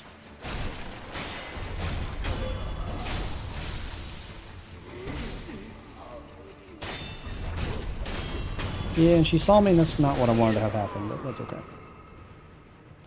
Alright, so we're using a glitch for her. If I can get set up, I kind of have to get in like a specific position to start it. We're going to use a glitch for her called dead angling. And basically, the way this works is if you lock onto a boss, you see like what she's doing there, she's deflecting. You can make that not happen by slightly angling yourself. And I have to get her pinned in the corner for this to work. This is kind of working. And you see she's no longer deflecting now because I'm not facing her directly. I'm facing off to the side. That's called dead angling. And it works really well on her in particular because she has like slow, kind of predictable attacks. But she loves deflecting. And if she's standing in the middle, I can't do it as well.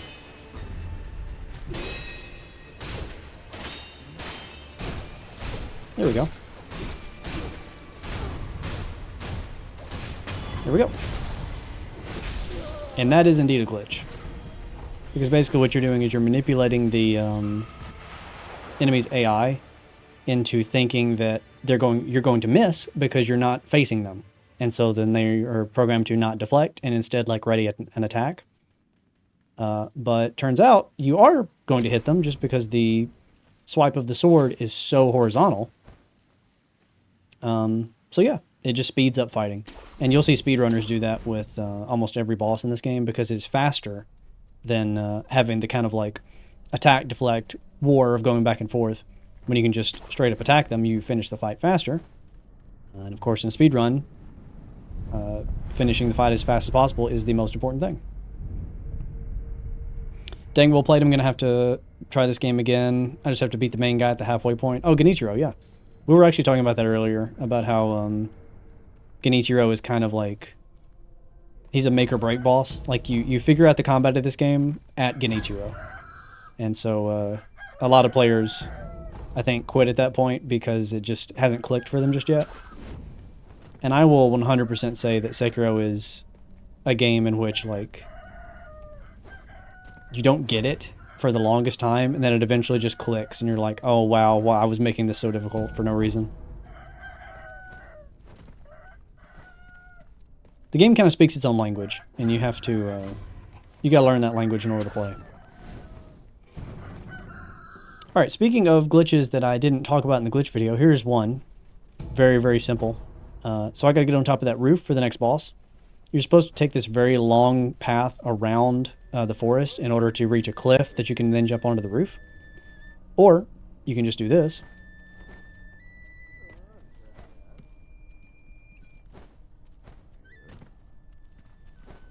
And get onto the roof by jumping off the tree. That skip is really complicated, and it's called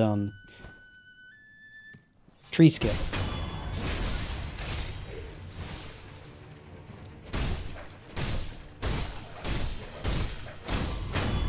Haha, Miss Noble is so hard joke.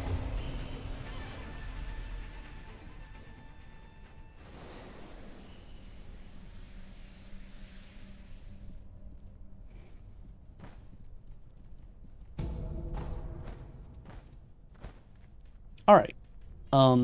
For those that someone was asking earlier on what my favorite glitch in this game is, it is coming up next.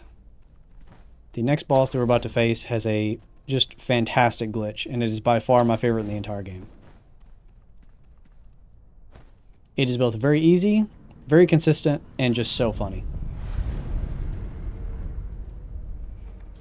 Alright, this guy sells the Terror Gourd, I know. He might sell a prayer bead too. He does not sell a prayer bead. Okay. Modeled purple gourd. That is what I need next. And I have this stuff, so let's do it.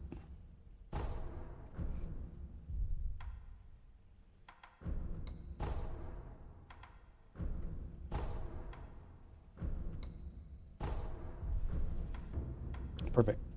So this gourd you can drink to reduce terror. I don't need that just yet, but there will be a boss coming up that inflicts terror, and I will need a way to reduce it. And that is a renewable way to reduce it. So that's the way to go for sure. I would say that is the only... it's kind of the only item worth buying in this game that is not like a prayer bead or a gourd seed. I'm being grabbed by a zombie.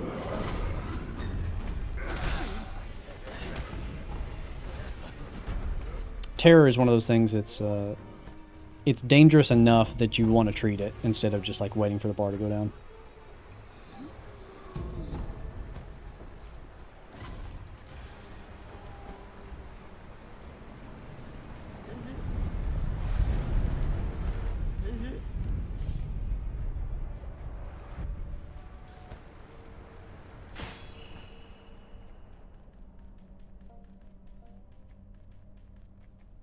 Okay, speaking of bosses that you can fight in any order that you want, that is a optional boss, and we can just run past her and not have to fight her at all. We'll see. I might return and fight her again later because she has a really fun fight, but it is certainly not necessary right now. This is the boss that I was talking about, and this is the point in the game where I finally need the ash that I've been picking up. And so we're going to do very specific things to set up this glitch.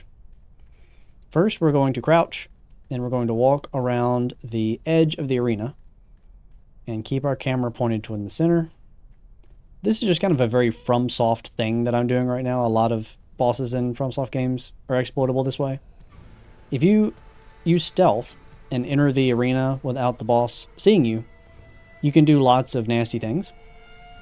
So in terms of this boss in particular, this is a boss that you fight multiple times, and the second time you fight her, there is an intended mechanic where you can climb into some trees and jump down and attack her head from above and clear out one of her phases. She has 3 phases normally, you can cut it down to 2.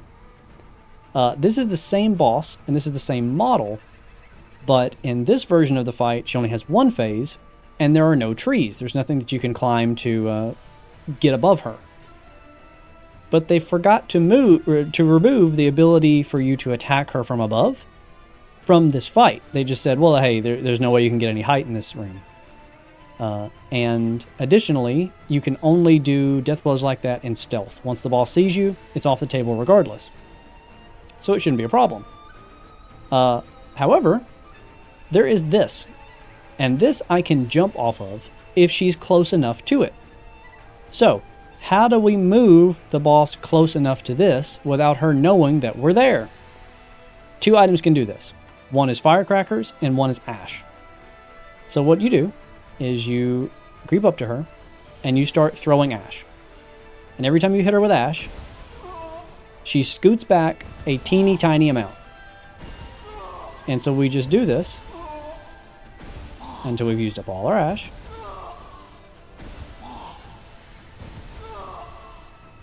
And again, like I said, you can also use firecrackers to do it the same way, to make it a little bit easier on yourself. And you push her as far back as you can. And then you jump off the platform, and you can get above her and kill her in 1 hit, and you don't even do the fight. That is my favorite glitch in this game. It is so easy, it is so fun, and it skips just an awful boss. I just hate the Corrupted Monk. She's so not fun to fight.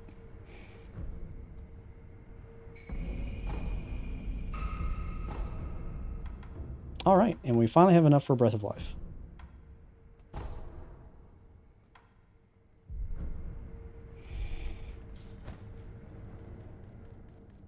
So the reason that she's important is she gives us the Mibu breathing technique, which allows us to swim underwater. That is a requirement for the air swimming glitch. Now, I don't want to spend too much time going over the air swimming glitch because it can be very time consuming, and it is both not required and also not helpful in the particular run that I'm doing for this stream.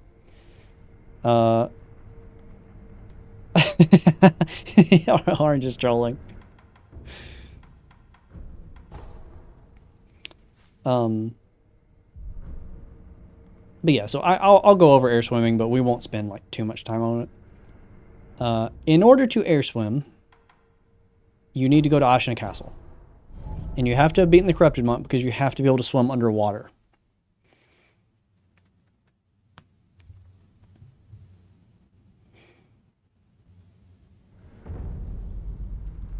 So you go here. And then you grapple toward Sinpo, which is that way. Climb up here. And then you have to jump from this platform over to that wall. I don't know how well you can see this on stream, but I'll try to explain it as best I can. This stone wall that is built here, this like cobblestone, there are two walls stacked on top of each other. I don't know if you can see that super well. But like the cobblestone starts here. It goes up, and then there's a seam. And the seam runs this way, and then there's a little angle, and it breaks, and the seam runs that way. And then above the seam is another cobblestone wall that goes straight up more. And you see there's also this split where in this particular part of the wall, it stops being angled slightly and is purely vertical, right? So, at this seam is where the wall stops having collision. So basically it's like an L shape. Just imagine an L shape. And so where Wolf's head is, I'll show you. All of this has collision. All of this has collision. But the inside of the L, or the inside of the seam that makes this shape, starting at this corner and moving up this way, does not have collision. So we need to get out of bounds. And what we're going to do is sprint from this section, delayed jump off the end of this platform, kick off of the seam that we've already established of this cobblestone, and land within the inside of the L on this part of the L. And once we're on that section, we will be out of bounds and we can jump further into the wall, land in water, and then begin the air swim. Now this is tricky because you see where this wall is. There's a wall that extends a bit further from this platform that I'm standing on. Like you see, the wall here is a little bit further out than this platform. And because of that, when you try to delay jump, Wolf likes to, instead of delaying his jump, kick off of this wall as though he's already midair. And that is the most annoying thing about this trick. You have to start far enough away from the wall so that he doesn't just like snap to it and kick off of it. But if you're too far this way, you're so far away from the cobblestone wall that you can't reach it with enough height to kick off of this like seam area. So it's a bit tricky, and the worst thing about it is when you fall down there, there's no way to get back up. So you have to use the idle and teleport to your last like bonfire and come back, and it's just a big mess. So I want to get out of bounds at least once to show you what it's like. But this is something you can spend a lot of time grinding for sure. Okay, so that was very, very close. I don't know if you saw, but when I made it to that section, he kind of like stopped for a moment. That was because I landed on the platform and slipped off. But that's essentially what it looks like, and that was a delayed jump. But this can take a while, but I want to do it at least once. Just because you need to see air swimming if you've never seen it before.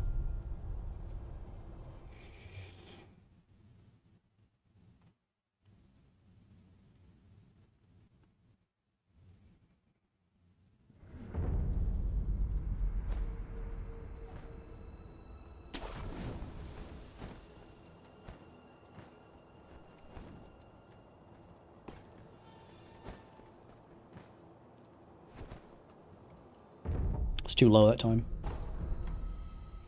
Both have been delayed jumps though, which is nice. That's the important first step.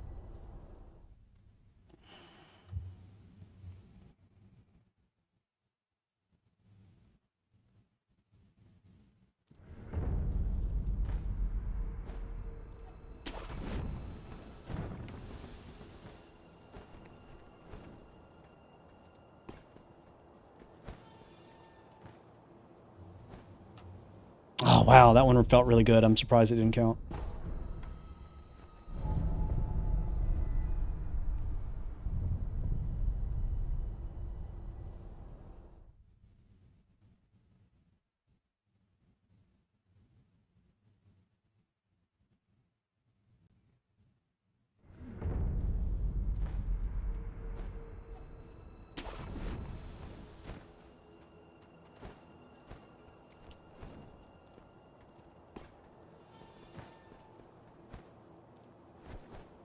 That felt low from the very beginning.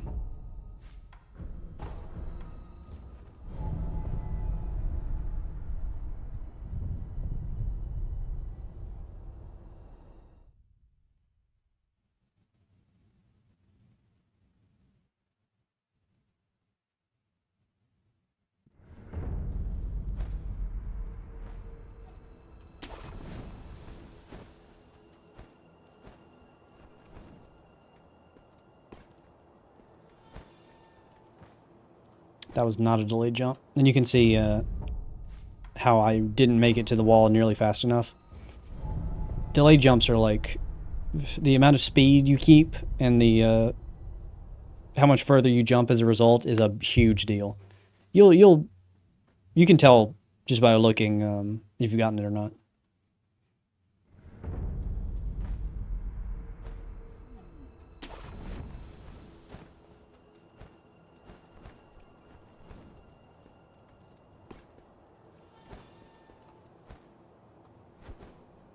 That also I don't think was a delayed jump. It was just a good looking angle.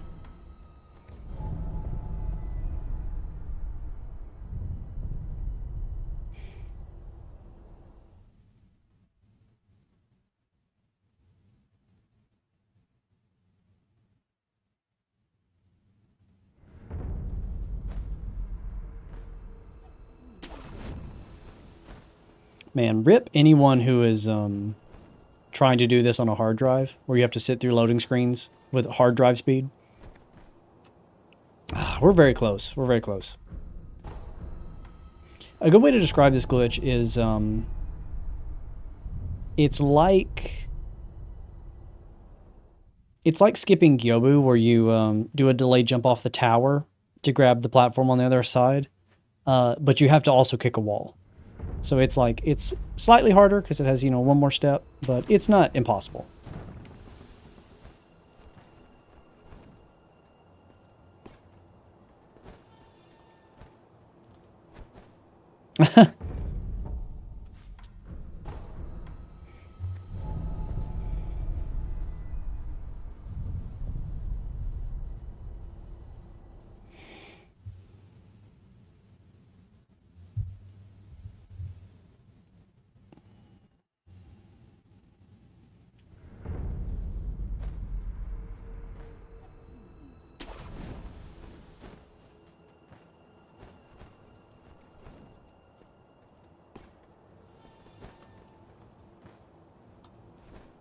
Oh man, he did it twice in a row.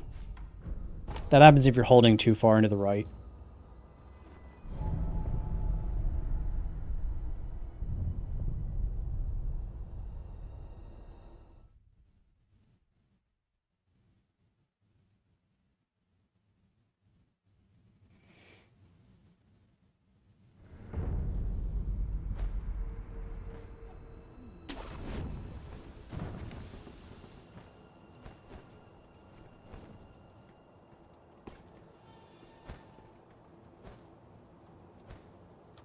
Okay, got it. All right, so when you land on this platform, like I said, the collision ends here. And this is technically part of a wall that is part of Ashina Reservoir, which is down there. It's a whole other thing. But they thought that they added enough collision that a person would never get here, and so they wouldn't have to add any to this wall that we're in now. Because clearly we're not supposed to stand here, right? But since we're inside the wall, and since there is water in the inside of that section that is also in bounds, there's the bridge that I jumped from at the very beginning, we can get out of bounds here and then jump from this position into the water, but remain out of bounds. So we do so like this. Okay. And now that we are out of bounds underwater, we can dive under the water and swim around the surface of the water at the top. And that means the game thinks that we are underwater all the time, and we can fly through the air in any direction that we want. So first thing I'll do is get out from under this rock so we can actually see.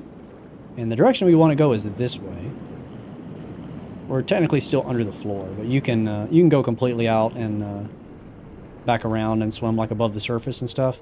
The danger of doing that is if you get too high, it will kill you. There's a limit on how high you want to get. This is the idol that leads into the abandoned dungeon. And that is the merchant that we bought the prayer bead from earlier that was like 14, and I thought it was 18. If we get closer to him, it should load in. Maybe I'm not high enough. Let's see. There we go. So now that we have loaded in the abandoned dungeon, and so I'm just going to continue to swim underneath the floor in that direction.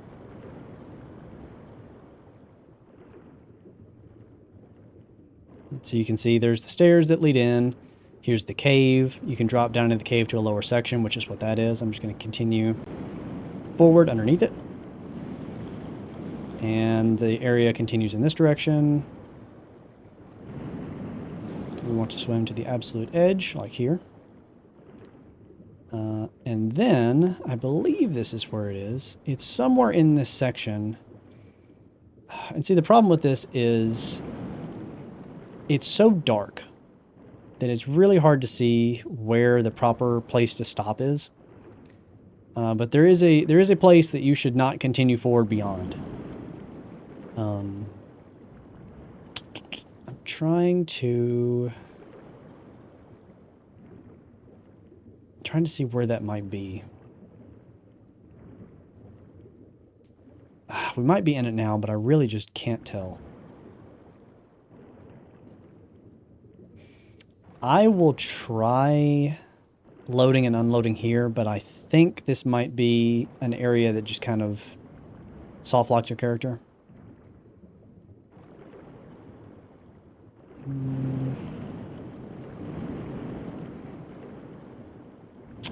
I can't tell. I think I'll try it like somewhere around here, but I'm really not sure. So anyway, what happens is eventually, as you look, if I continue on in this direction, like there's nothing there, nothing's loaded in, and you will eventually die if you just keep swimming in a random direction. So what you need is the visual geometry to know where you're going. And again, so this is the abandoned dungeon, and we're underneath the floor currently, which is why you see like there's some fish over there. There's some enemies in another part of the stage. This is actually maybe I should head this way. These okay, I hit a kill plane. But yeah, that is the ultimate direction that you want to go in. That leads to Sinpo, and then once you get in Sinpo, you can swim to Ashina Depths. We finally have Dragon Rot for the first time. But yeah, you can go to Ashina Depths that way. You can skip the Guardian Ape that way. You can then go to Mibu Village. You can swim through the cave that opens after you kill the Corrupted Monk. And then you can swim straight to, the Divine Palace and or Fountainhead Palace and go straight to the Divine Dragon and just skip all of the story progression that is required to get to that point normally. But not only is triggering air swimming a little tricky because you have to make that jump, but then you have to navigate out of bounds for so long that it is a tricky glitch to learn. But unlike some of the stuff we've talked about earlier, it is consistent. There are you can't see, yeah, I know, right? That I don't know if you were here. I tried to give Emma the cure for Dragon Rot, and I realized we hadn't triggered it yet. I was like, huh. But yeah, so you can air swim through the whole game and just skip to Fountainhead Palace very, very early on. But you have to memorize the path that you have to take, because once you're out of bounds, you can't see anything. And that becomes pretty difficult. But it is consistent, and if you learn it, you learn it. So it is a very fun glitch to learn. I would say air swimming is one of the most rewarding things to to learn, but it is difficult. You need to put in hours for sure. Honestly, I would air swim and just keep grinding that to get us the ending that we want. Have you seen all that The problem is we're not going for the Divine Dragon ending. There must be the Master will at your plate. Are you ever going to take the thing that I want to give you? Maybe she goes to... Let me see.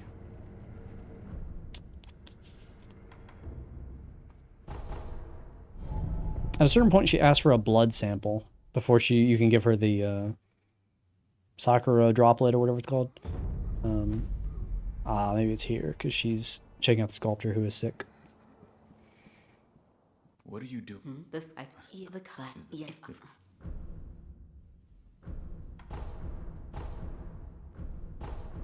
Goodbye. Okay. Do you want blood yet? For my, I need you to find. You do. Okay. I don't think I can get one from the sculptor himself. No. Who is the other one that has it?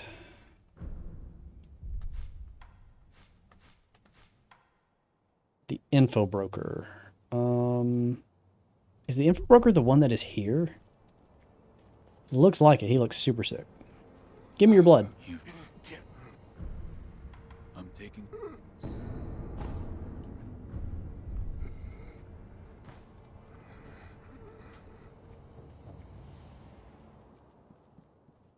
For my, I need.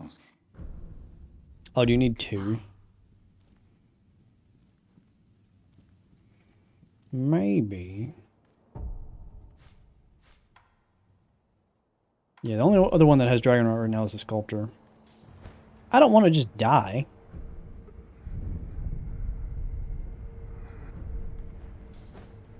Who am I kidding? I'm about to fight the guardian ape. I'm about to just die. Okay, she's gone.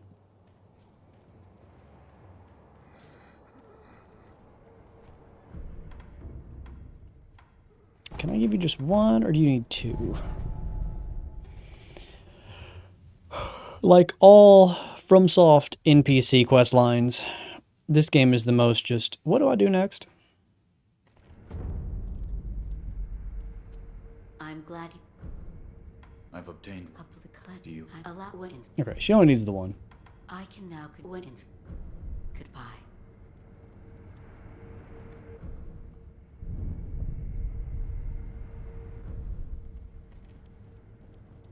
I've been waiting. Yes. What the and the from? For the night there. Yes. Thank you. Thank you. I'm glad there was a dragon back. It, Master, it your Master will. Please take my Sakura thingy. Goodbye. Surely I don't have to restore once.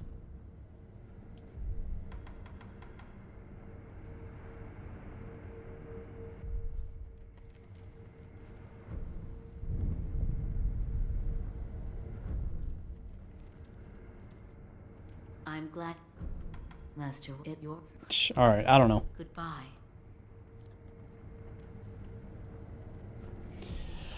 Beats me. The trigger should be here, and it's not, and that's fine. I don't have to have it. Okay. Let's see.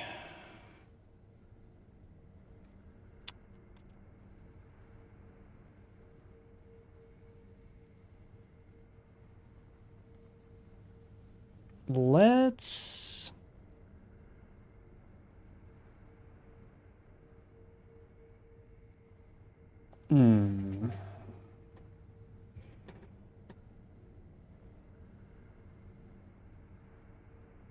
I'm trying to imagine how I get to the area that I want to go to next.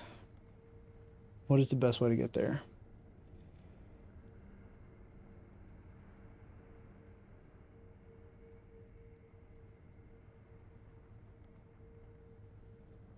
I'll go through the gun fort. I need to do the gun fort anyway. Let's go from the antechamber. That's fine. I could just go outside. I'm very close to the antechamber. Another thing about it.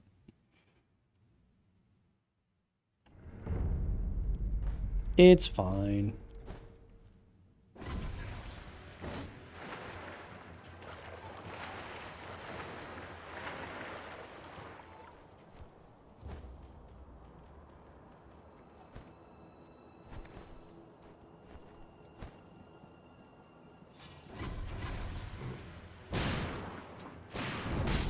Ow.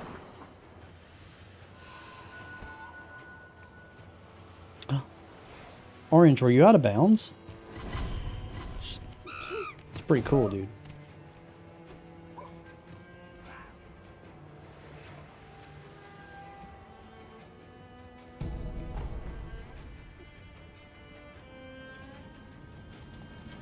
Good job, Yushin. Have you met?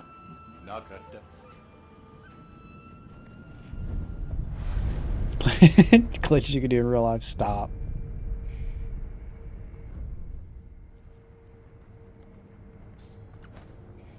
I've mentioned this before, but I'll say it again for those that might not have heard it.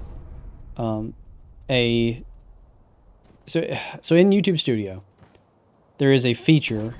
I think it's called Research.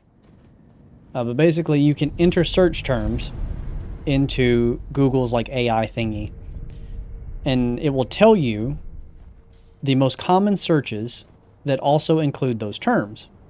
And so it is for people to help them get ideas for future videos based on their current library. So like for me, I would search the word glitches and see what other people are searching with the word glitches in it, and it could, in theory, help me decide what game I should cover next. That's the theory, right? The problem is that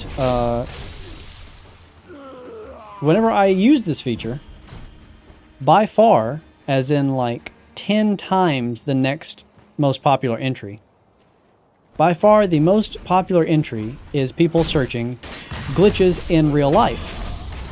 And these are from conspiracy theorists that believe that we live in a simulation and want to see glitches of real life that prove that we live in a simulation. And there you go. So that feature is completely useless to me.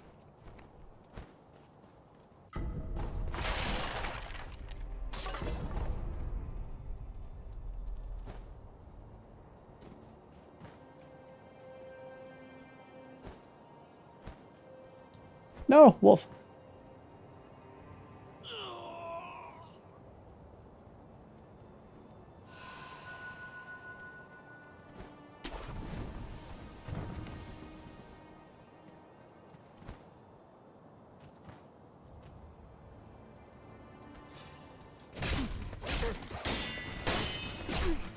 Might work better to search something like bugs and glitches. If you use the word bugs, you're getting insects.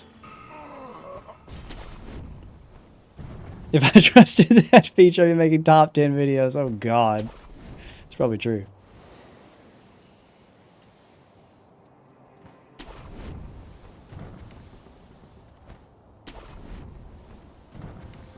Here we go. This is the path. I got confused.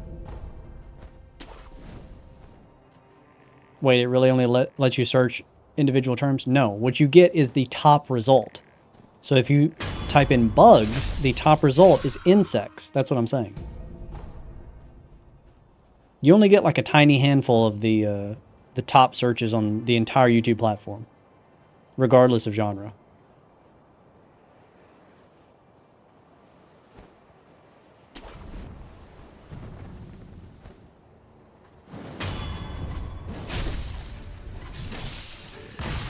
Ow.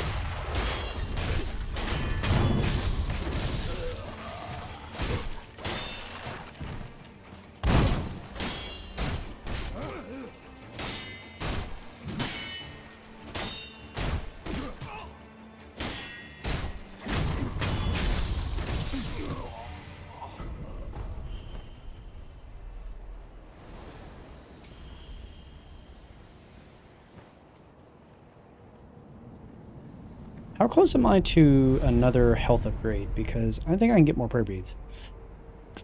2, that is tempting. Yeah, let's go back to Sunken Valley. Here. I think you go, there's a way to go backwards and get a prayer bead. Let me see if I can find it.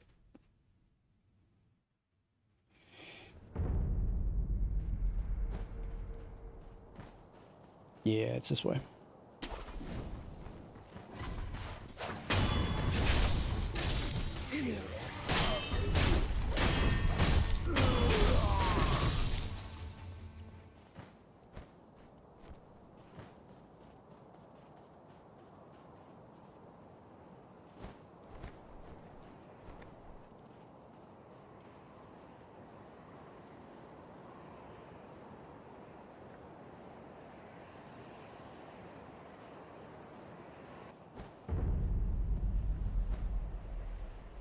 Here's the Furby.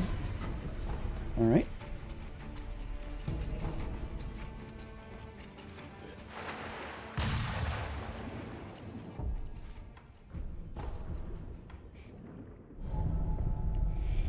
Man, I feel like there is a... I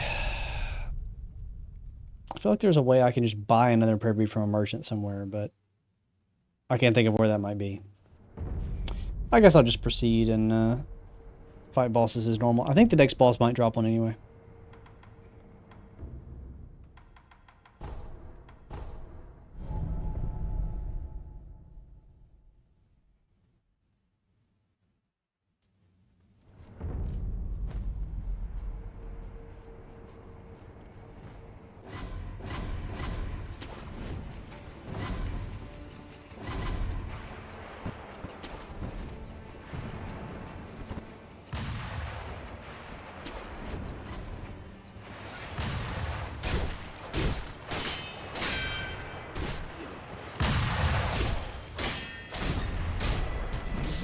Aw, I didn't plug it.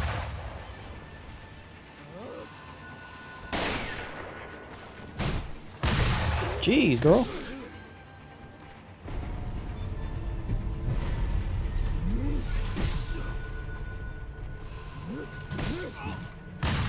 Man, she's all over me.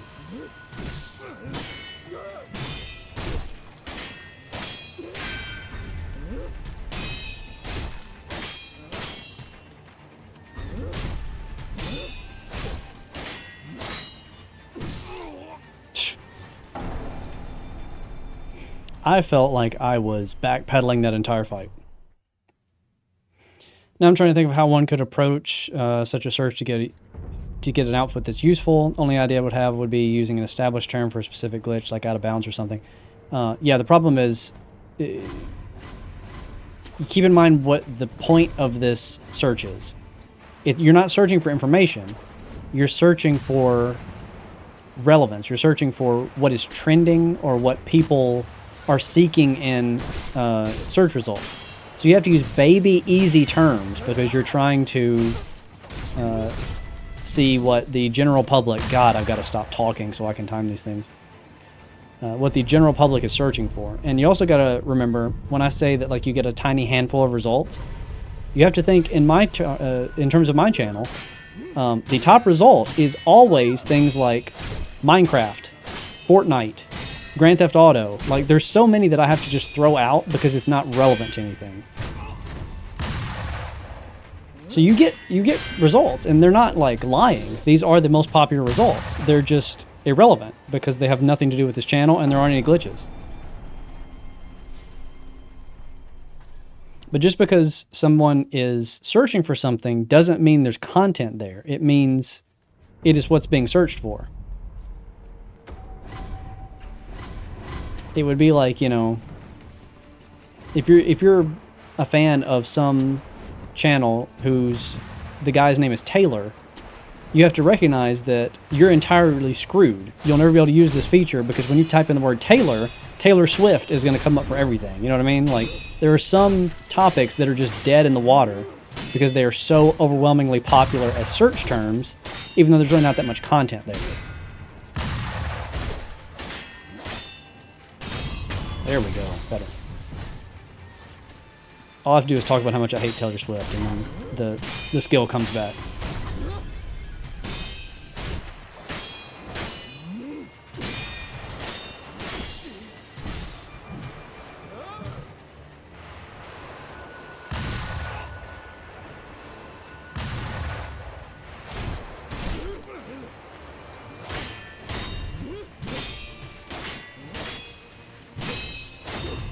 There we go. There's that prairie bead.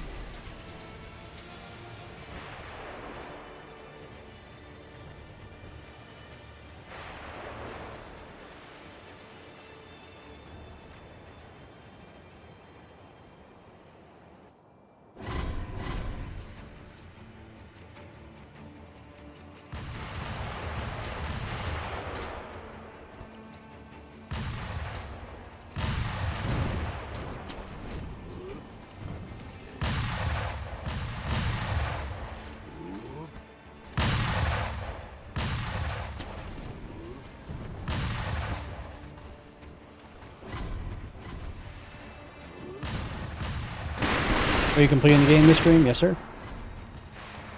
We're actually relatively close.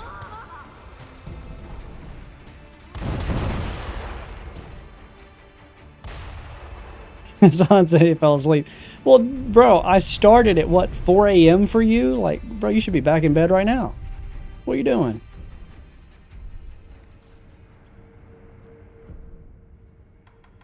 And think about names of glitches. I think the top results for most of those would likely be the same kind of crowd search for glitches in real life.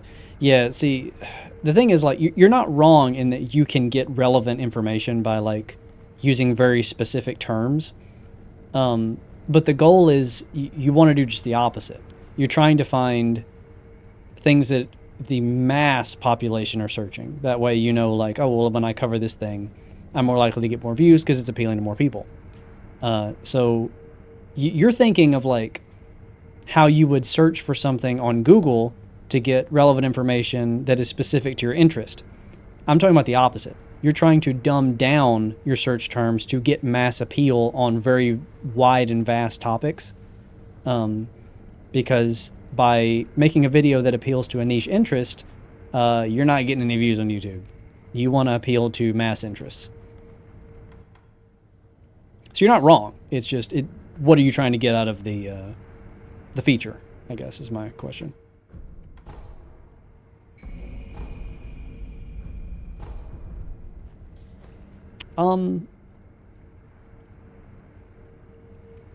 Is there a prayer bead down here? That kind of sounds familiar. I can't remember. There's something down here that's relevant. My friend always talks about a fight with a headless ape. You are just in time for that, actually. Don't remember where this is. Can I grapple that? There is a way. I can head up there, but I don't remember where. Is it from here?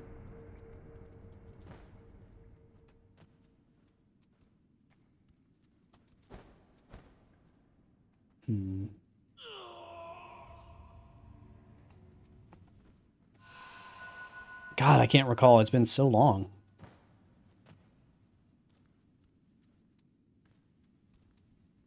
I think there's a grapple point that I'm just not seeing somewhere.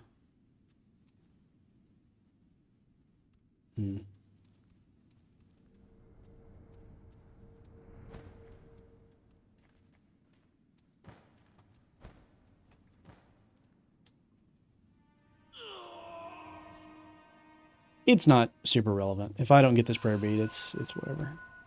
Like I said, I don't even know that there is one there. I just kind of remember there might be one.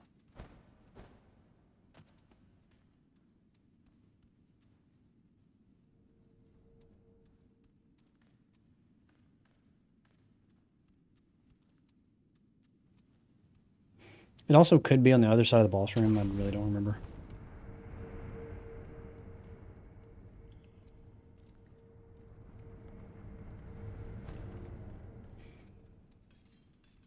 Let me fight this boss, and then I will read what Orange is talking about.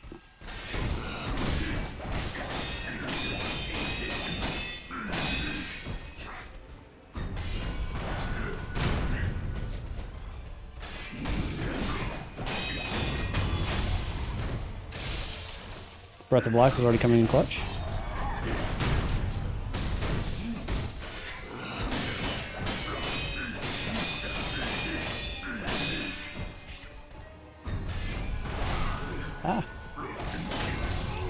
Okay, well, if you would stand up, that would make things easier.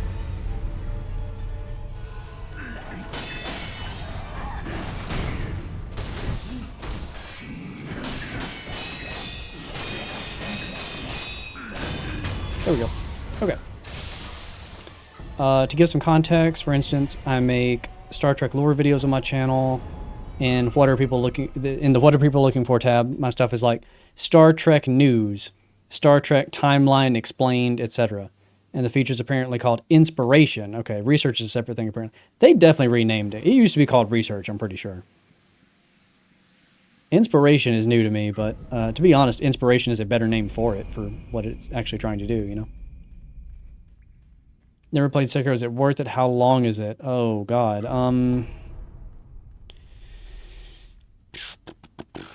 How do I estimate how long Sekiro is? It depends on what ending you're going for and how much optional content you want to do.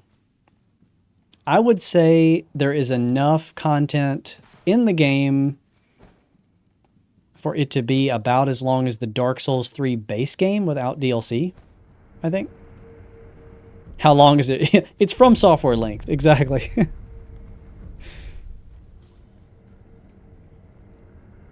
Guys, I'm losing it. There's a way to get this prayer bead.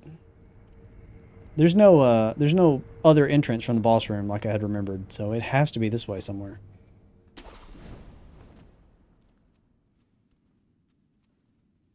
Man, I just can't recall. I don't want to look up a guide for this either, because it doesn't matter.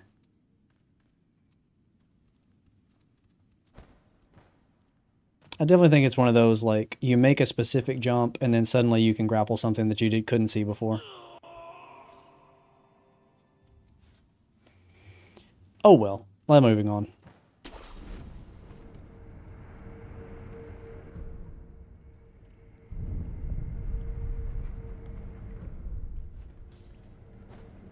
But yeah, Sekiro is great. You should definitely play it. Just be prepared to tilt, and be prepared to really grind at first. Because I mentioned this earlier, this game speaks its own language, and until you learn the language, it's very frustrating.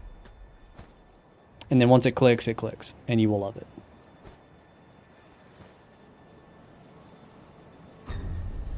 Oh no, the snake!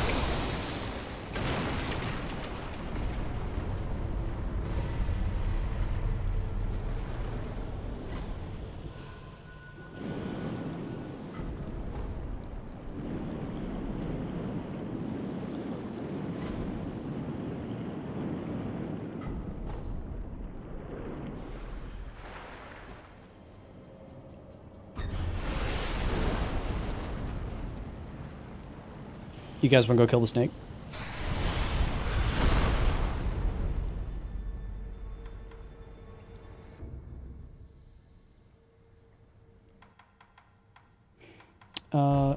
Do I have a gourd seed?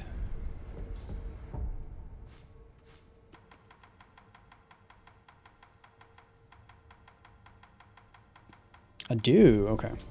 I had a feeling I might. Let's go add the gourd seed, and then let's go kill the snake.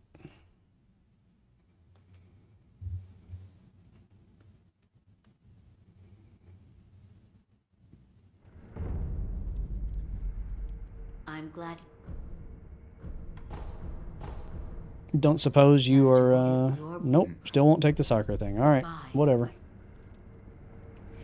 She might be waiting for me to kill, like, a specific boss or something that I've not done. I really don't remember. Okay, I need to go to Sinpo.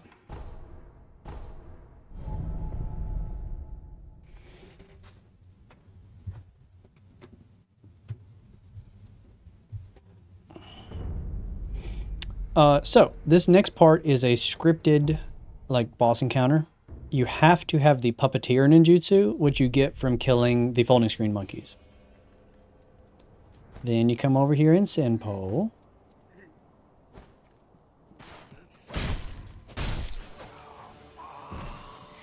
Then you come down here. And you see there is a little crank with a kite.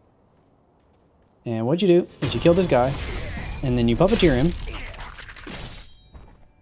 And he waddles over there with his clickety-clackety shoes.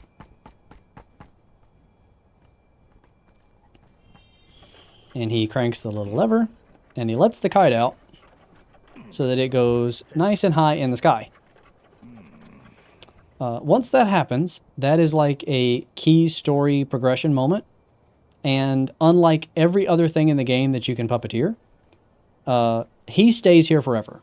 So we can now leave.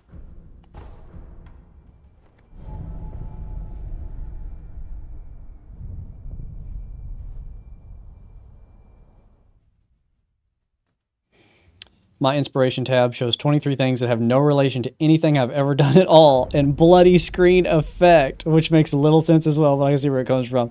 Yep, you're seeing it now, yeah. That it's like, it's not that it doesn't give results, it's that 90% of them have nothing to do with anything, so you're just trying to pull anything relevant out of the desperate 10% at the bottom.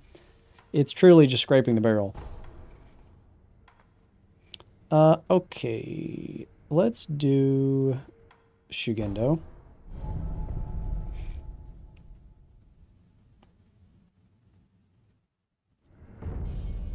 Alright, I'm going to go backwards.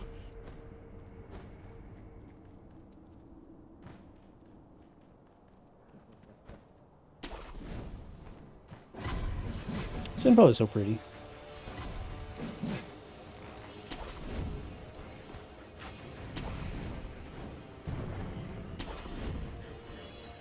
And we get on this tree, and you'll see there's the kite.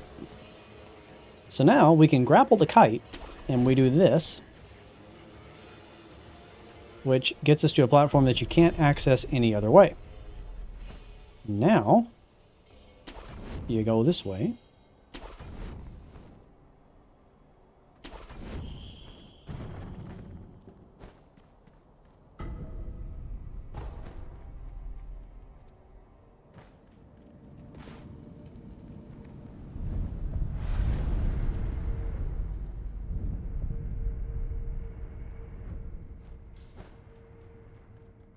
And this leads to a place that is above Sunken Valley, where we just were.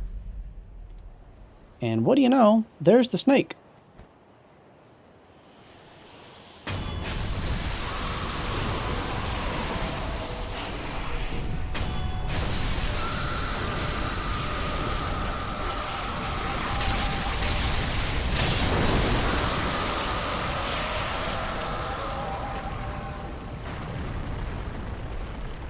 So we kill the snake, and he drops us onto this platform. This is the other side of the bridge that we were running to when he attacked the bridge and broke it and made us fall into the water down there. So that is a scripted event that always happens. And then the bridge is broken forever, right? When you do the animation that I just did, killing the snake, it throws you onto this cliff, which again is the other side of this bridge. This is the one and only time you can ever get here in the game, because the bridge is always broken.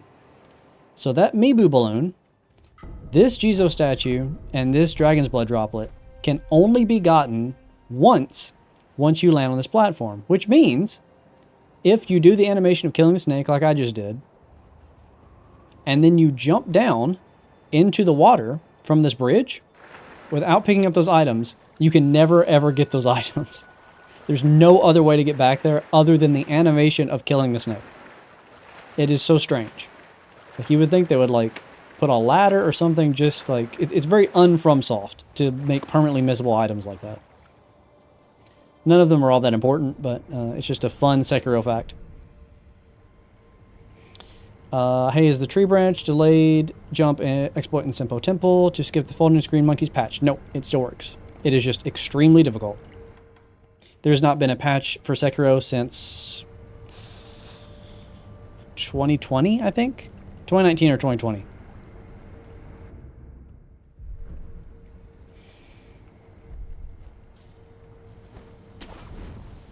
Okay.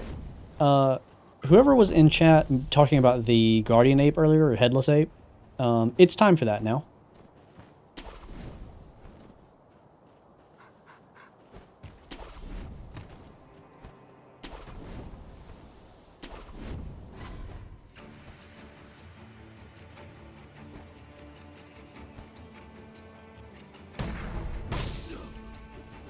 That is a monkey with a gun.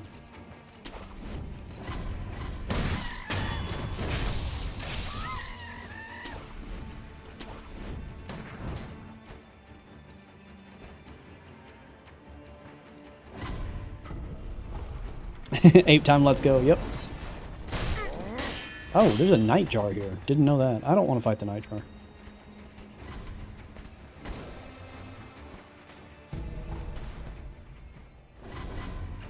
Look at all them monkeys.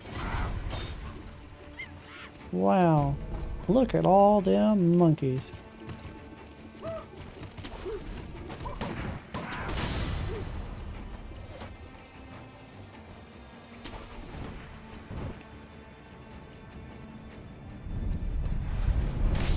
No.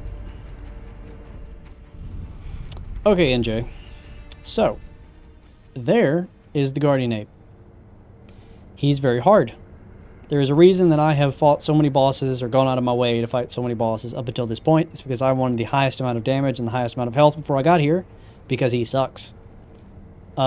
Since we have talked about glitches throughout the course of this run, I feel obligated to tell you there is a skip for the Guardian Ape. Technically, there are two ways to do it. You can do the out-of-bounds jump in Ashina Castle and air swim all the way here. That would allow you to swim around the corner and go to the cave that he is facing, that tiny break in the rock there.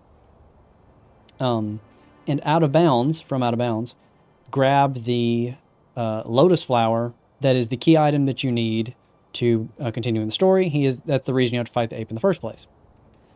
That's one way.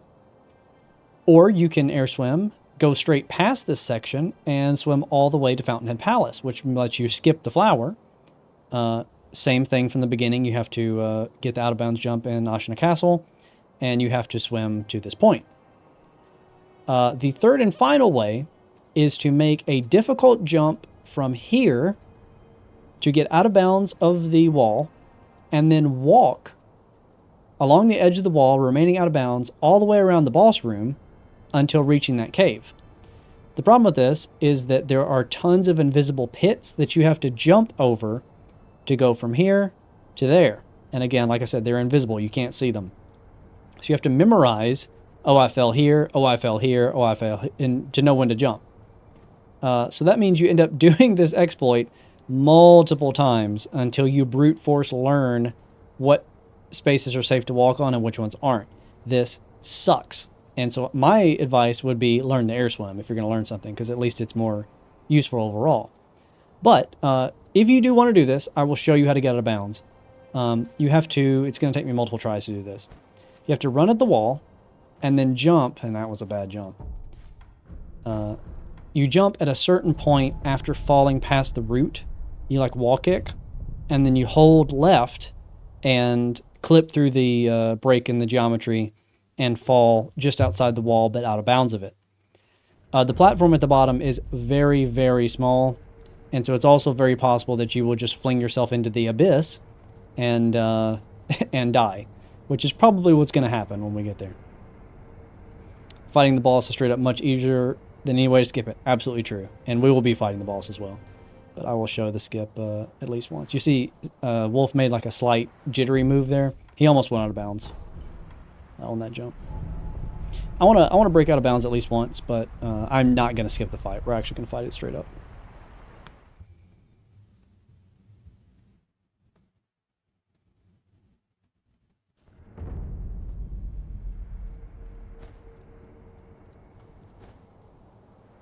That was way too soon, that wall kick.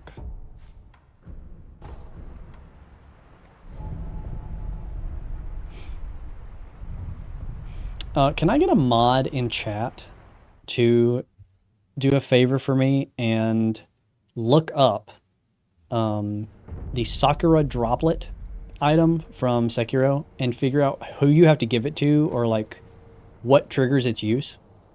I've never had the item and have the game not prompt me to use it, and that is the situation that we're in right now.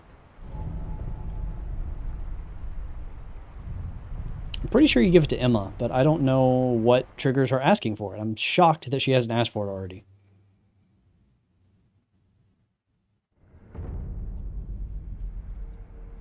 But this is the item I'm talking about. Sakura droplet. That is it. It's Kuro, not Emma. Shh, we're about to give it to Kuro.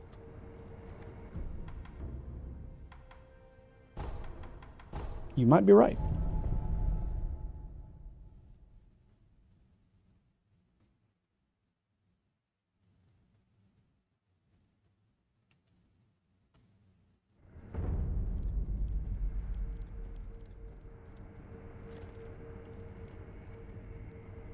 Wolf, look, I found it's a... Yes.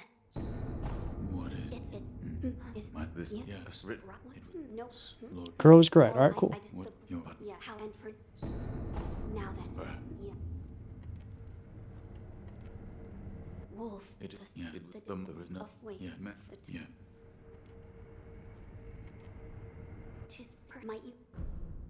My lord. Cool. When it's... That will... I... If you... My... Thanks, Lord Yuffie. Takeru's dragon blood lives on with you. I humbly accept. Yes.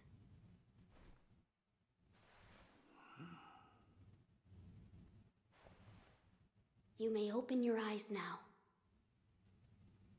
My lord. That was abused. Yeah. Okay. Ah, did you... I did. Oh, what you... Lady... Appreciate it. I want to go ahead and get that third resurrect ready because, spoilers, soon we will not be able to come back here.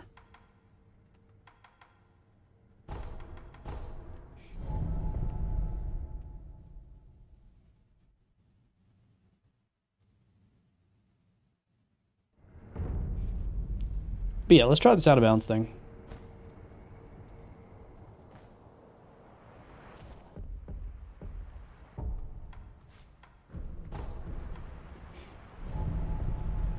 Most of the time that I've gotten this, I've just flung myself into nothingness and watched Wolf die from falling, 1,000 miles or whatever.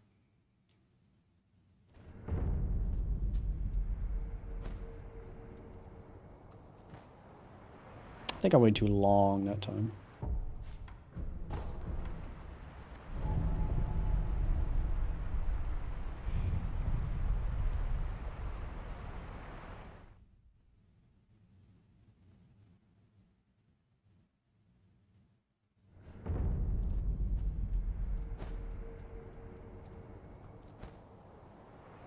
That seemed close. Maybe I was a little low.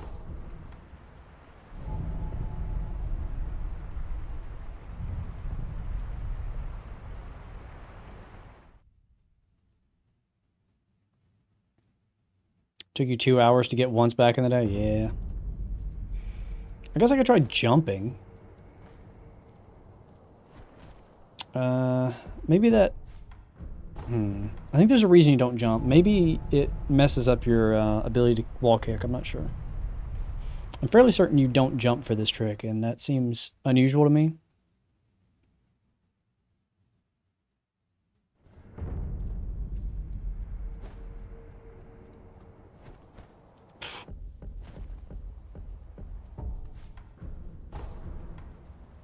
Yuffie, I don't know how long you've been in the stream. We spent an hour and a half trying to get bull skip earlier.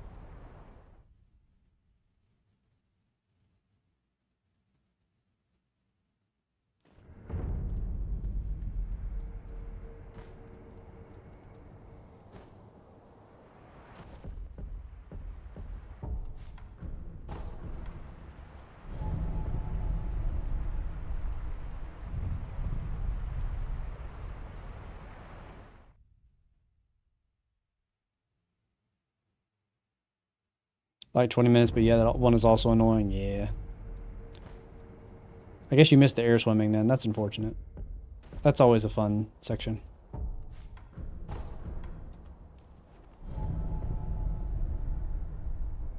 Since I haven't talked about it in a while, I guess I'll bring it up again. The pinned comment at the top of the chat box is a link to the second channel that I have. It is dedicated to streaming and stream VODs.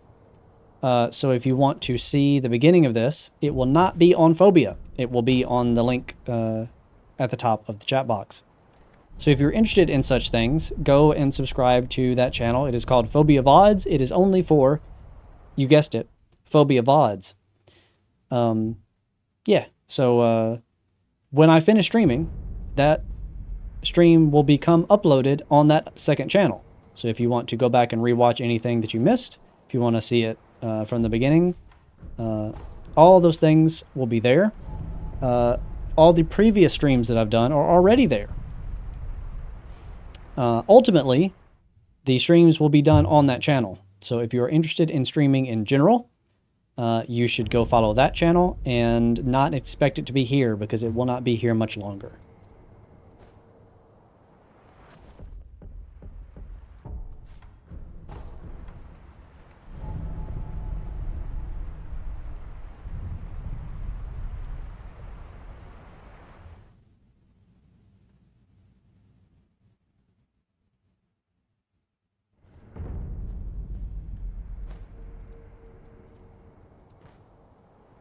There we go. Okay, so that's the out of bounds thing. And I fell off immediately. As you can see, you basically, when you land, you're on like a razor thin section of the wall, and you have to just carefully walk all the way around the is it Phobia VODs 962? No, it's Phobia VODs.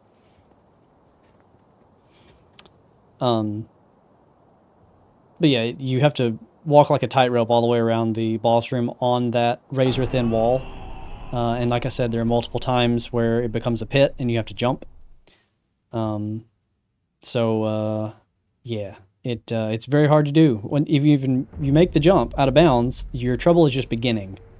So I do not recommend going out of bounds there and then trying to precariously walk on the razor's edge all the way down to the cave. It's just not worth it. But because of what this stream is, I want to make you aware that it is a thing, and it is a thing you can do. But with all of that said, we're going to fight the Guardian Ape. And this is one of the hardest bosses in this run. So we'll get started. NJ said, found it sub. Appreciate you.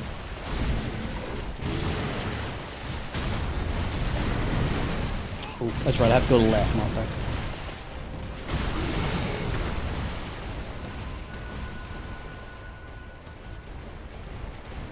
Gotta get used to this guy again.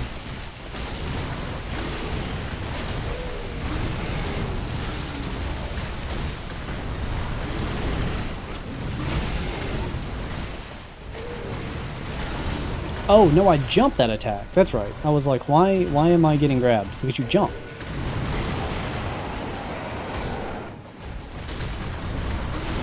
Okay, well, Wolf just didn't jump when I pushed X, but that's fine. That is neither here nor there. That is a whole other issue.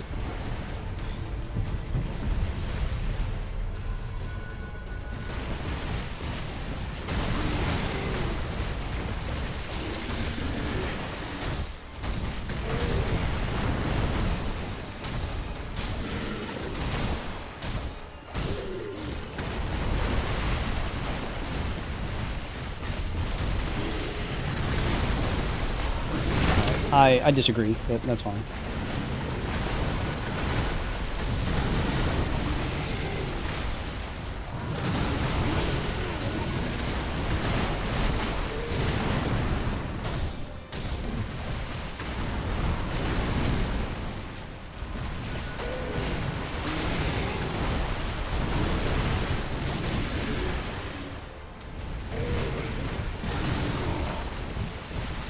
That entire fight, it felt like Wolf was not doing the buttons that I was pushing.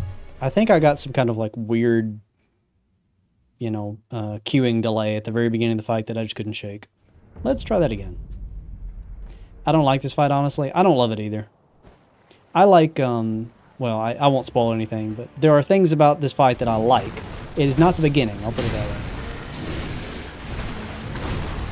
Like, look at that, man. I hit deflect on all of those, and I think there are attacks that he does that just can't be deflected, and you're just meant to dodge. Which ones those are is anyone's guess. Man, the swipe. I just cannot process the swipe.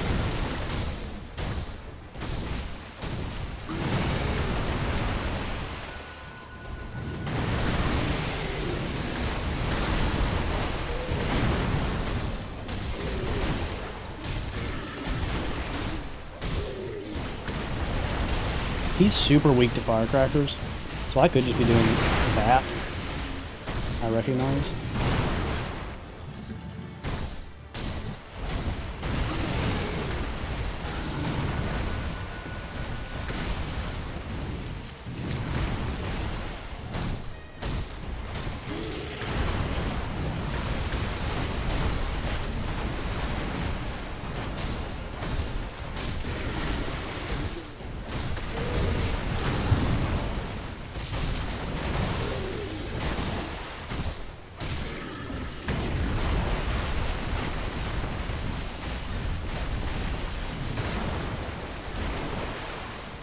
That attack in particular feels like RNG to dodge.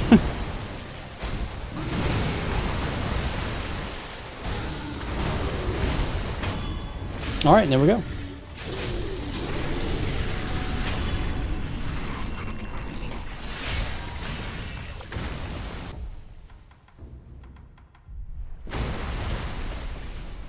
Alright, and that's Guardian Ape.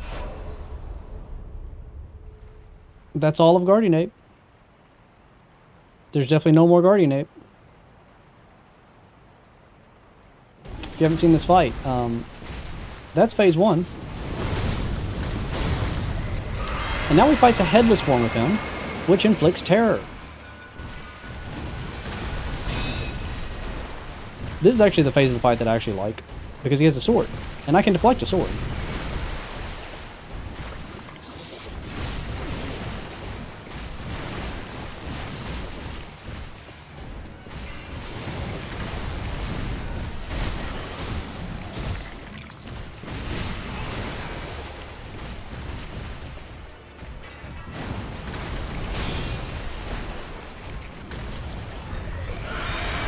Kinsey says, I remember this fight, now I want to die. Man, Kinsey, your reveal, or when you watched him get back up after you cut his head off, was, that was one of the moments of all time, for sure.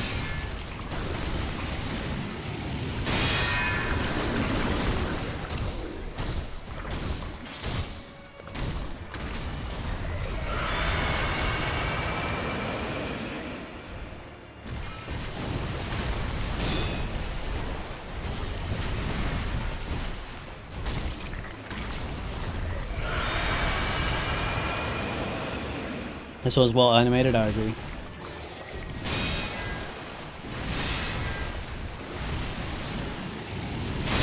I also love that. Like, the build-up is just so nice and gives you so much time to react, and then you get to punish after. It just feels so good.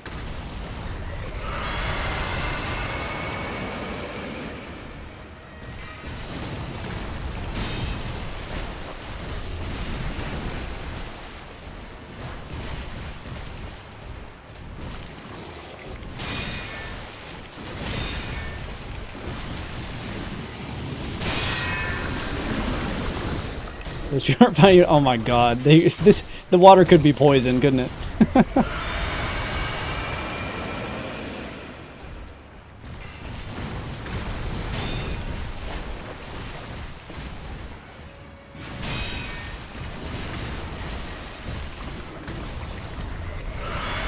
is why we have to appreciate what Miyazaki gives us.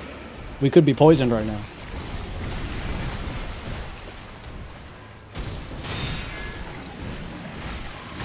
I missed the timing on that.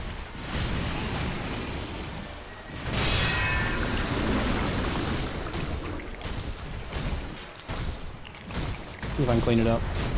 Nice, we got it. Not bad. What was that? 2 attempts, 3 attempts, something like that?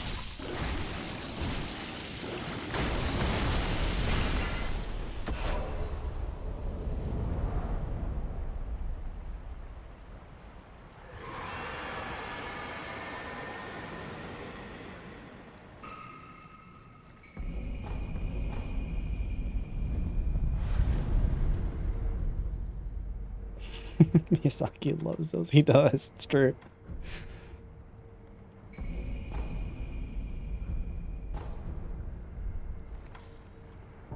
Okay, we're done with that. I have 20 pellets in storage. That is fantastic. Okay, can I buy some skills?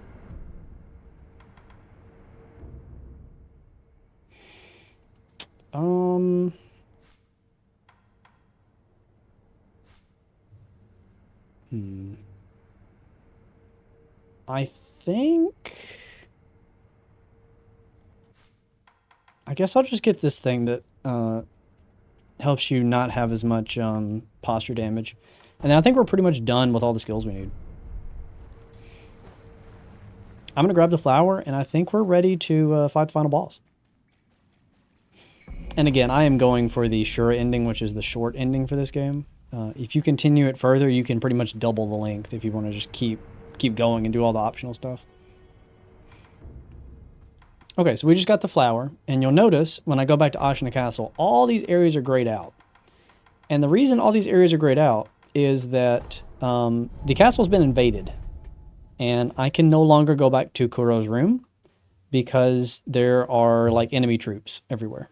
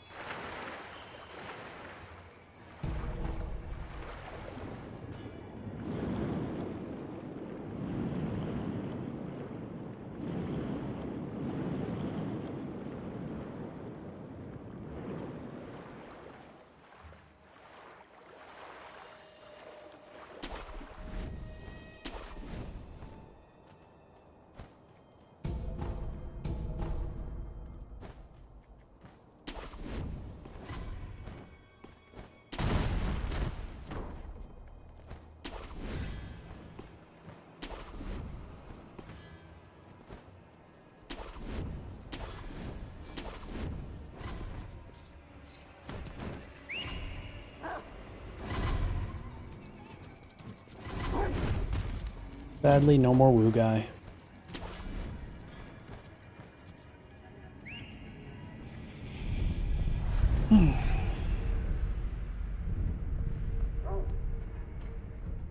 Okay, you guys ready to close this out? Hopefully this won't take too many tries, but this is a difficult boss.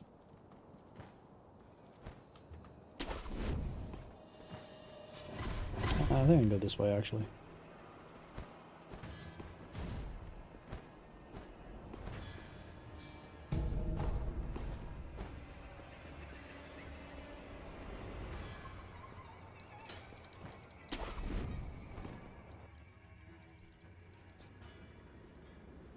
I remember you well.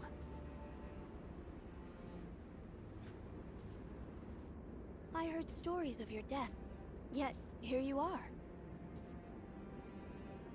What are you plotting, Owl? Plotting? I would do no such thing.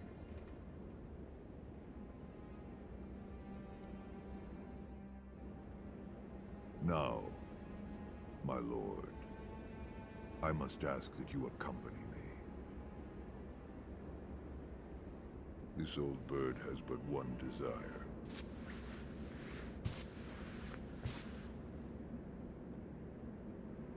To protect the divine heir from those that might take his esteemed blood. So, the dragon's heritage has seduced you too. Then there is nothing to discuss. Take your leave.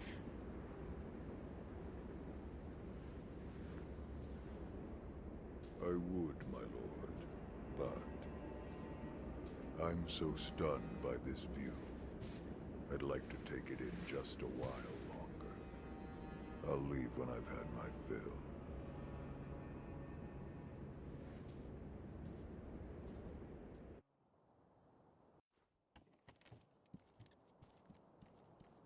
Father. So, this is the point in the game where you decide what ending you want. You can listen to Owl and fight Emma and Ishin, betray Kuro, or you can betray your father and stick with Kuro. This is the bad ending, quote unquote. This is the good ending, quote unquote. The good ending has you playing much more of the game and doing much more bosses and going to more areas, etc., etc. I'm going for the shorter ending so that we can get out of here today, which means I am picking this one. As you command. In accordance. Yes, So this means we have now locked our choice, and our final boss is now Emma and Ishin. I expected no less from you, my boy. With this, our supreme reign will... It seems we have a troubling guest. But to oppose the daughter of the late Lord Dogen would be quite disgrace! My. Short ass playthrough. I told you we'd be out here in 6 hours, Kenzie. Wolf, I leave this to you. Have at it. Tear her apart. Sir.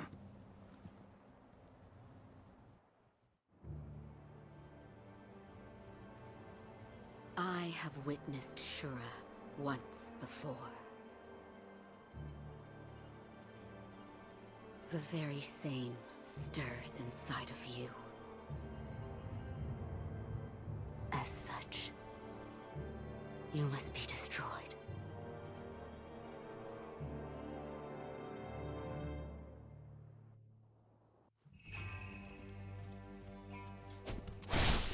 Let us begin.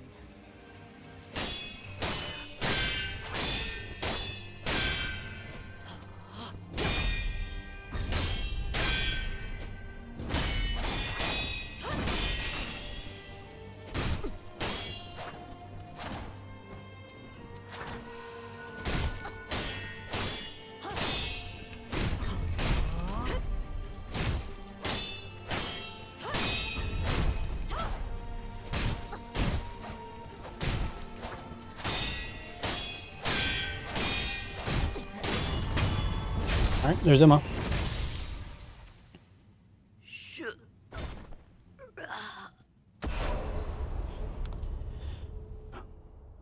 And that's you, bitch, bye-bye.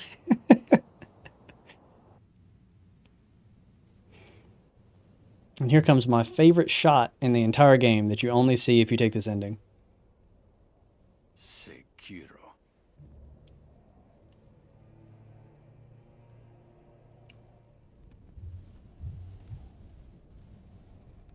Misogyny jump scare.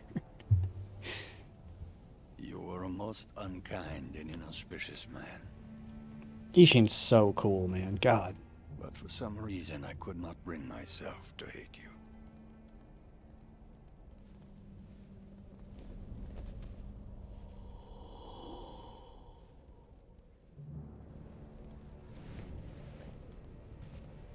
It seems I must cut you down before you fall to Shura.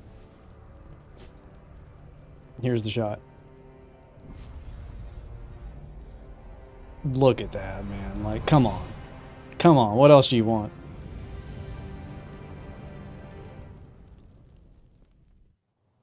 Shura, I never did think to kill your kind again!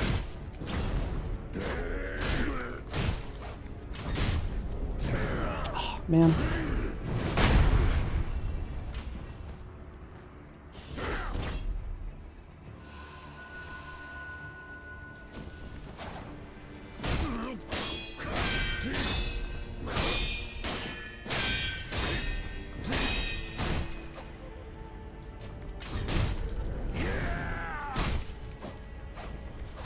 Ooh.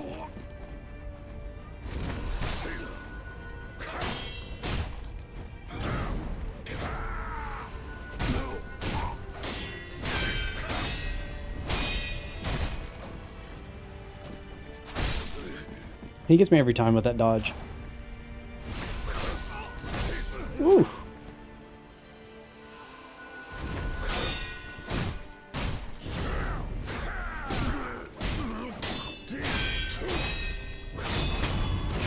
Alright, last phase.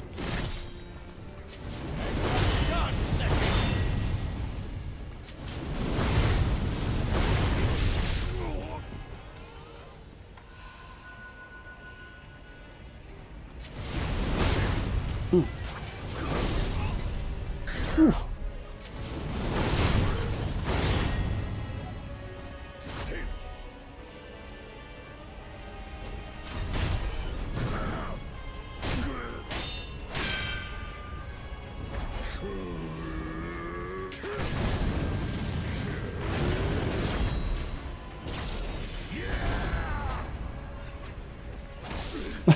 Oh, I wasted a pellet.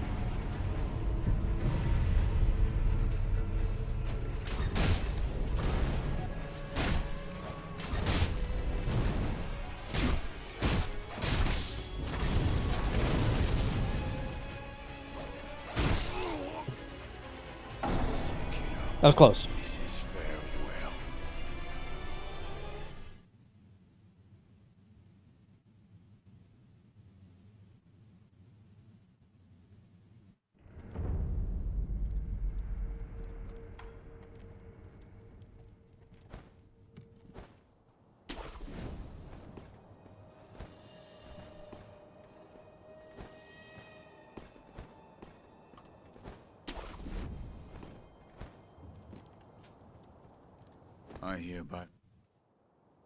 I hear.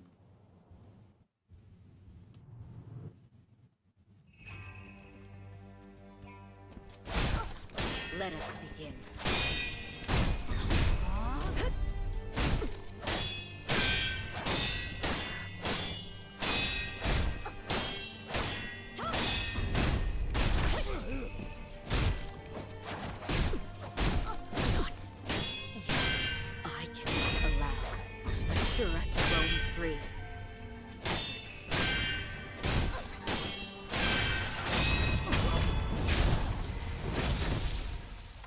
I think I'm gonna use pellets first and try to save some gourds for the later phases.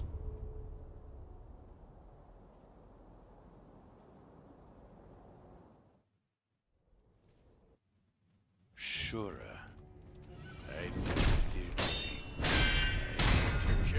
Finally, do some Akiris, please. You're so much easier when you stab.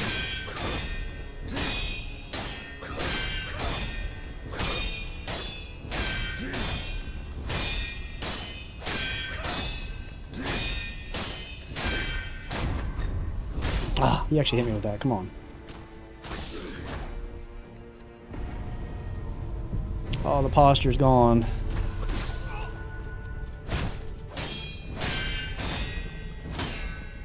That was so good, and I just got off somehow. I don't know.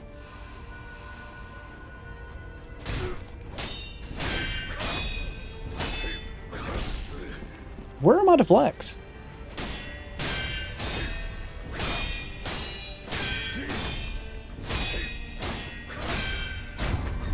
I don't understand the problem. I am pushing L1. Sekiro, this is farewell. Okay. Reset. Wonder if that bug is still there on one of the awnings where it calls the entire castle if you jump up toward the ceiling near the wall. I don't know.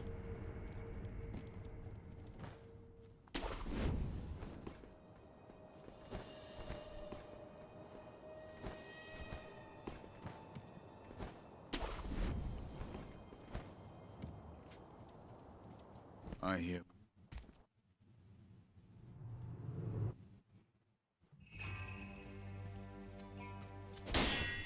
Let us begin.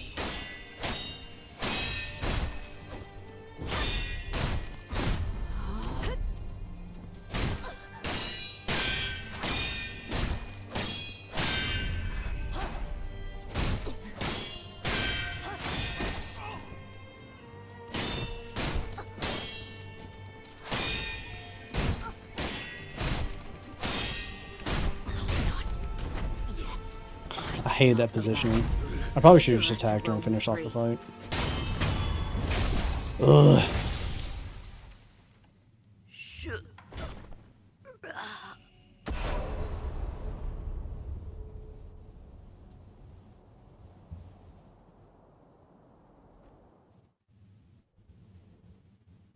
Sure. I never did to kill your kind again.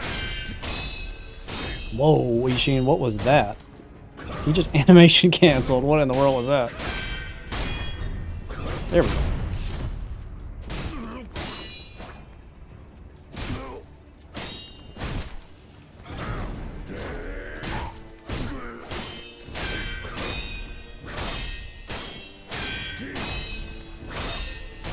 And that's what a phase 1 is supposed to look like.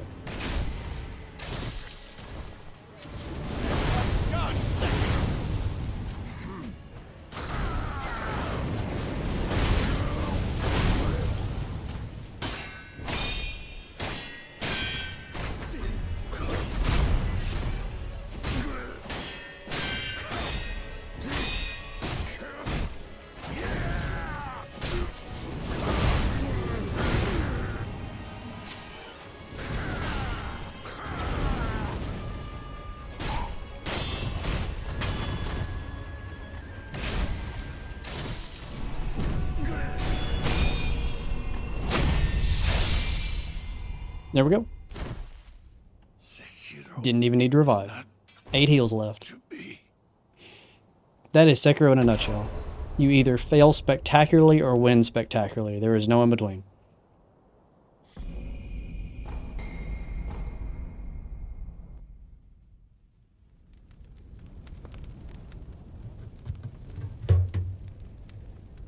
That took a while.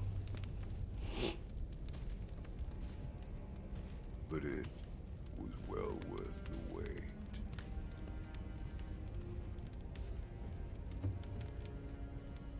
Despite his age, few could hope to defeat a man such as Ishin. $10 from Orange. Appreciate it. I was alright with that fight. It's, No less from my home. the last phase went really well. Nothing stands For sure. in our way. Ashina, the interior ministers, the whole country is ours for the taking. Hey,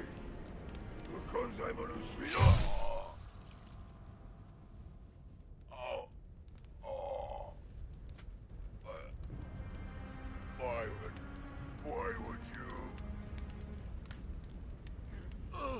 Zura!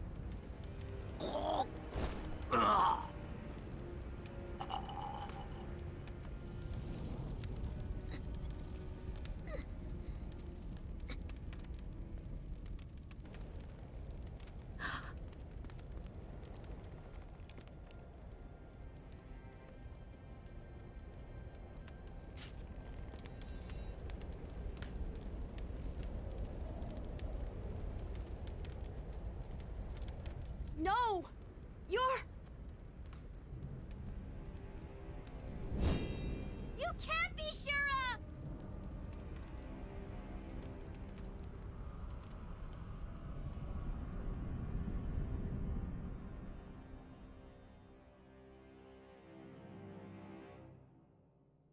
Soldiers and townfolk alike died by the thousands. Very few survived. Ashina became the setting for the most tragic massacre of the Sengoku era. And for a long time after, it was said a demon lurked the land.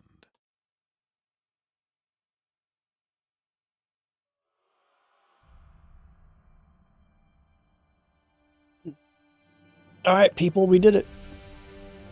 Easy game, to be honest. Easy baby game for babies, probably.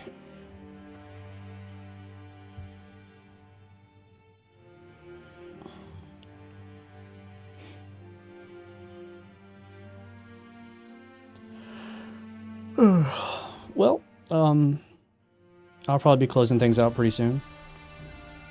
To catch everyone up, if you like what you saw and you want to see more glitches for Sekiro in particular, there are ones that I did not show in the stream, and you can find that down in the stream description. There are links to the edited glitch video for Sekiro, where I go into more detail about certain things and, you know, cut out like the generic gameplay and stuff. It is a very different route from what we did here today. I fight bosses that we did not fight in this video, and in this stream we fought bosses that I don't fight in the edited video. It's just a very different path altogether. So you will see plenty of new things there, certainly. If you're interested in glitches of other games in general, you can find that in the link to the channel. In terms of streams, if you want to see more streamed content, for that you need to check the kind of that way, the link pinned at the top of the chat. That is the link to the VODs channel where all streams will be in the future, including this current one. So if you're interested in seeing streamed content or seeing stream like glitches on stream in a more long form setting, all of the future streams will be uploaded there, and all of my past streams are there currently. So, for example, there is a Castlevania Symphony of the Night luck mode run on there, which does a glitch to keep your starting gear, and you start at a lower level, so that's a strange playthrough. There is a Bloodborne gun only run over there. Let's see, what else is there? We blasted through Sonic Riders not long ago. There's some just stuff that you would not find normally on Phobia. You will find on Phobia VODs, which again is link at the top of the chat. But yeah. Hannah says, damn, only took me over a year to do that. Well, you know, Hannah, your thing was you played Sekiro once a week sometimes. So it would probably take me that long if I took that many breaks as well. Sekiro's the kind of game that, like, man, if you don't touch it for a while, you lose it.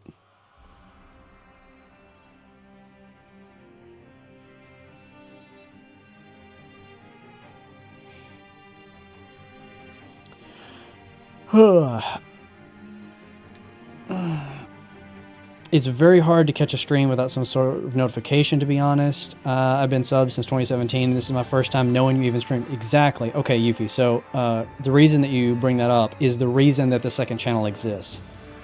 Most people just aren't seeing them. And the reason that most people aren't seeing them is that YouTube is just not suggesting them. And it is completely out of my hands whether YouTube does that or not, right? I can post, we did this at the beginning of the stream. I posted links on every social media platform that I own, which is all of them.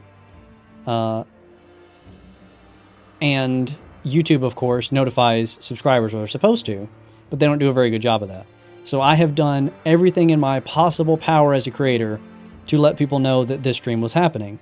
And yet, you and many others will say, I didn't know it was happening. And it's not your fault, because YouTube's not telling you.